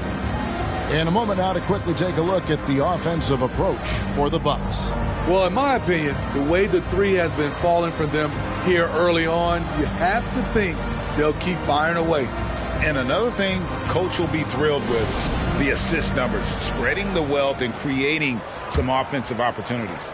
And you hear the term point forward, but then, Greg, you had Magic Johnson, 6'9", but still a point guard. So what's the difference?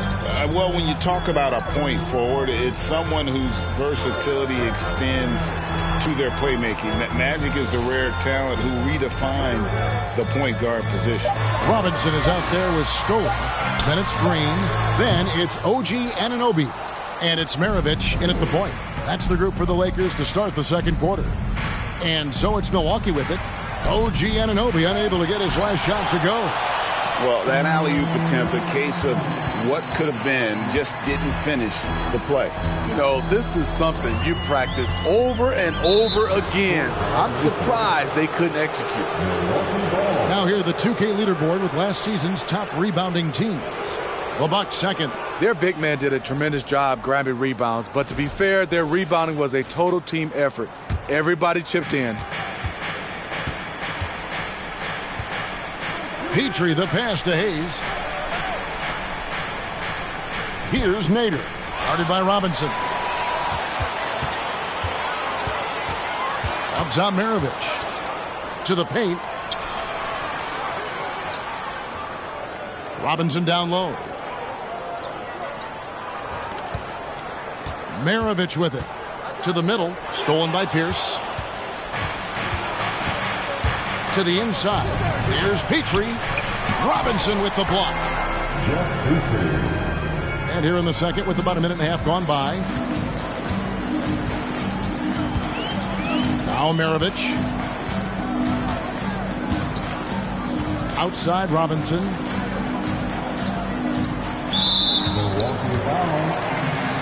Pressy's checked in for Milwaukee. Personal foul. First team foul. Into the Bucks, Paul Pressey.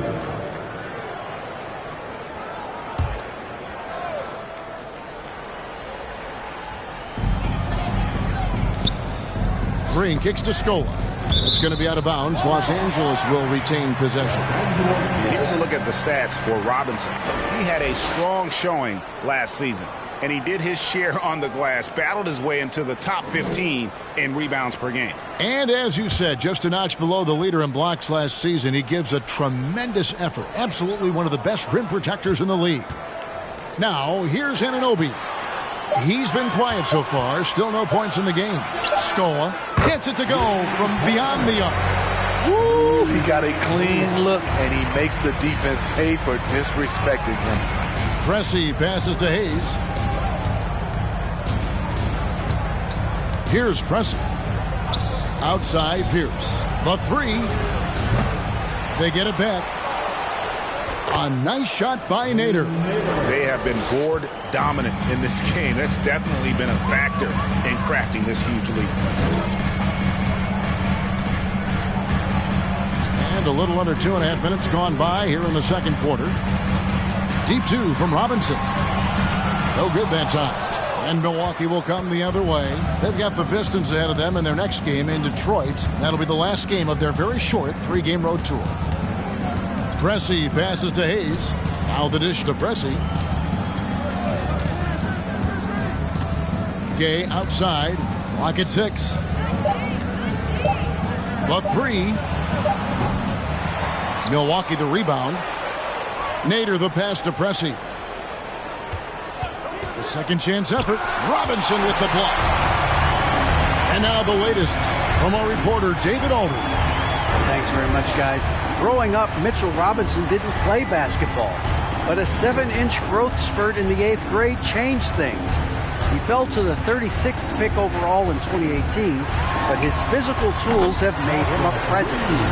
One key to his success, he says, just run the floor. If you're the first man down the court, you can get the ball. Kevin, that sounds pretty simple to me. It does to me, too. Keep it simple and use that athleticism. David, thanks. Nader can't get it to go. Lakers trail by 13. Green up on top. Pierce covering. Right side, Scola. Fires the three. Rebound, Milwaukee. Here's Pressey. Still looking for his first bucket in this one. Kicks it to Gay.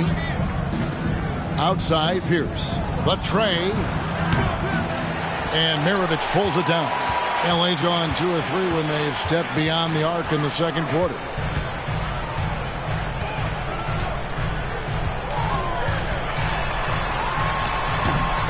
Second shot opportunity, and Robinson with the layup. Effort play, pursuing the basketball. Love how he puts in the work. Pressey kicks to Hayes. Here's Nader. Nobody near Gay. Misses the three. Rare you'll see him miss such an open look.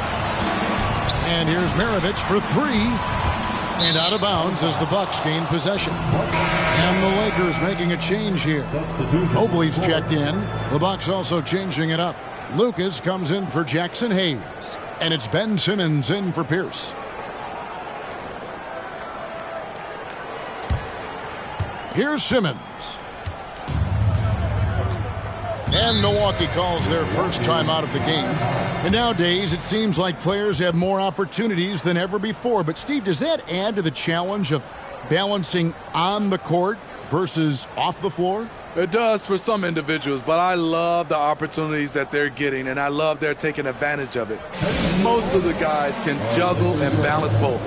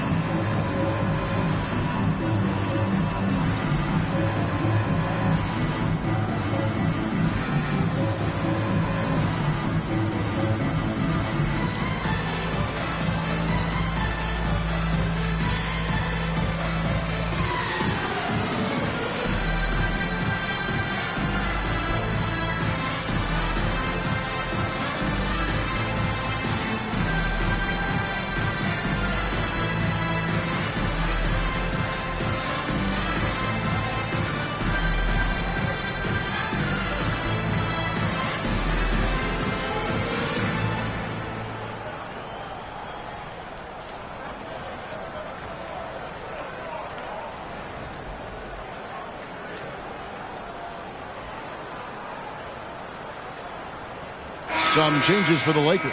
Jaylen Brown's checked in for OG Anunoby. Fournier comes in for Green. And Smart subbed in for Maravich. Roy Hibbert's checked in for the Bucks. Havlicek comes in for Rudy Gay.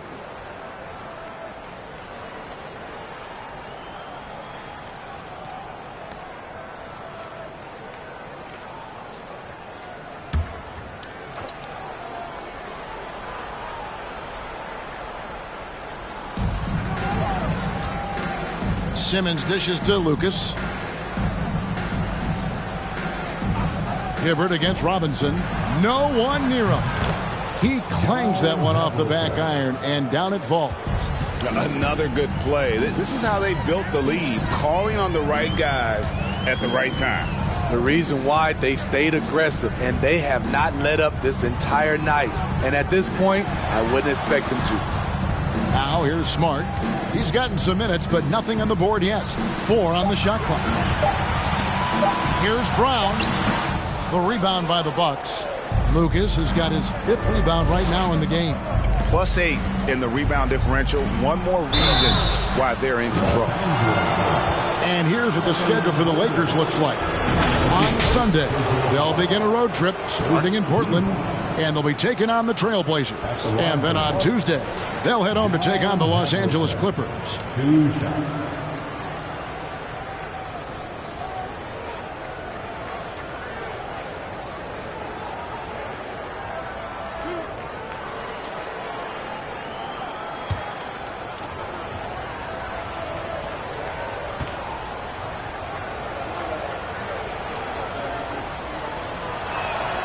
And the first one at the line is good. Yeah, and among the many things to like about Hondo, He is strictly about the team, willing to take on any role.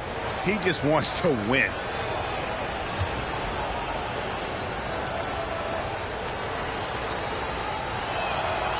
That one is no good. And Jaylen Brown is such a force on the offensive end. Hard to keep that guy out of the paint. Terrific finisher at the rim. Now here's Fournier. He feeds it to Mobley. That's his first personal foul. Second team foul. Bucks substitution, Jeff Petrie.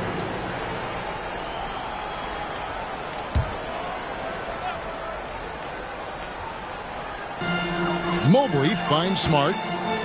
Over in the corner, Brown. Some nice passing here by Los Angeles. Down to 5 on the shot clock. And maybe the only weakness for Brown is his handle on the ball. And it's something that he's worked on every offseason. Still, though, susceptible to turnovers while dribbling. But it's one of the very few weaknesses in his game. And that one's good from Havlicek. Assists like that have typified their effort today. Terrific ball movement. Outside, Smart. Brown outside. Oh, drew the foul and almost hit the three-point bucket. But he'll go to the line to shoot 3. And it's on John Havlicek. It's his first trip to the line. At the line for the Lakers, Jaylen Brown. 3 shots. 3 shots. 3 shots.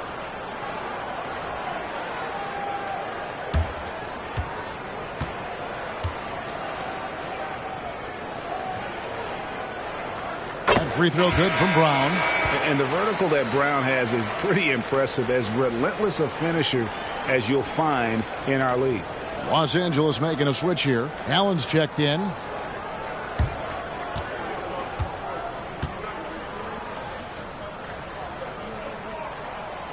And he's good on the second.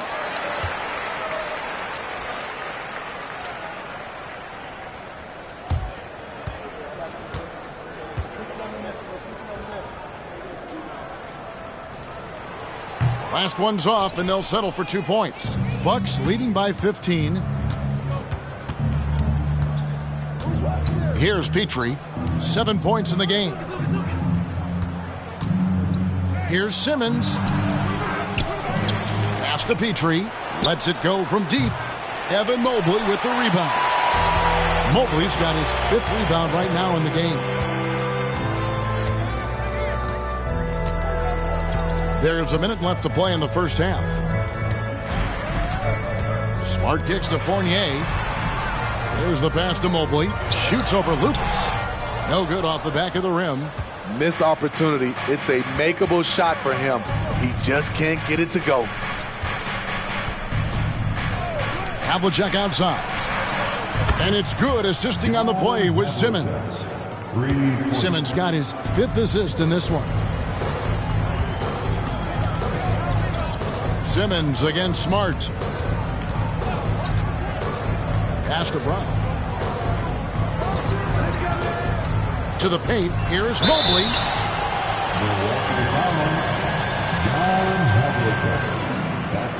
The Lakers have gone 2 for 3 at the foul line in this game. At the line for the Lakers, Evan Mobley. 2 shots. Take a break. Take a break. 2 shots.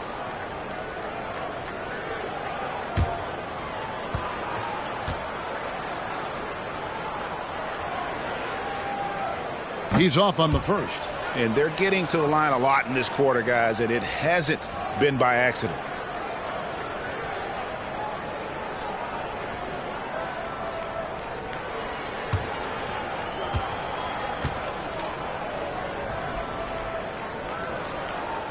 Good on the second free throw. Milwaukee leading by 17. Now here's Simmons.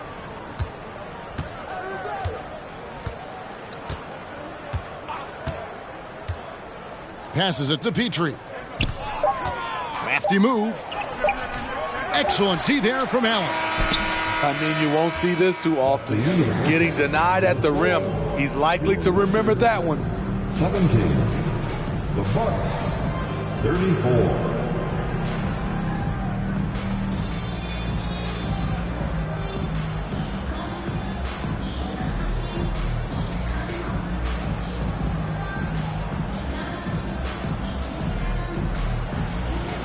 Thanks very much, Mike. Stout effort defensively in the first half.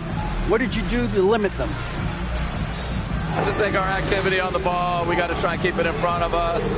Our bigs did a good job, I think, being big in the paint, making things tough there. We got to finish it with the board. Yep, rebounds and possessions, Coach. Thanks. Back to you guys. Thanks for the great interview, David. And we'll be back for the third quarter of basketball following halftime.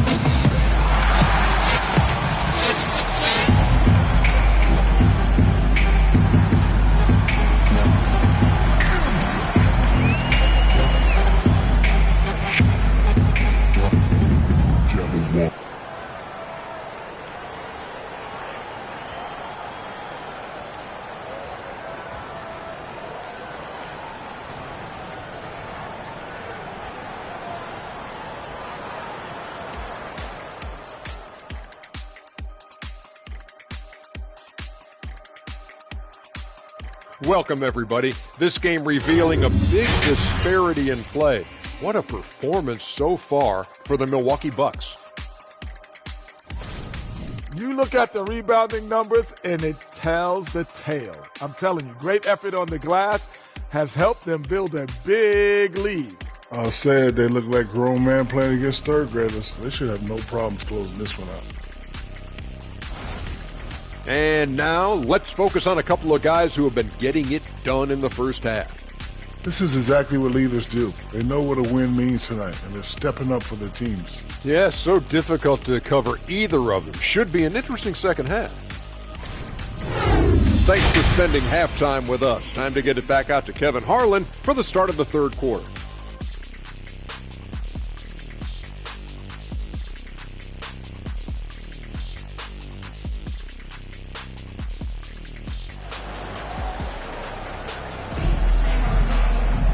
And after a very lopsided first half, we'll see if things play out a little more evenly here in the second. It's been one outstanding game from John Havlicek. Well, through the first two, he has been nothing short of a marksman from deep. What can you say? Shooting is a premium in this league, and you can see why.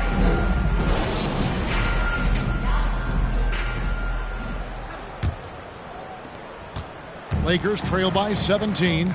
So with Gay on the bench. This is Mike Budenholzer's lineup. They've got Lucas. Also Roy Hibbert out there. Ben Simmons is out there with Havlicek. And it's Petrie in at the two-guard spot. With this pause in the action, let's show you the teams that have scored the most points in the league last season. In the third spot, the Bucks. I just loved how this team attacked their opponents. You could see their confidence grow as the year went on, and the points really started to pile up.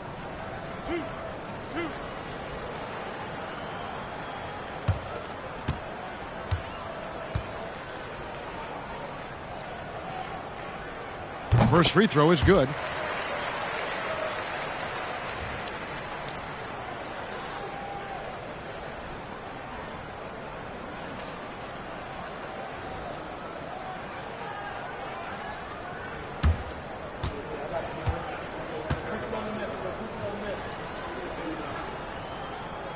And Brown drops them both.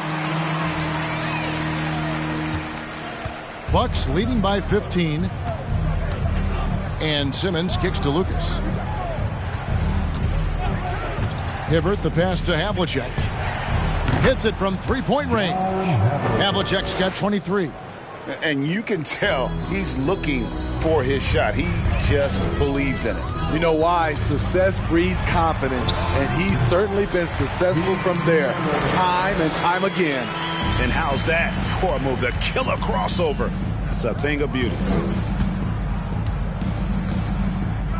Simmons against Maravich.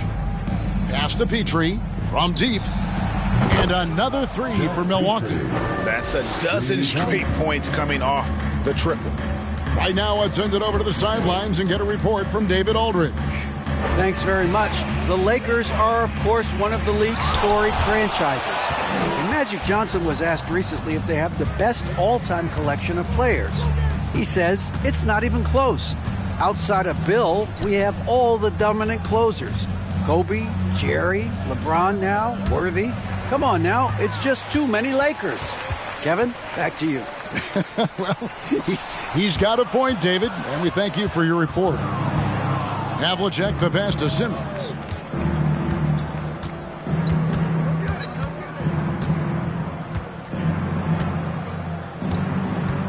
Now the pass to Petrie.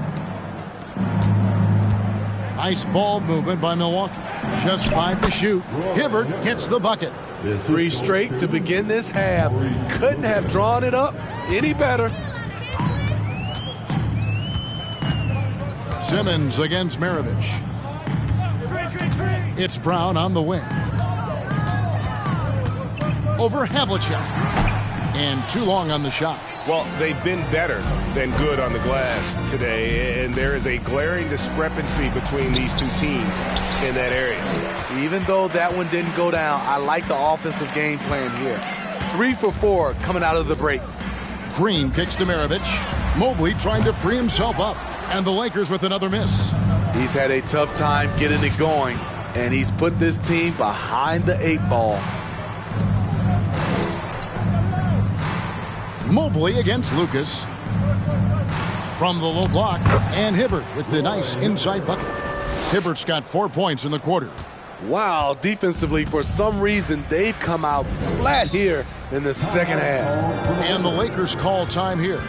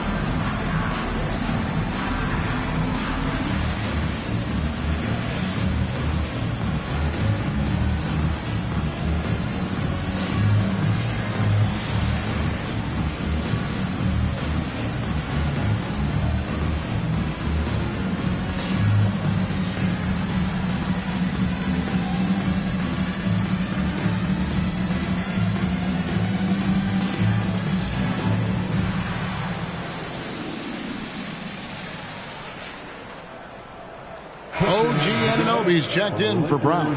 Pierce is checked in for Milwaukee.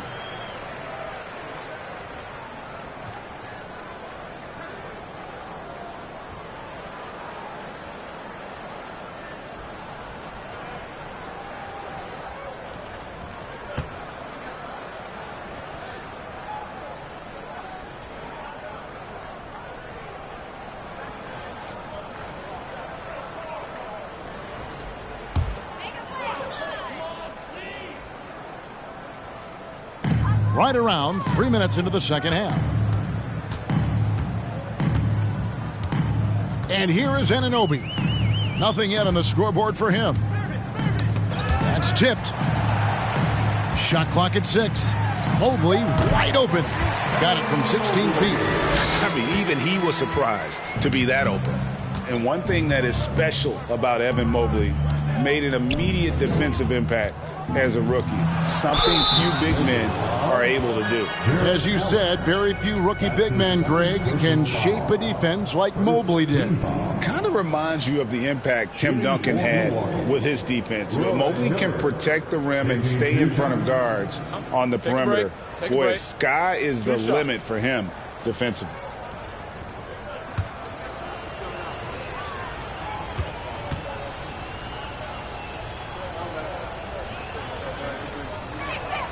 The first free throw is good.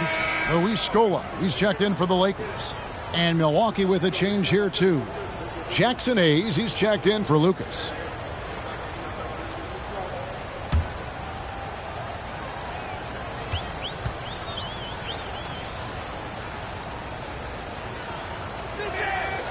That misses, so he splits the free throws. But only the first miss of the second half. They've come out here with authority. Green deciding where to go with it. And here's Maravich from the arc. Good. Great play by Green to set it up. First three of the half. Second of the game. Can he heat up? Petrie the pass to Hayes. Havlicek outside. The shot's good from Hayes. And the Bucks lead by 21. Not everything fell for him in that first half, and now it looks like they're beginning to hit their stride. Anunoby, no good. The Bucks have gone 5 of 6 so far from the field in the second half. Tremendous efficiency. Pass to Havlicek from deep three-point range, and again Milwaukee with the triple. His shooting has been outstanding. Definitely one of the reasons they're up in this game. Got that one up quick. Maravich has got 8 here in the quarter. Both teams running perimeter-oriented plays that are working. How often do we see this these days? Clubs answering each other from range. Now here's Hibbert. It's rebounded by Anunoby. And he's frustrated. That's a shot he can make in his sleep. Outside, Green. He kicks it to Maravich. Screen by Allen. The rebound by the Bucks. Hibbert's got 6 rebounds here tonight. Milwaukee leading by 21. Havlicek the pass to Petrie. Dishes to Pierce. Down low, here's Hibbert, and then Hibbert with the dunk. And remember, Havlicek was a highly recruited quarterback, so you see his passing ability on that one. And the whistle blows on the backcourt violation. He went over and back.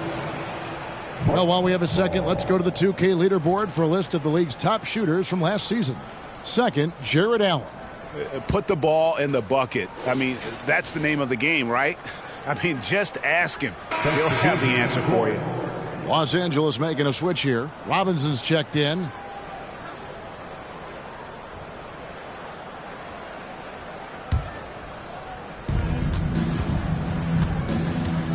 Here's Petrie. 10 points for him. He dishes it to Pierce. Gay outside. Shoots over Anunoby. Tries again. Nader. 2 free throws coming up, and they call the shooting foul. Mitchell Robinson. It's on Mitchell Robinson. Personal foul. Second team. All right, well, look at how the points have been generated so far. Scoring breakdown for the Bucks. Smart ball handling from them in this one. Passing around to get ahead of the defense and put it in the hands of ready shooters. And another thing they've been doing all game long is knocking down the 3. Shooting has been a big part of their game plan tonight. First one falls for him. And some changes here for the Lakers. Evan Fournier's checked in for Green, and Marcus Smart is subbed in for Maravich. And Milwaukee with a change here, too. Pressey is checked in.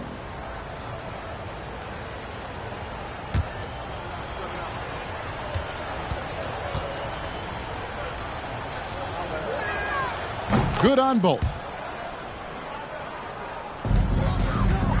Smart with the ball. Still getting warmed up offensively. No scoring yet from him.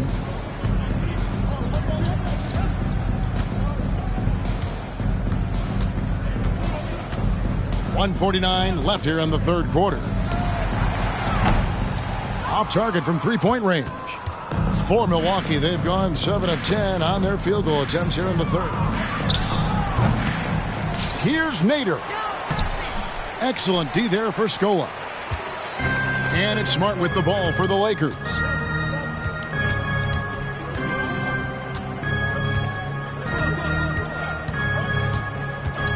.121 left to play here in the third. 5 to shoot. The kick out to Scola. There's the triple. Got a hand on it. Gay dishes to Pressey. It's Pierce on the wing. Over Smart. Milwaukee, no good that time either. Los Angeles has gone a less than productive 2 of 6 from three-point land in the second half. Fournier in the corner. Brown is checked in for OG Anunoby. And Simmons, he's checked in for the Bucks. Substitution on the court.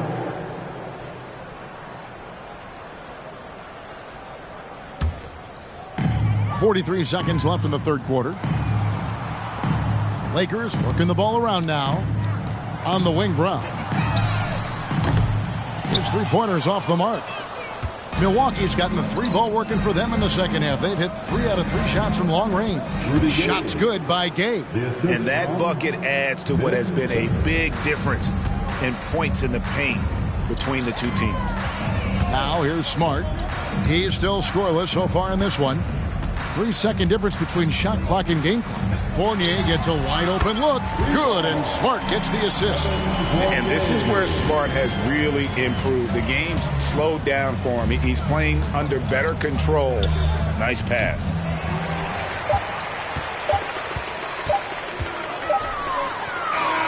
And as we conclude the third quarter, pretty much a blowout. It's been a one-sided affair. The Bucks on top, running away with this one. And we'll be back right after this.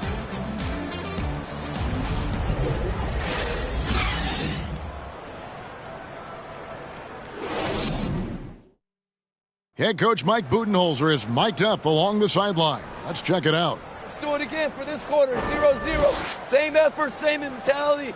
Keep pushing it. Keep moving the ball. Keep cutting. Well, Mike likes how they're working the ball right now. And, you know, Coach highlighted it's a brand new quarter. They need to play with the same fire. And 1 quarter to go in a game that to this point has not been an evenly fought contest. Green out there with Maravich. Then there's Allen. Then it's Evan Mobley. And it's Brown in at the small forward. That's who's in the game for the Lakers. The Lakers shooting a terrible 27% from the floor. Boy, an off night for them to say the least. Outside, Green.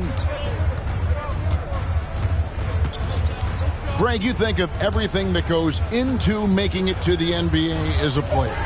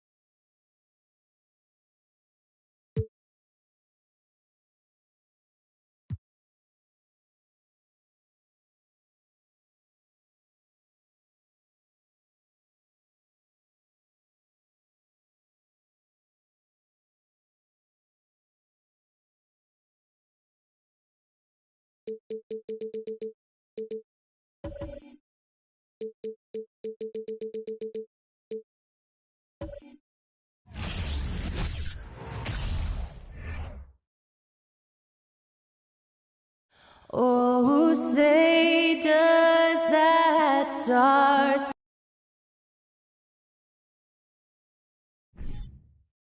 And so it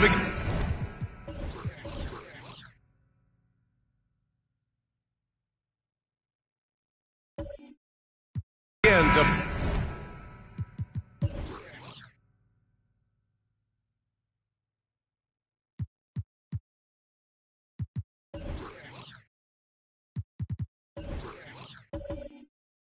Brand.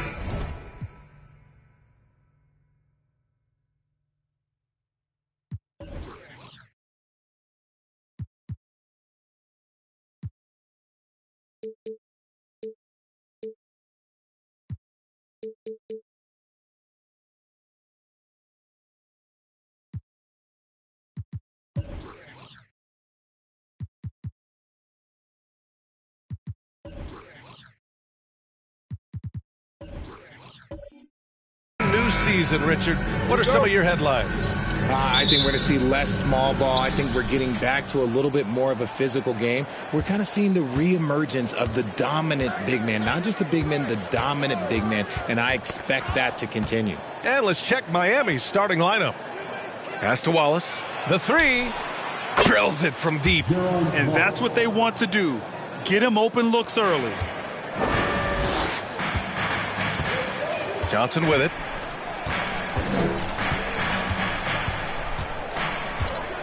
Here's Bird. For three. Fires in the triple. That's how you up the ante. Come right back at him. Yeah, I love the competitive fire right there. You drain a triple on us, and I'm coming for my revenge. Now here's Richardson. Here's the three.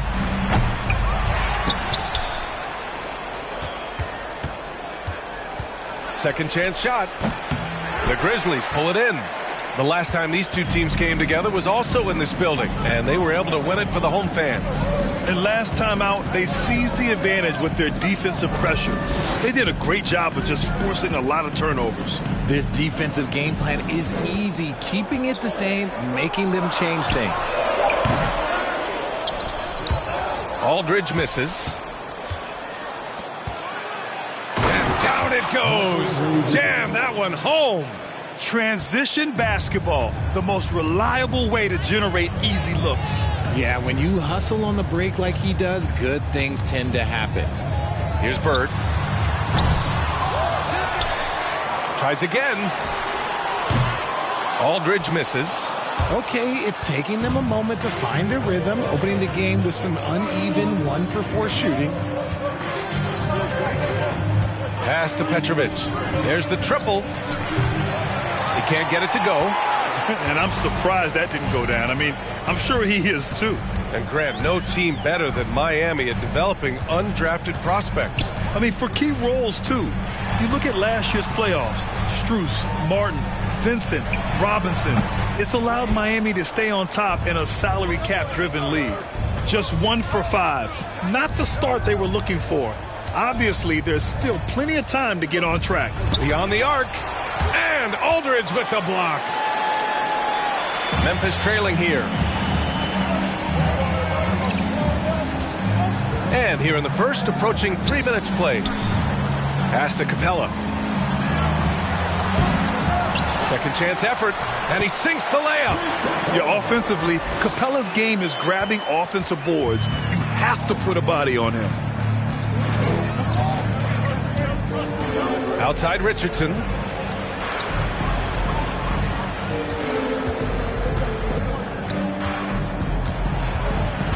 On the wing, Richardson.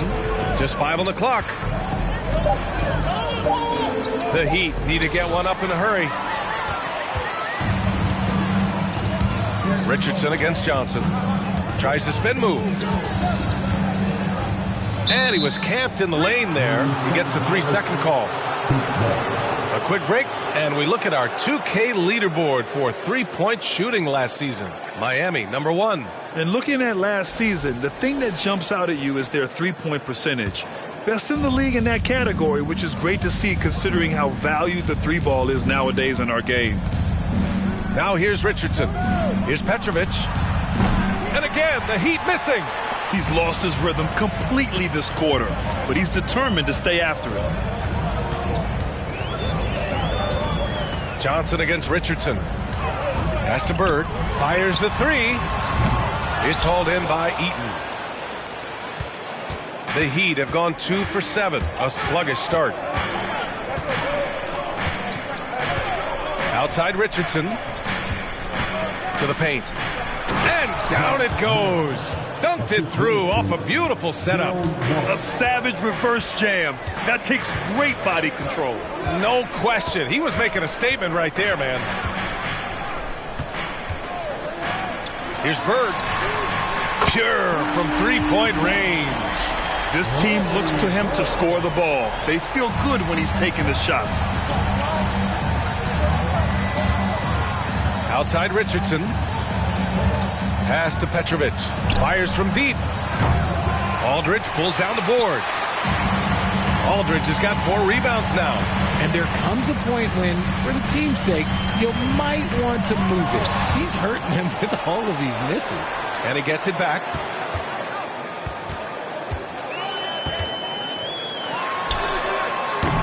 And a miss there on the triple. Surprising to see him miss here, but they'll be happy with that shot in most possessions. Pass to Richardson.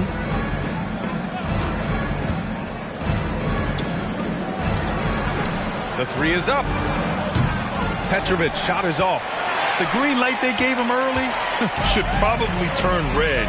He needs to get others involved. Here's Bird. Now here's Capella, guarded by Richardson. And Capella gets it to go. Capella's gotten his second bucket of the game. And what do you know? Capella with the high percentage look. That's his motto. Pass to Petrovic. Lets the three fly. Nails it from beyond the arc. Yeah, hopefully that settles him down after starting the game 0 for 6. Timeout called. Memphis.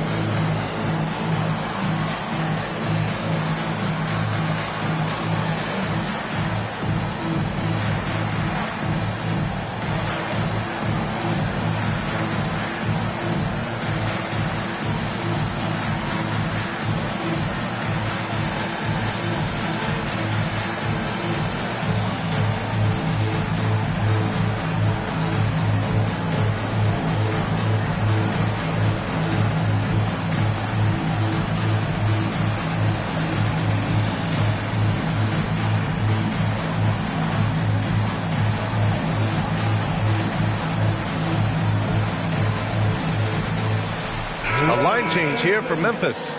And the Heat with some changes.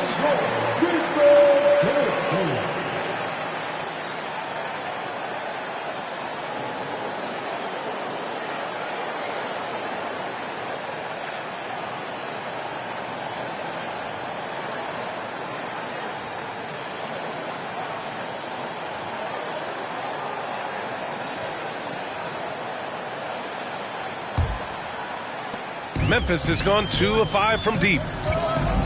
Beverly outside.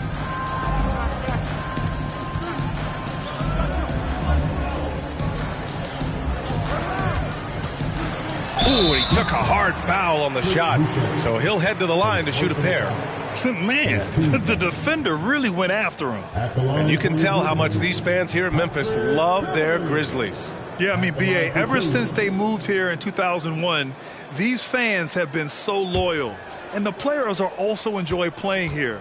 Memphis is a fun-loving city with great barbecue and a lot of character. That free throw good from Beverly. When it comes to the Grizzlies, a lot of this season is about erasing the memory of their playoff loss last year. It was a disappointing end to their season.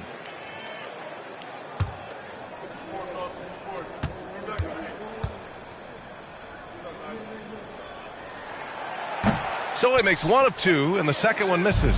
But with Memphis's 2021-2022 season, it still has to be considered a success, right? Yeah, I think it was a successful season, but as a whole, this young team, they won their division, but the hopes were so much higher going into the postseason than just the second round. And so it's Memphis with it. The Heat making their last shot. Inside. It's intercepted. Pass to Cooper. Here's Sanders. He's covered by Oubre. Here's Haslam. Out of bounds as Memphis keeps possession.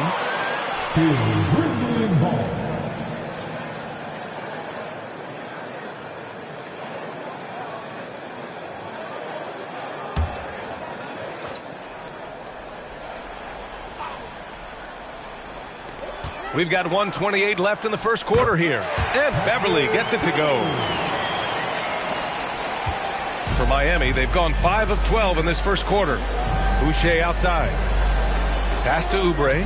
4-3. It doesn't go for him. Now Memphis takes it the other way. Here's Sanders. Boy, he's been patient so far. Nothing yet on the scoreboard. Beverly outside.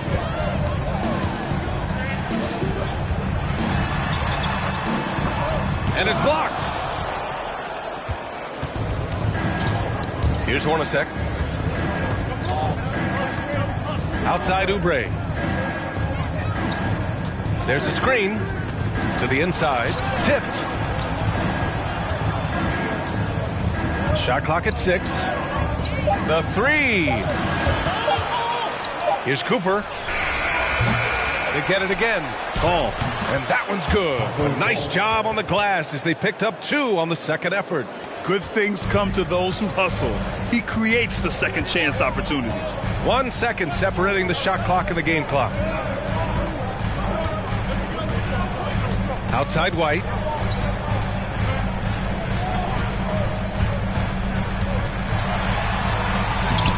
It's hauled in by the Heat. Here's Hornacek. Released it in time, but it's off the mark. Well, a good close contest so far as we finish the first quarter. Heat out in front, up 1. Don't go away. We'll be back with the second quarter in just a moment.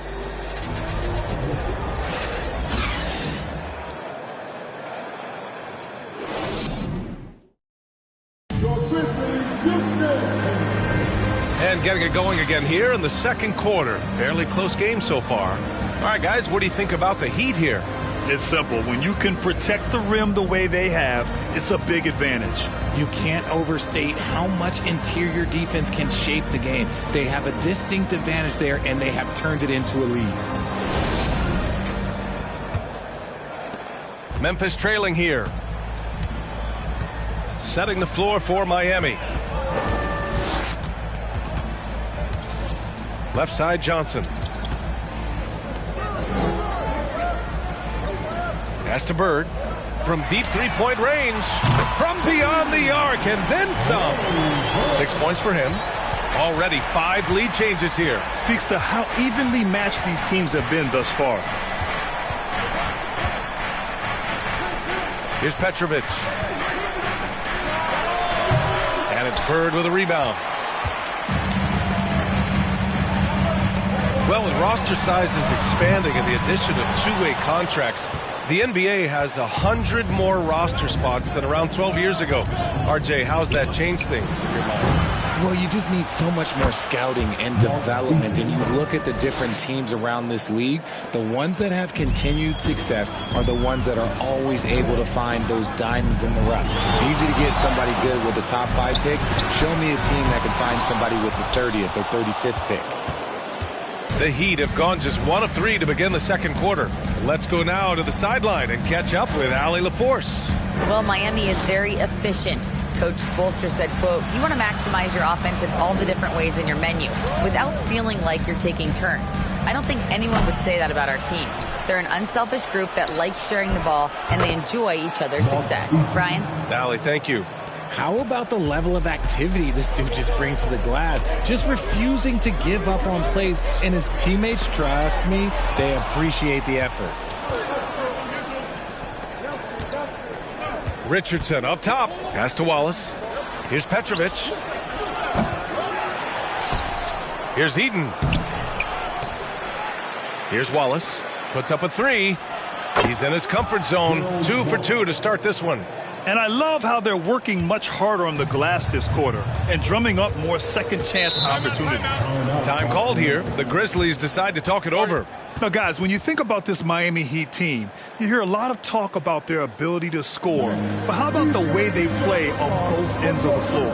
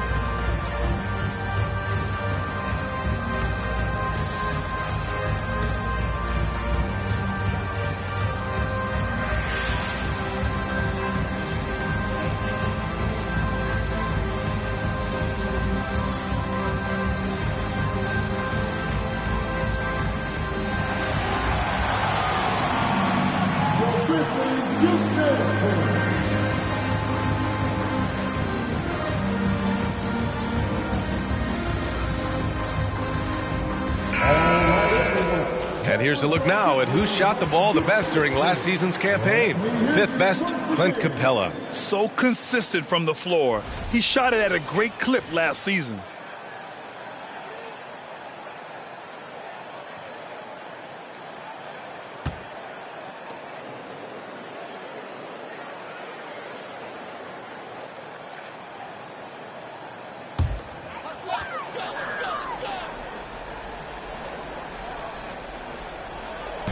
On defense, the Heat. In the second quarter, they've given up just 3 points. Will it go? And it's Richardson with the rebound. This has been a close game in a lot of ways, but they do have an edge on the boards.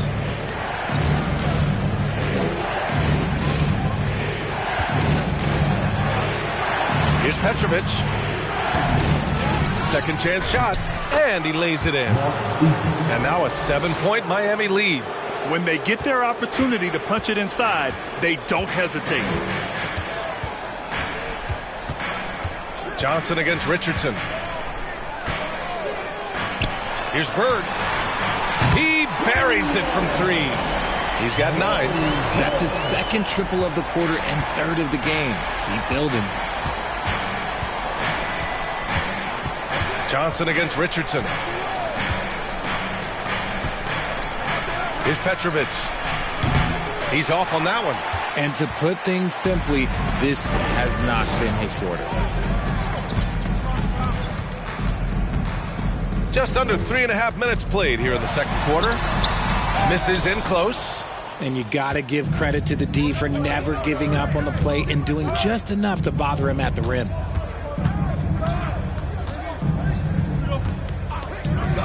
From deep. Can't get it to drop. Now Memphis takes it the other way. And they're winning, but it hasn't been because of him. He can't throw it in the ocean so far.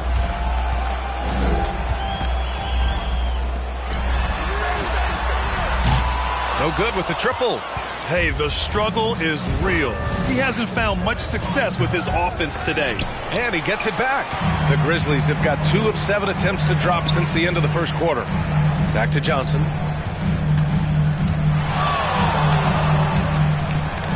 The floater.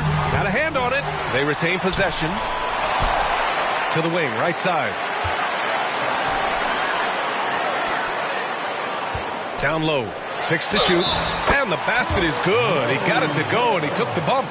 So a free throw coming up. An opportunity at a three-point play. RJ, you played with some of the greats. LeBron, Duncan, Dirk, Jason Kidd, just to name a few. But if the game were on the line, who would you want taking the last shot? Putting you on the spot here. I'm going to be really honest. I have been in great situations with all of those guys, and they have all delivered. So this isn't, but I'm going to go with the person that's delivered the biggest shot of my career, and that was Kyrie Irving, and he hit the clutchest shot in NBA history. Argue with me if you want. You're going to lose it. No argument here. Yeah, and we hear this a lot about the Grizzlies, but it bears repeating. There's probably no team in the NBA that has more reason for optimism than Memphis. Now here's Oubre. Well, no scoring yet from him, but that's likely to change. Here's Bird. Oh, and there's the whistle on the shot. So 2 free throws for him coming up. I don't mind that. I mean, they met him at the rim and temporarily prevented the points. You know, I think about all the optimism surrounding the Grizzlies. The rest of the NBA has been put on notice. Yeah, BA, and they should be. This team should be a contender for years to come. If the front office makes the right moves, which they have in the last few years, they could be hanging up some banners very soon.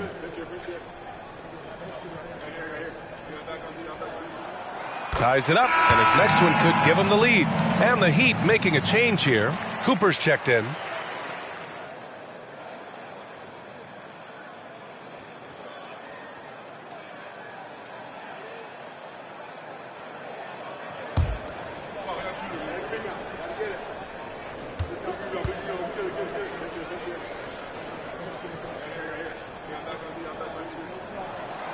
He does not get the second one. I know he's kicking himself for not snatching the lead.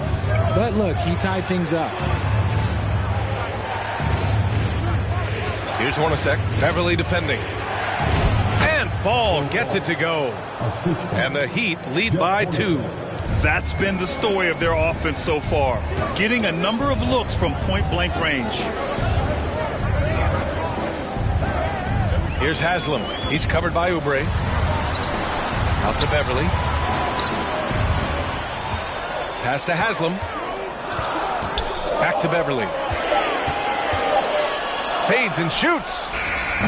And another miss by Memphis. And usually that's a bucket for him. But look, nobody's perfect in the mid-range. To the middle. Here's Fall. Basket's good. And now a 4-point Miami lead. The value of good ball movement isn't lost on this squad. Pass to White.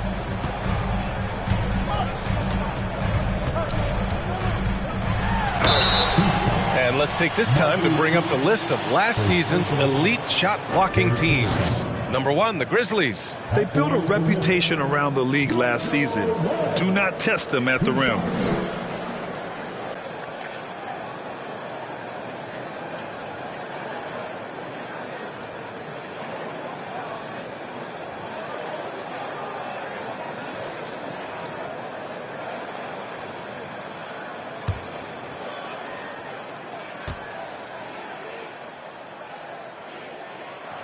No good on the free throw. Getting themselves to the line this quarter is a good way to get their offense rolling. Boucher's checked in for Miami.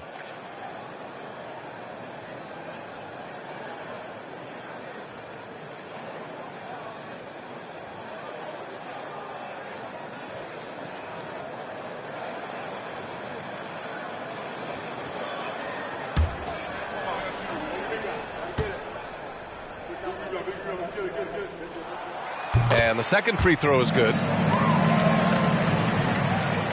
The Heat with the lead. Here's Hornacek. Pass to Fall. Outside Oubre. Blocked! And that's out of bounds. Miami will retain possession. And we have to take another look at that block. Oh, my. And that was textbook defense. Positioning himself well to send it back.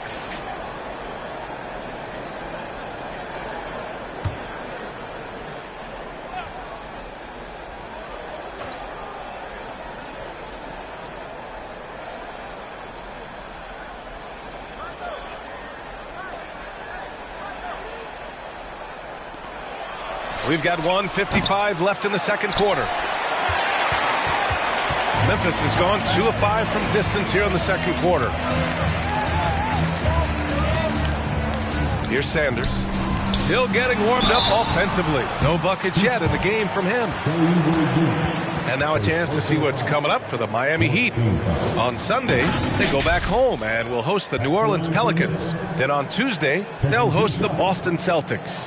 They have a nice string of home contests coming up. This team has been fantastic in their own house, so a great chance to put together a few wins right now.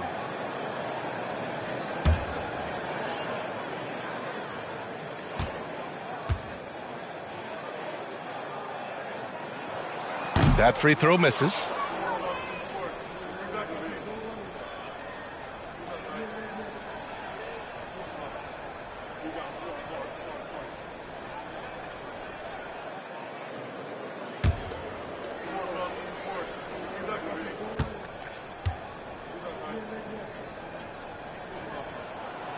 And he sinks the second. Miami has gone just 1 of 5 so far this quarter from 3. Pass to Cooper. Here's Hornacek. From the arc. Haslam with a rebound. We've got 1:28 left in the first half. Here's Sanders. He's covered by Oubre.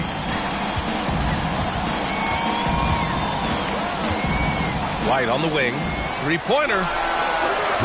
Doesn't go for him. Now the Heat take it the other way. Here's Cooper. Boucher outside. Here's Hornacek. There's a screen. Fires for 3. The shot comes out. He didn't make them pay for that weak defense, but they just can't rely on him to miss those kind of shots. To the right side. Oh, deflected. It's stolen by Oubre. 34 seconds left in the first half of this one. Pass to Cooper. The 3 is up. That one falls. He's now 1 for 3. And what kind of defense was that? You can't give up wide open threes like that. What are you doing? Now here's White. Tightly guarded. There's the block. And they'll get another chance. White on the wing. Clock at 6. Second shot opportunity. And we're through the first half of play here in what's been a good one. Heat out in front, leading by 5. All right, now let's check in with Allie LaForce. Allie, what do you have? Coach, it's been a hard-fought game. A lot of hustle plays. What gets you over the hump in the second half? Well, we just have to keep on grinding. That's what this kind of game is like. In many ways it feels like a playoff game. But those plays right there, ball in the air, ball on the floor, we gotta make sure we're dominating those areas and then make some plays. We'd love to see playoff intensity there in the second half. Thanks, Coach. Appreciate it, Allie. And we'll be coming right back after this break. Ready for the third quarter.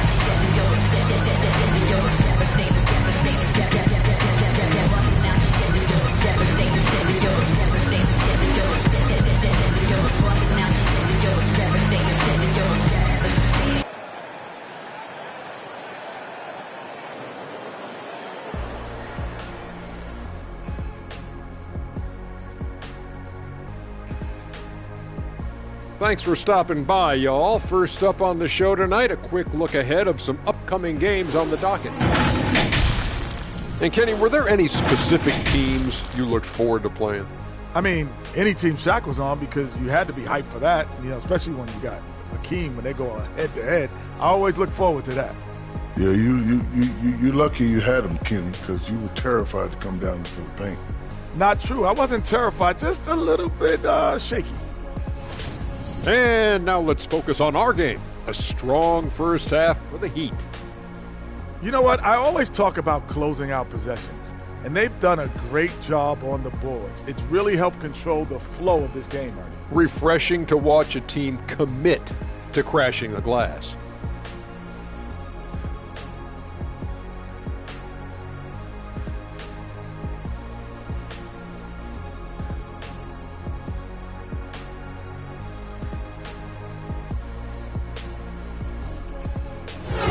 And that's a wrap on halftime. Thanks for watching as we send you back to BA to call the second half.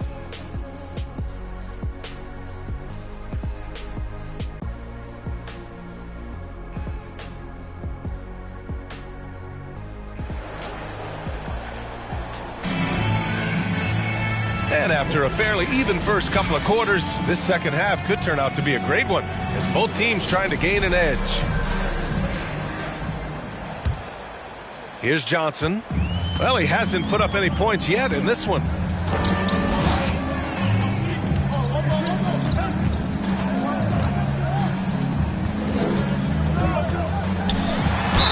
Oh, a clear foul there on the missed shot. So he'll get a pair at the line. Everyone in the building saw the obvious contact. At the line for your Grizzlies, Richie Garrett. At the line for two,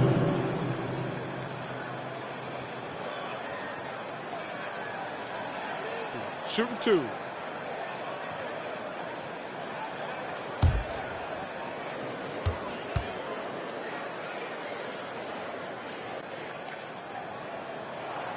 First one falls for him.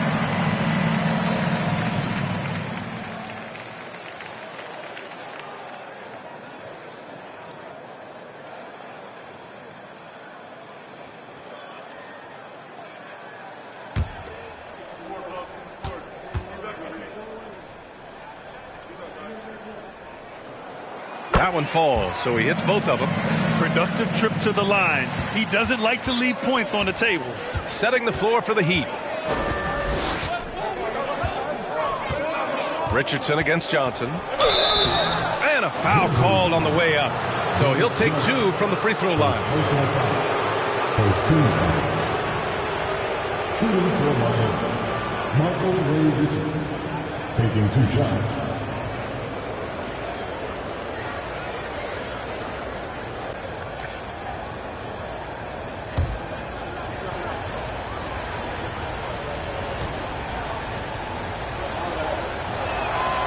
That free throw no good.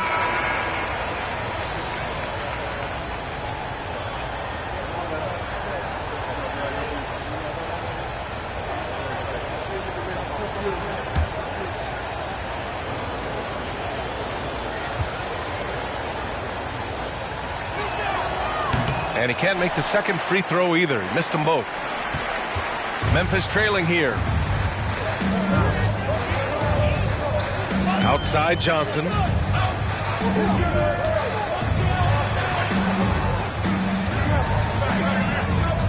Here's Bird. Up top Capella.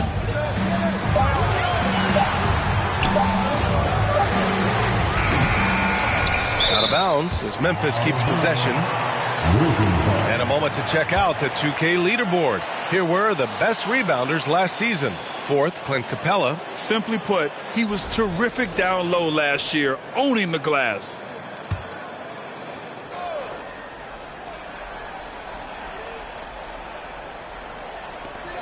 Here's Aldridge. It's hauled in by the Heat. Second half getting started. About a minute played.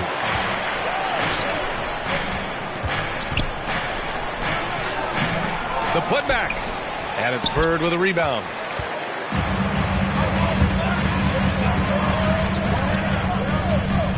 And the ball out of play. The Heat will have it.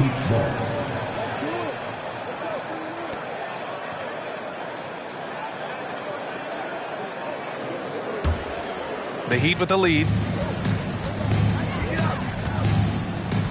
Richardson up top, covered by Johnson. And the basket by Barron. He's got 5. You can't lose a shooter like him on the court. The ball will find its way to him, and he will drill a 3 each time. Just over 1.5 minutes have passed in the third quarter. Pass to Aldridge.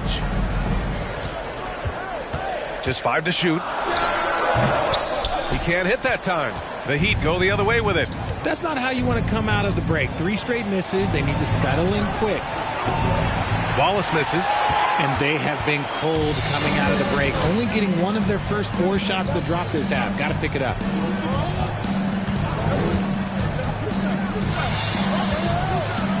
Lets it go from deep.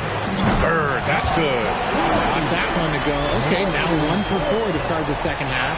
The Heat have gotten only 1 of 4 shots to fall in the second half. Time called here. Miami decides to talk it over.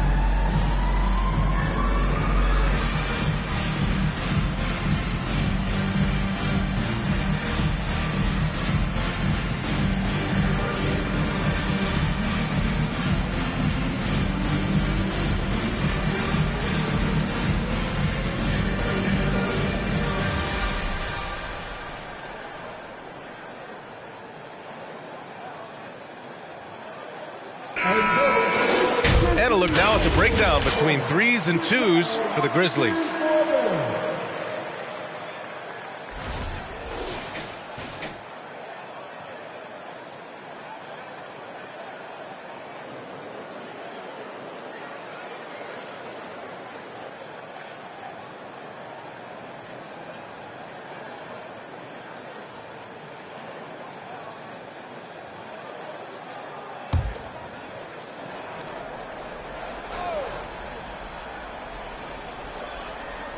There's the steal. Not quite 2.5 minutes played here in the second half.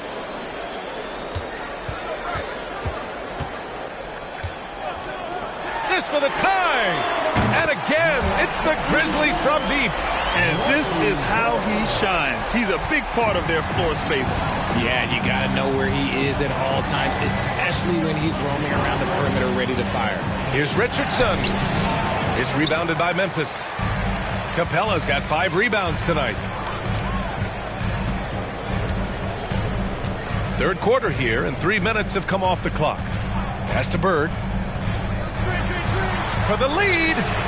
Cranes the triple. Now it's a 3-point Grizzly lead. Wow, their opponent is doing a tremendous job spacing the floor. And Clint Capella takes pride in his defense.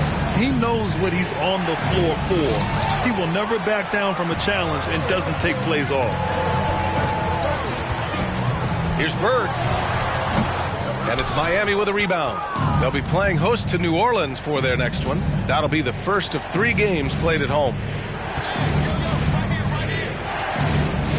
Outside Richardson to end the run. And again, the Heat missing. And with Capella in his defense, he's a vocal leader on that end of the floor, Greg. Well, he will hold guys accountable in the locker room. Capella knows it takes 5 committed players to play great defense, and he wants everyone on his team to buy in. And the Heat call time here. Yeah, they're hoping to turn things around with this timeout. On the wrong side of a scoring run here, we might see a lineup change. I'll be pretty curious. While we have a moment, let's check out the highest scoring teams in the league last season. Second, the Grizzlies. And last year, I liked watching this team operate on the offensive end. The ball movement, the patience, the confidence. You love seeing all that come together.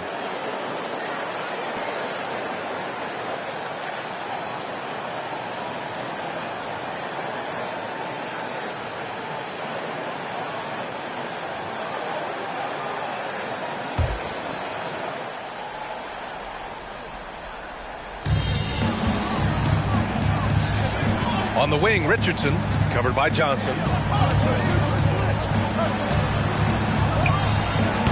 And again, the Heat missing. Okay, now I think he's starting to get in his own head right now. Maybe he's overthinking things a little bit, and as a result, he's just been off. Out of bounds. It'll go to the Heat.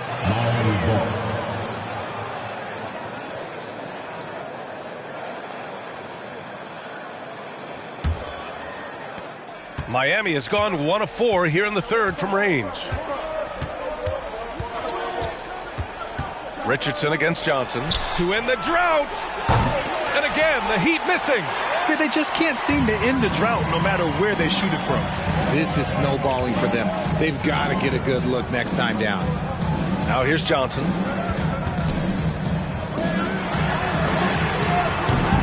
Off target from three-point range.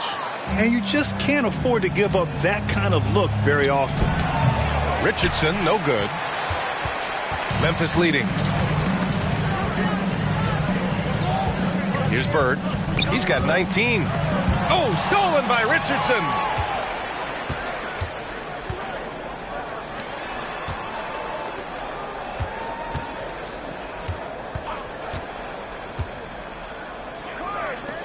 Here's Petrovic. He got a piece of it.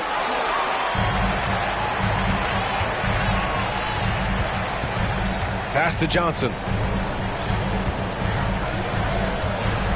Here's Bird. Jacks up a three. Petrovic with a rebound. Now Richardson.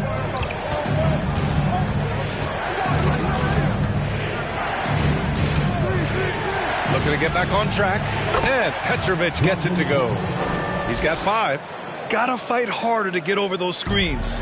Yeah, as soon as these guys feel contact, they are just disappearing like they're not even there. You gotta show some fire and keep defending. Pass to Bird. Takes the 3. It's hauled in by Eaton. Ooh, that's a tough break. After poor communication defensively, it leaves him all by himself.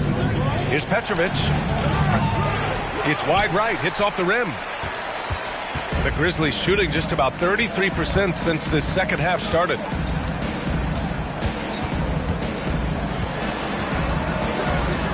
Launches a 3.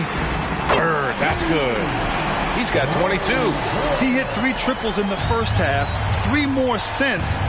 That's nothing to shrug at. Time called here. Miami decides to talk it over. Failing to find a rhythm offensively. Something that needs to change and change soon.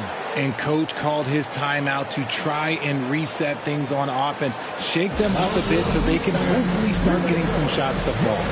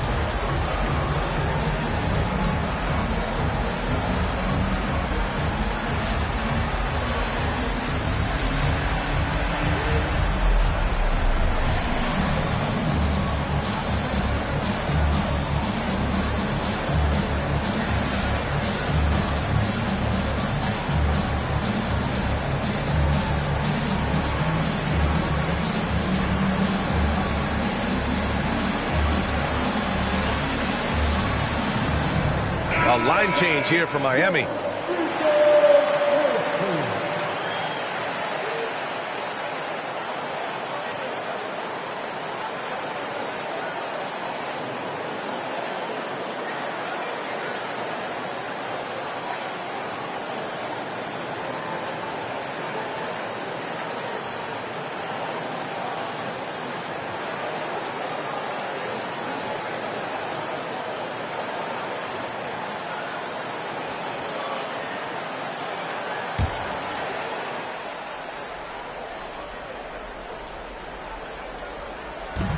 So it's Miami now. 6-point game. Here's Cooper. Beverly defending. It's tipped. They get it back.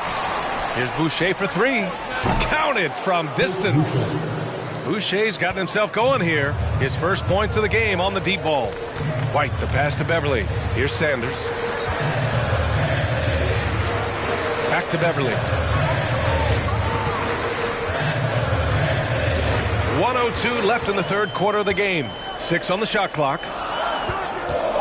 From the top of the key, White can't hit.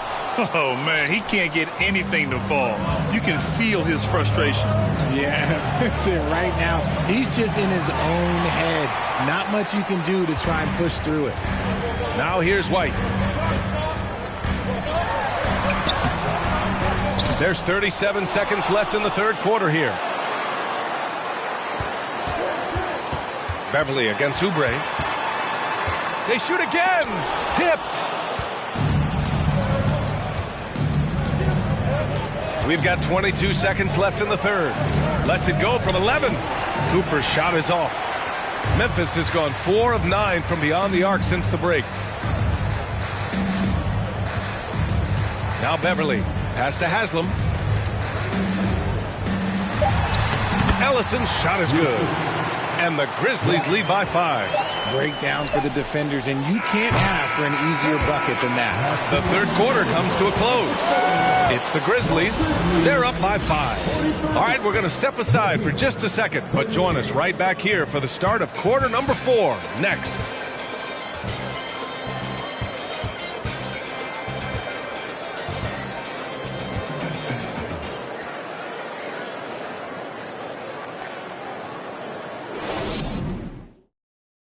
And now we have a moment to reveal our State Farm assist of the game. This is the definition of team chemistry. I love to see this kind of communication and connection between teammates leading to the perfect pass. Serving it up on a platter, that is a beautiful dish. And 2 teammates on the same page, woo.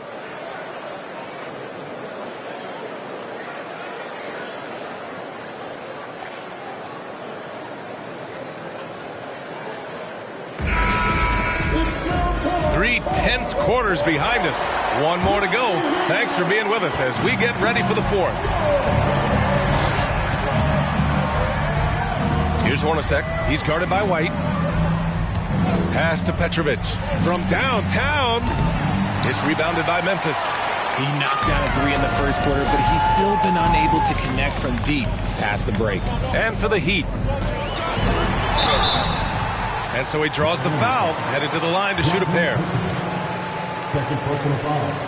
First team foul.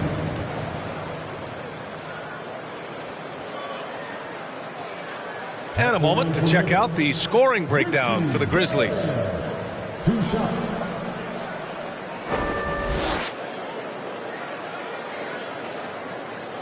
Shooting 2.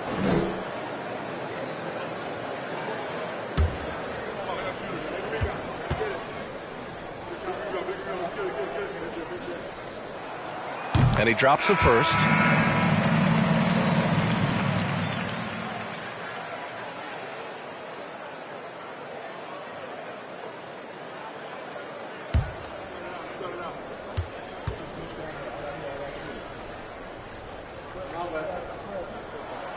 And so he hits both. And man, looking good from the line so far this half. Miami trailing. Outside Richardson. There's the 3. Petrovic shot is off. Gotta find easier shots when you're already struggling. That's not gonna get it. Here's Bird. That shot off the mark. And Miami will go the other way with it. Here's Wallace. Left side Richardson.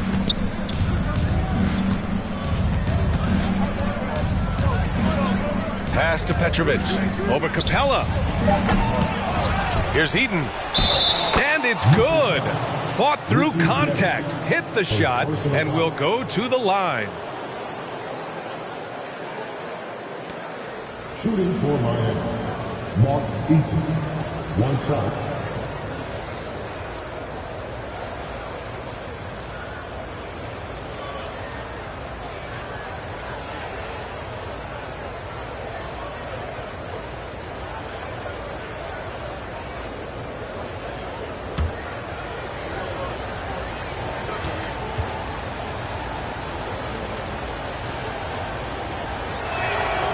And the free throw, no good.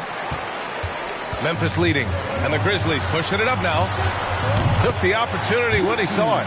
He drops yet another dime, just facilitating this offense like a maestro.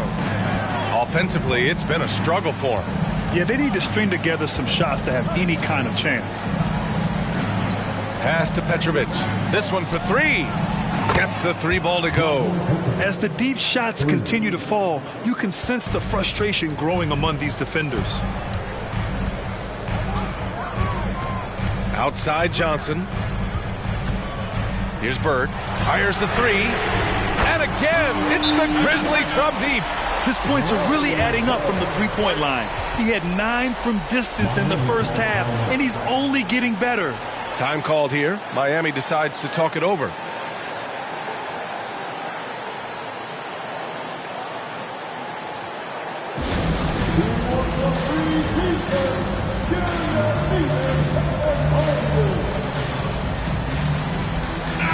And let's swing it over to the sideline and hear from Allie. Well, over the break, I listened in on Eric Spoelstra's huddle. He told them to be more careful about their selections, saying, quote, don't force it at the arc. If it's not a good look, don't risk it. Move the ball, attack inside. Use your options. Great work, Allie. Thanks. And this is just typical of him. Always making an impact at crucial moments in the game. And his team needs every bit of his production if they want to pull this one out. It is neck and neck here in the final period.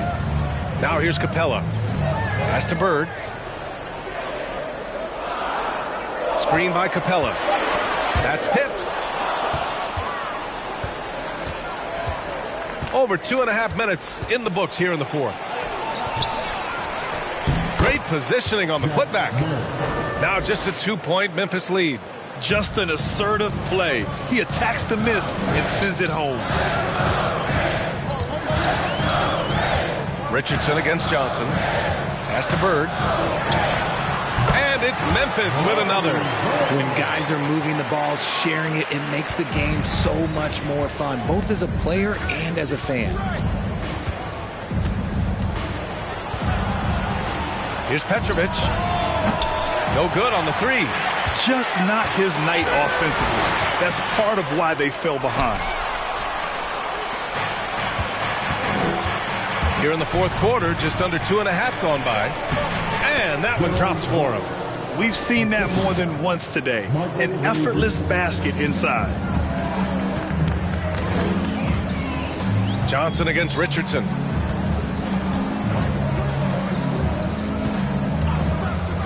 Lets it go from deep. And it's Bird missing. The Heat have got 5 out of 10 shots to drop here in the final quarter. Pass to Richardson. Spins. Yes! And the foul! That one on Capella. And he gives up some size inside, but makes a great adjustment on the finish. Yeah, you can give up some size, but that shows you how fearless he is, willing to attack the basket no matter who is in front of him.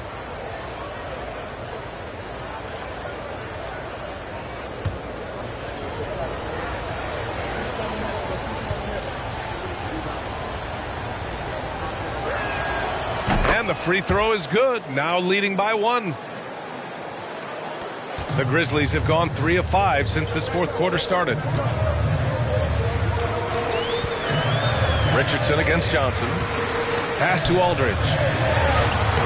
Uses the glass to finish the layup. Aldridge has got his first 2 points.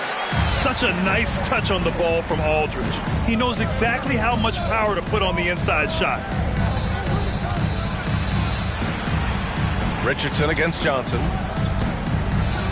The shake. And the rebound goes to the Grizzlies. Capella's got double-digit rebounds now in the game. Here's Johnson. Tips it up. And another shot. Bird. And at last, they get one to fall. He has 29 now. His accuracy is on another level this quarter. Really high quality shooting.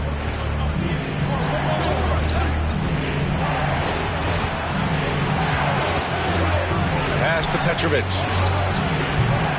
Can't hit that one. Now the Grizzlies take it the other way. Here's Johnson. No good. A bit long that time. Even with a big goose egg by his name on the shot chart, the team is somehow managing just fine without him. Stolen by Capella. From deep. Oh, the Grizzlies get it back. That's been the difference tonight. They've been insanely disruptive on the glass. 5 to shoot.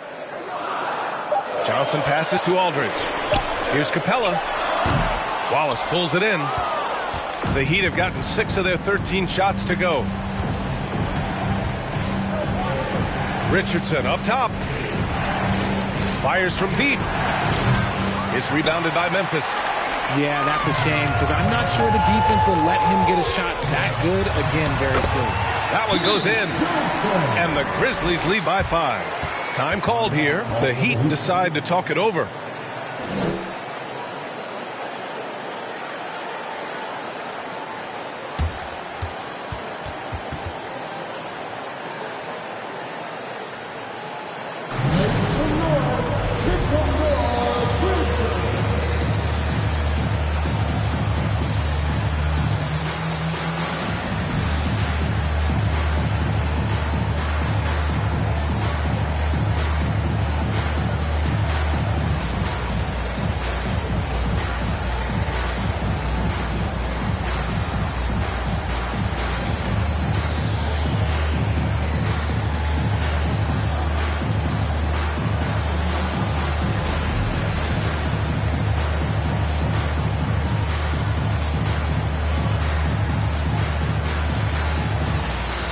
And the Heat making a change here. Cooper's checked in. Miami has gone 2 of 6 so far in the 4th. We've got 1:55 left in the 4th. To the inside. Shoots a fadeaway. Uses the glass to drop it in. And that's a double-double for him now. I love how he went right at the defender. Recognizing the height advantage, he goes to work. There's a screen by Aldridge. And it's Bird missing. Miami trailing. Down low, Wallace. And the layup is good after a nice lead pass. And you want him taking good shots at this point in the game. And that one was easy. Yeah, it's clear why they go to him in these moments. They know he's going to deliver for him. And it's Bird missing. And the Heat shooting at even 50% since the 4th quarter got underway. Outside Richardson to take the lead. And there's a whistle. He'll head to the line to shoot 2.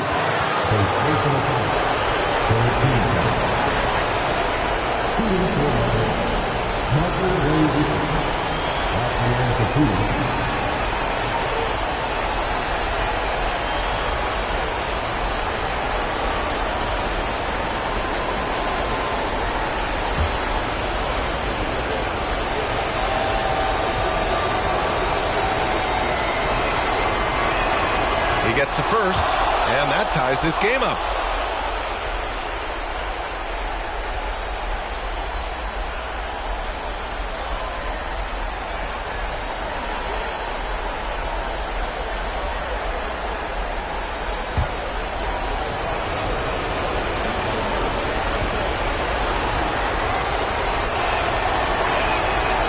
And he's unable to get the second one. I know he's kicking himself for not snatching a lead. But look, he tied things up. Right wing. Now here's Capella. Not a lot of room. 3-pointer. It's hauled in by the Heat. There's 42 seconds left to play in the 4th quarter. Richardson for 3. Doesn't go that time. Now Memphis takes it the other way. Pass to Bird. Back to Johnson.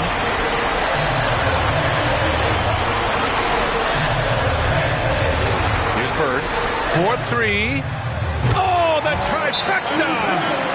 Talk about stepping up in a big way. What a huge play coming through when it matters most. Time called here. Miami decides to talk it over. They're trailing by 3. 17 seconds left to play in the fourth quarter. All right, guys, what's your take? If they leave the arc open, take it. But it may be safer to get a quick 2 and then foul. Yeah, time is the enemy at this point, so I think I'd go for the tie and avoid playing the foul game. Now here's Richardson. Pass to Cooper. Takes a 3. And buries it from deep. Oh, an enormous three-pointer. All right, now a timeout called by Memphis.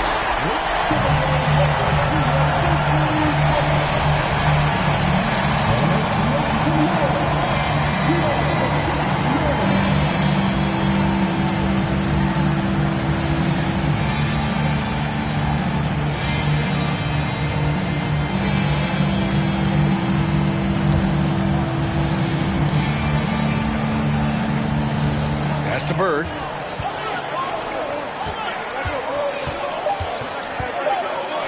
Knocked away. Aldridge. Oh, he missed it. Regulation is ended, and we are headed to overtime. We'll get right back to the action when we return.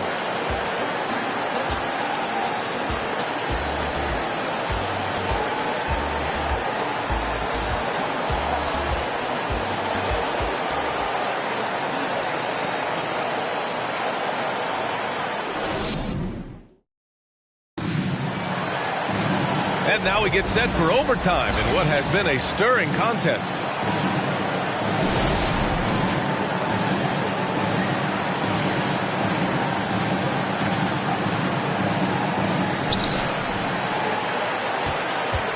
And here's Johnson.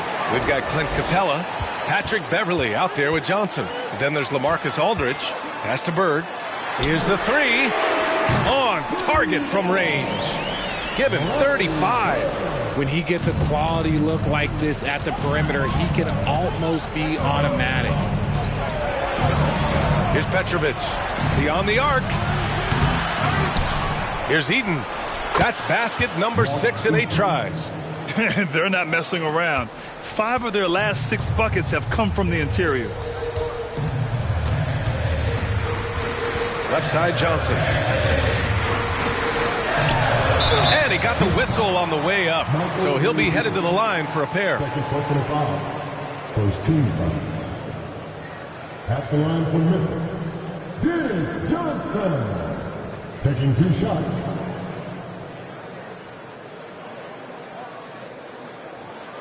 Take a break. Take a break. 2 shots.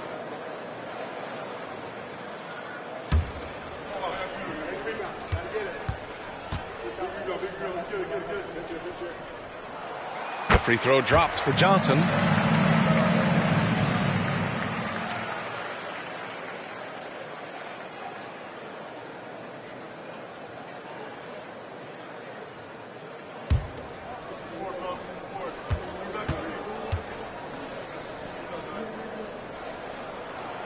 And Johnson drops them both.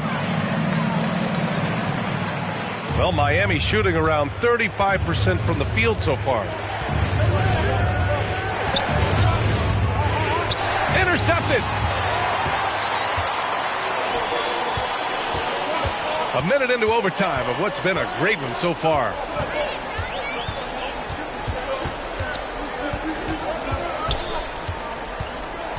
Aldridge outside. Shot clock at 6. Capella, the pass to Johnson. Here's Bird. And again for 3. Buries his 10th triple of the game. Unbelievable, B.A. Unbelievable. Here's Petrovic. Tried to come right back with a 3 of his own, but it's no good. Memphis has gone 2 for 2 from distance since overtime began. Pass to Bird from downtown. The shot off that time, and Miami will go the other way with it. Here's Wallace. Just about 2 minutes into the overtime period. What a game. It's deflected, and they get it back. Beverly defending. Here's Eden.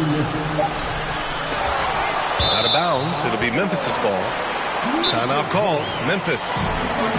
They're up by 6. We've got 1:55 left to play in overtime.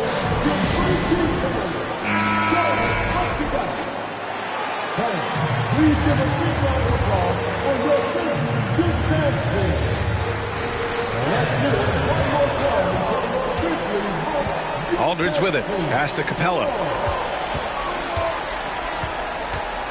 Outside Johnson. Beverly with it. From the arc. Petrovic with a rebound. Just under 2.5 minutes passed in this OT. They get it back. Here's Richardson. Oh, nice fake, but the layup's off the mark for Memphis. They've gotten 2 of 4 attempts to go in OT. Tipped away. Here's Bird. Another shot. And so he draws the foul, headed to the line to shoot a pair. And just so active for his size. Capella is hard to guard. The line for your Grizzlies.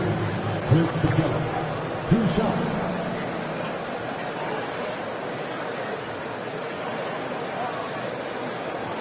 Shooting 2.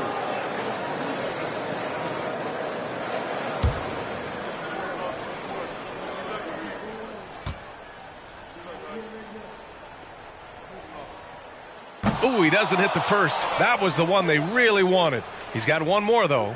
Yeah, one of the best rim runners in the game. Capella is underappreciated at times because he doesn't fit the mold of the modern big.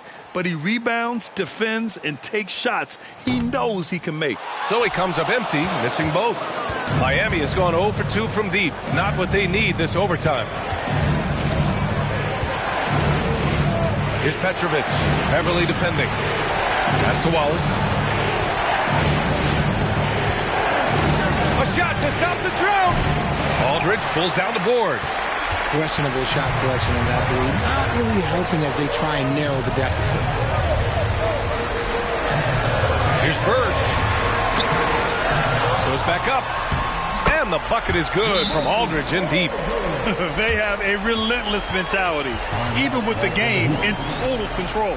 No let up with these guys. They're going for the throat now. Time called here. Miami decides to talk it over. They're behind by 8. 41 seconds left in the OT period.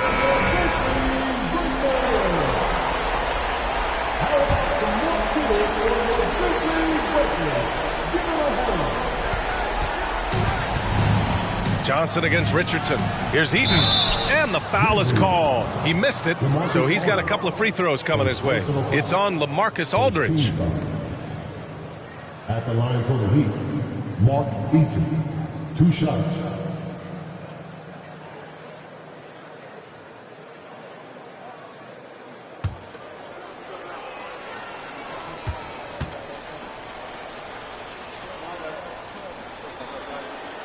First free throw is good, and that narrows the gap to 7.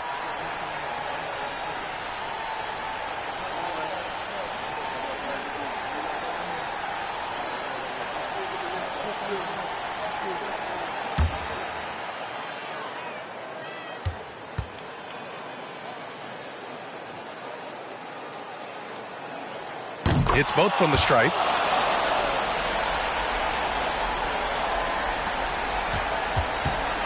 And he commits the intentional foul. His 3rd personal foul. 3rd team foul. At the line for Memphis, Dennis Johnson. At the line for 2. Shooting 2.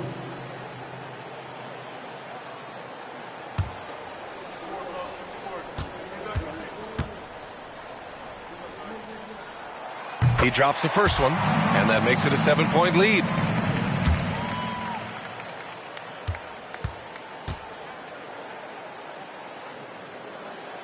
So he goes 2 for 2 at the line, and it's an 8-point ball game. 32 seconds left in overtime. Outside Richardson. Pass to Petrovic. Money. Oh, and that cuts the lead to just 5. And they go to the intentional foul. His fourth personal foul. 14 foul. At the line for your Grizzlies, Richie Garrett. 2 shots.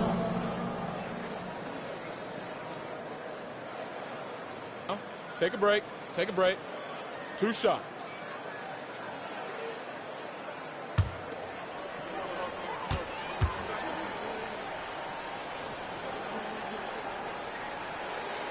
So the first one drops, and that increases the lead to 6.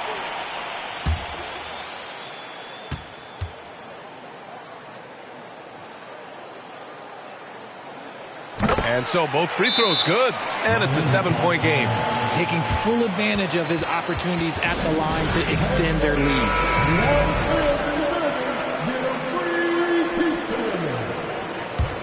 Substitution on the court.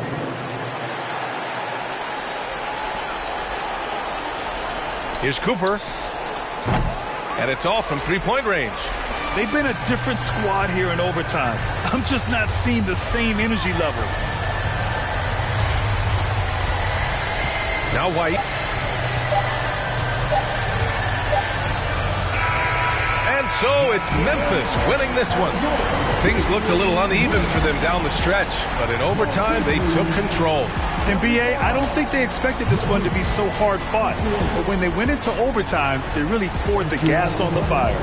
Thank you for joining us. That'll do it for now. This is Brian Anderson thanking you for tuning in. Now let's check our New Balance Player of the Game.